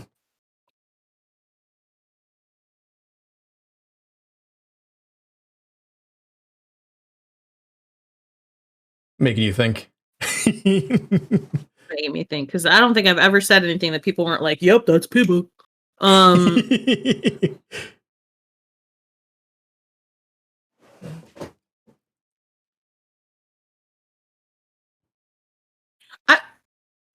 I don't think I got one. No. I don't think I have one. I'm pretty sure, like, if I said something, like, is it something that I enjoy or have a talent, people would be like, "Yeah, that's pretty accurate for people." You know, and like, I know one that threw people for a loop at first was I mean, I have a redeem for it now, but I can do a Stitch impression. Give me your Ohana. Ohana means family. And family means no one gets left behind or forgotten. Oh. Can Stitch say goodbye? Stitch has to get on the ship. Our family may be small and broken. But it's still family. Still good. Yes. It's still good. Oh. Oh. You want me to help you after all of that? Just like that? Oh. Okay. He's very convincing. I think, okay, well, the lowest impression tends to throw people for a loop with those who have first never seen it. So we'll go with that. I know I have another one that threw people for a loop that I just pulled out. I didn't even attempt this in my own stream. I think I was collabing with Vix at the time. Have you ever seen the show Phineas and Ferb? No. I know of it. Never seen it. Do you know Doofenshmirtz? No. Benny the Platypus. Oh, is that the professor guy? Yeah. Yeah. Okay. Yeah. All right. That was that one throws people for a loop. I have a redeem, which is name an inator or come up with an inator, and I'll do a brief little thing about it. Oh my god. Do you have any phobias? Yes. Yes. Yes. Thalassophobia, for sure. So open water? Yeah, deep water. I can't do anything like it. I'm right there with you. I can't play Subnautica. I will never. In my subathon, the Subnautica goal was 5,000 subs. Like that is you have to pay me that much fucking money. I did play Soma. Soma, not necessarily as underwater as they advertised it to be. You're mostly just transferring from one fucking station to another. So it's not super bad. There is multiple points though where I literally froze, and there was have you played it? I've watched that playthrough. So there's one part where you're riding down an elevator into the abyss. Ugh. And that part caused me to freeze. Ugh. I was literally like interacting with chat, like, I don't want to get up. I have to get up because it's not going to progress unless I do, but I don't want to move. Nope. Nope. I was playing, there were 2 times that this happened on stream. There was one called it's not Sunless Sea, it's something like that. But it is like it's a tale of like a girl who's trying to come to terms with the fact that her parents got divorced. But by doing that, she's like rebuilding the world around her in an empty ocean. And there's these giant, horrible monsters swimming in the ocean that you're trying to avoid. And like that whole fucking game was awful. The other one that I played very recently was Gris. Now, Gris, one of the most beautiful, amazing experiences that I've ever had. It is a gorgeous fucking game. It's beautiful. 10 out of 10 would recommend. There is a water part though. Is it GRIS, Chris? Gris, yeah. I was screaming the whole time. There's clips of me just being like, I'm a gamer, crying, being chased by this giant fucking eel in the deep dark, and like there's no light. The only light that you get is while you're moving, it's lighting up these small plants on the side of you while you're being chased by this big fucking eel. And I'm just, no. Bird, hello. Bird says hydrate time. Make sure you hydrate. Well, I drink some Wawa. Also, Vander had a redeem. Impellerinator. Hold on. Impellerinator. Here, hold on. Betty the Platypus, do you know I was working on a new nator here? What it does is it takes our friend Pin here and spins her right around, until the entire tri-state area is hypnotized.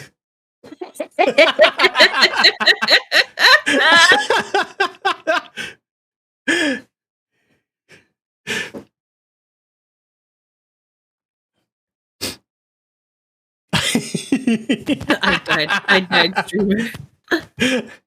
I also have agoraphobia, but that's got nothing to do with video games. I just have panic attacks if I go outside my house.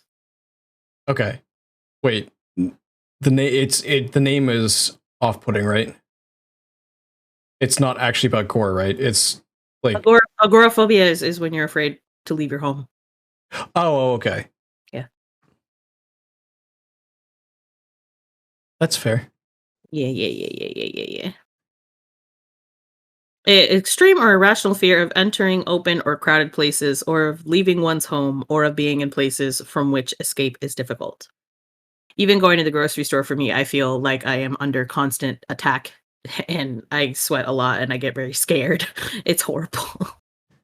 So, talking about phobias, have you ever heard of or played In Sound Mind? In Sound Mind? In Sound Mind. The survival game? No, it's technically a horror game, but it's more of like a psychological thriller. I've seen this. Yeah.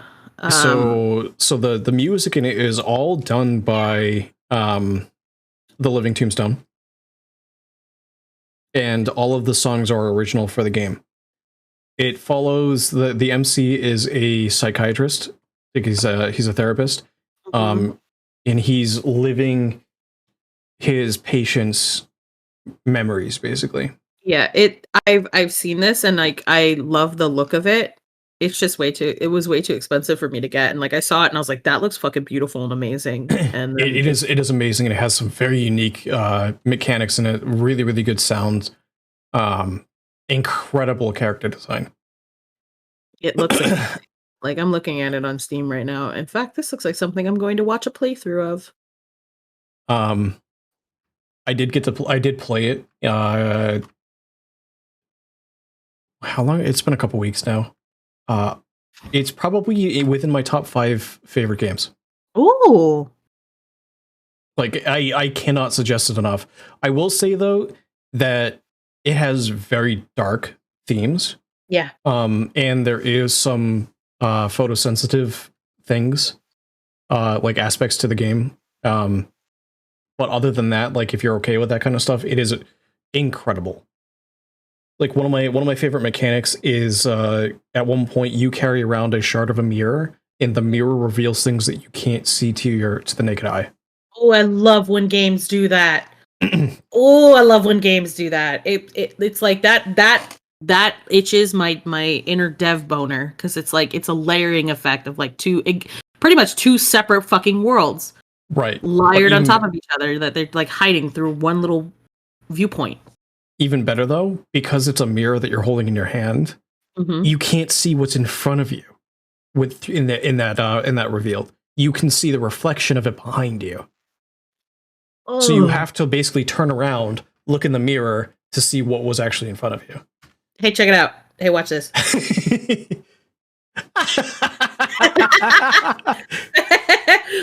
My bird. Oh, my birdie.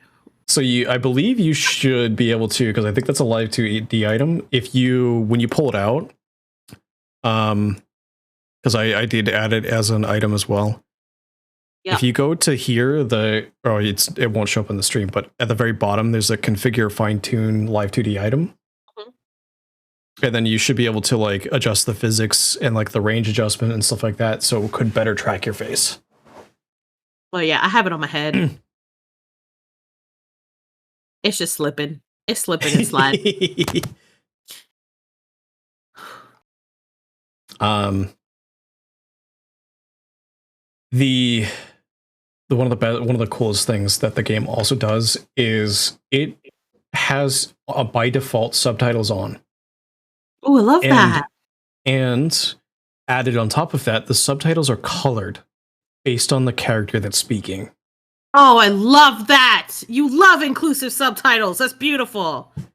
So like the main character speaks with white subtitles. I finally had enough points. Oh my god.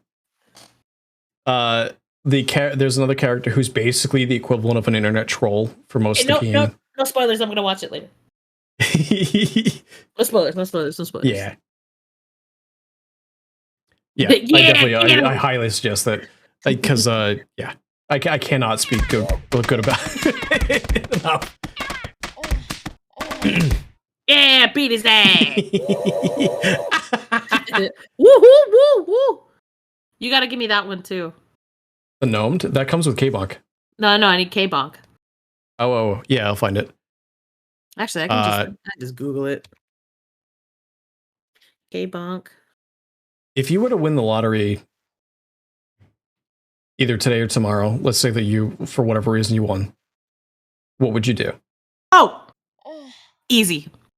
First, pay off my debt, which wouldn't even be like it would be a drop in the bucket compared to the rest of it. The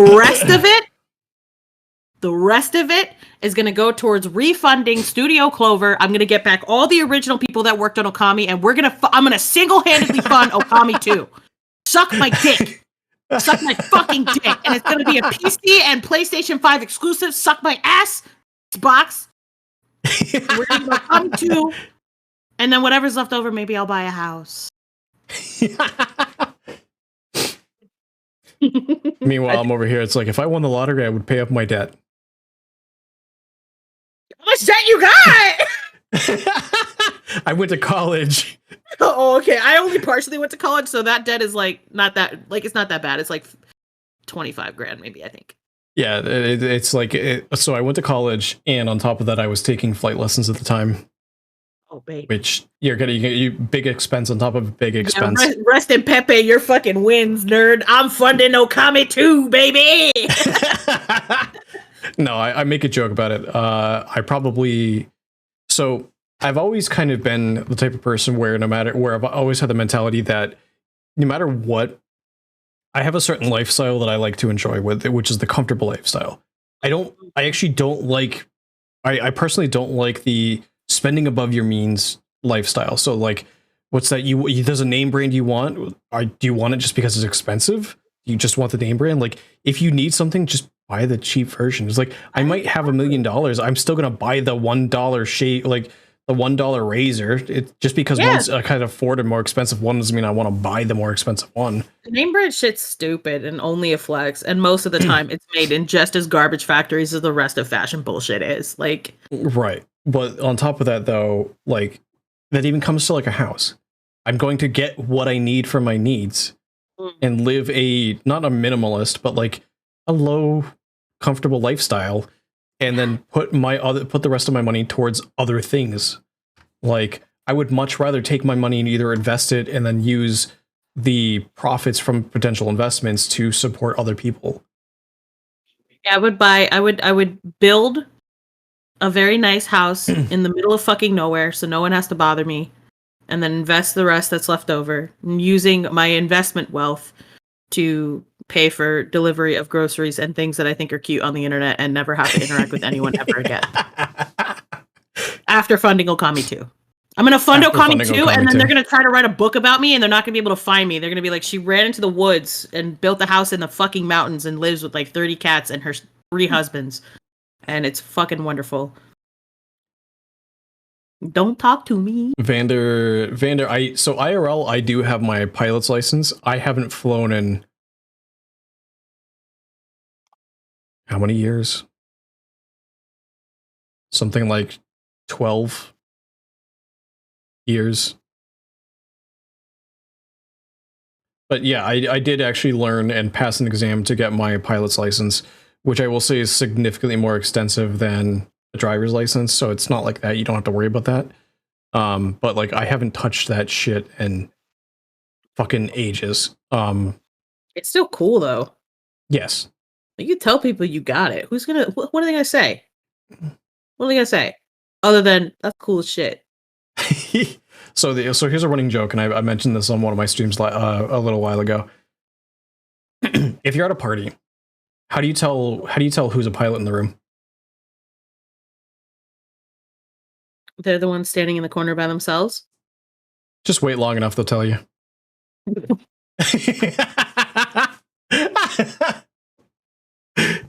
Tell me I'm wrong, though. Oh my god.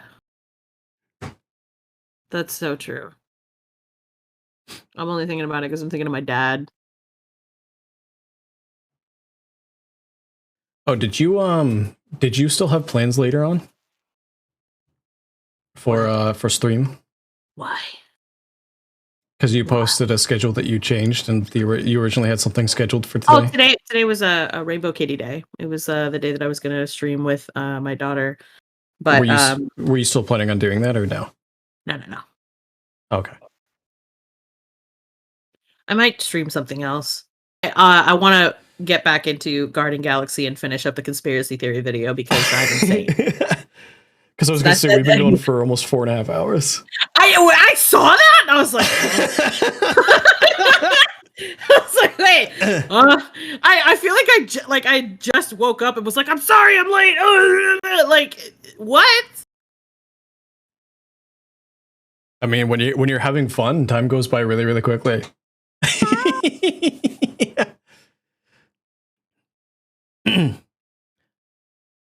Do you have chat? Do you guys have any closing questions for either of us as we start to wrap up? Also, Pin, do you have any questions for me that you might have thought of or whatnot? Oh, I'm dumb. I interrupted you constantly with the questions that I had because my brain can't wait. It's fine. Yeah, that's what I'm saying. My brain's like, Say it. Say it. Say it or you'll forget. Oh, I love this. I can't wait to use this instead of tits because tits is terrible. It is a little bit weird when it comes to the setup. Definitely look at the guide for how to do it. It took me a couple tries to get it to work. Got it. I'm gonna do this, set this up, and then I'm gonna stream Garden Galaxy. Oh my god, today's Friday! Today is Friday. It's also Friday the 13th. Wow! We made it. We made it. We did it. It's Friday. Friday.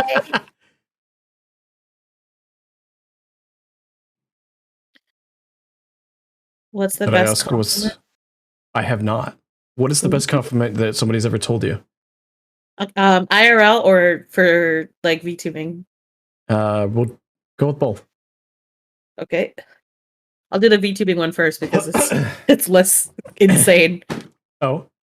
The nicest compliment that I've gotten from VTubing is people saying that they really like my voice. Okay. Yeah. You like a lot of very comfy voice. Thank you. I tend to like and I'm really fucking loud and I'm like but people will be like, "Oh man, your voice is so nice and calming." And I'll go, "Thank you." So that's I like that. Now IRL, this one's fucking funny. Okay?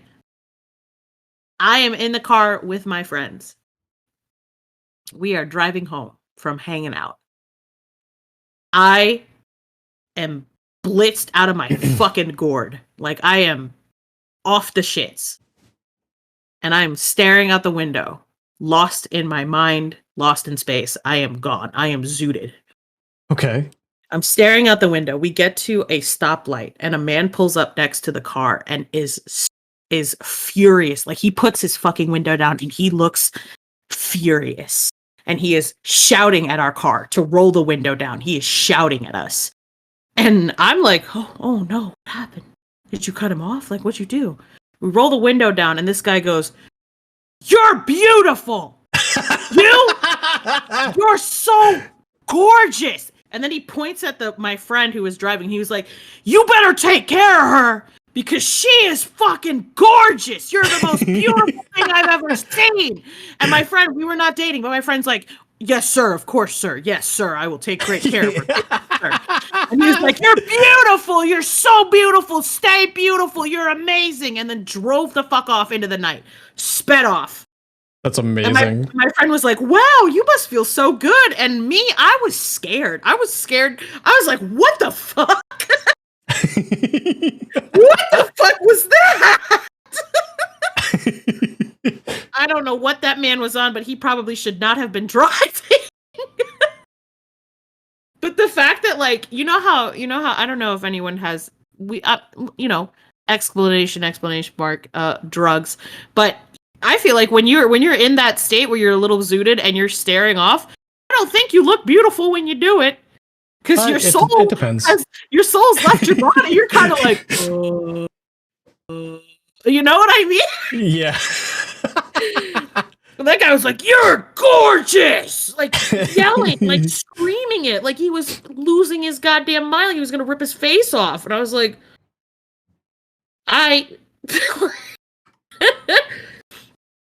Listen, I've never gotten a compliment like that since. I'll tell you that. No man has ever like looked like he was actively trying to rip his skeleton out of his body to hold my hand.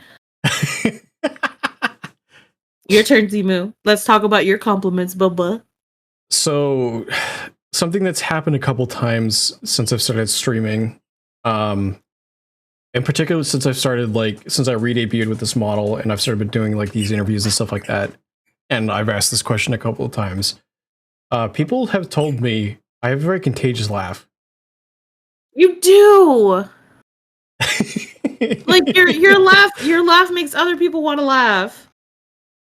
And then, strangely enough, I before actually like coming up with the idea that I wanted to do like interviews and stuff like that as part of my content, I was kind of like discussing coming up with ideas with someone else, and they turned to me and they like when I brought up like I was like maybe thinking about like potentially like doing interviews and stuff like that, because it like our section of VTubing, there's a kind of a lack of people that do that kind of stuff. And like I mentioned a couple different reasons, and they're like, I think you'd be like a natural at interviews because the way that you talk to people and interact with people, it lowers their boundaries in a good way, where they take their defenses and they lower it so they're more comfortable speaking around you and with you. I was like, that is actually really kind of cool. Yeah, I agree. Like, I agree 100%. I'm super comfy here. I'm Ask me what size pussy I wear. I'll tell you.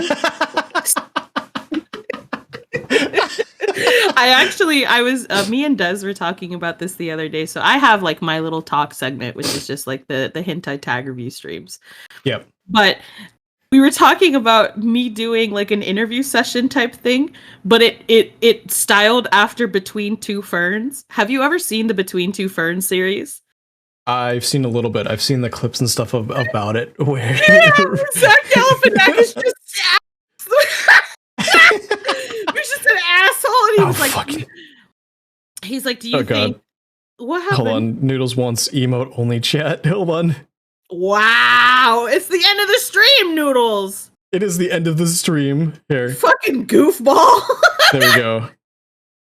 It's like Zach Galifianakis being like, do you think looking the way you do has paved the way for actors to be really shitty at their craft, but can be recognized just because they're handsome? Like, I want to bring people on and just be really fucking rude and invasive. Oh my god. Yeah, no one would come. He fucking interviewed Barack Obama. And he was talking about Michelle, and Barack's like, I wouldn't let my wife anywhere near you. Like, and they keep talking about how fat he is. And he's like, I'm not that fat. So I will say that for a fact of if he had tried that now, he would have gotten so much shit for it. Uh-huh.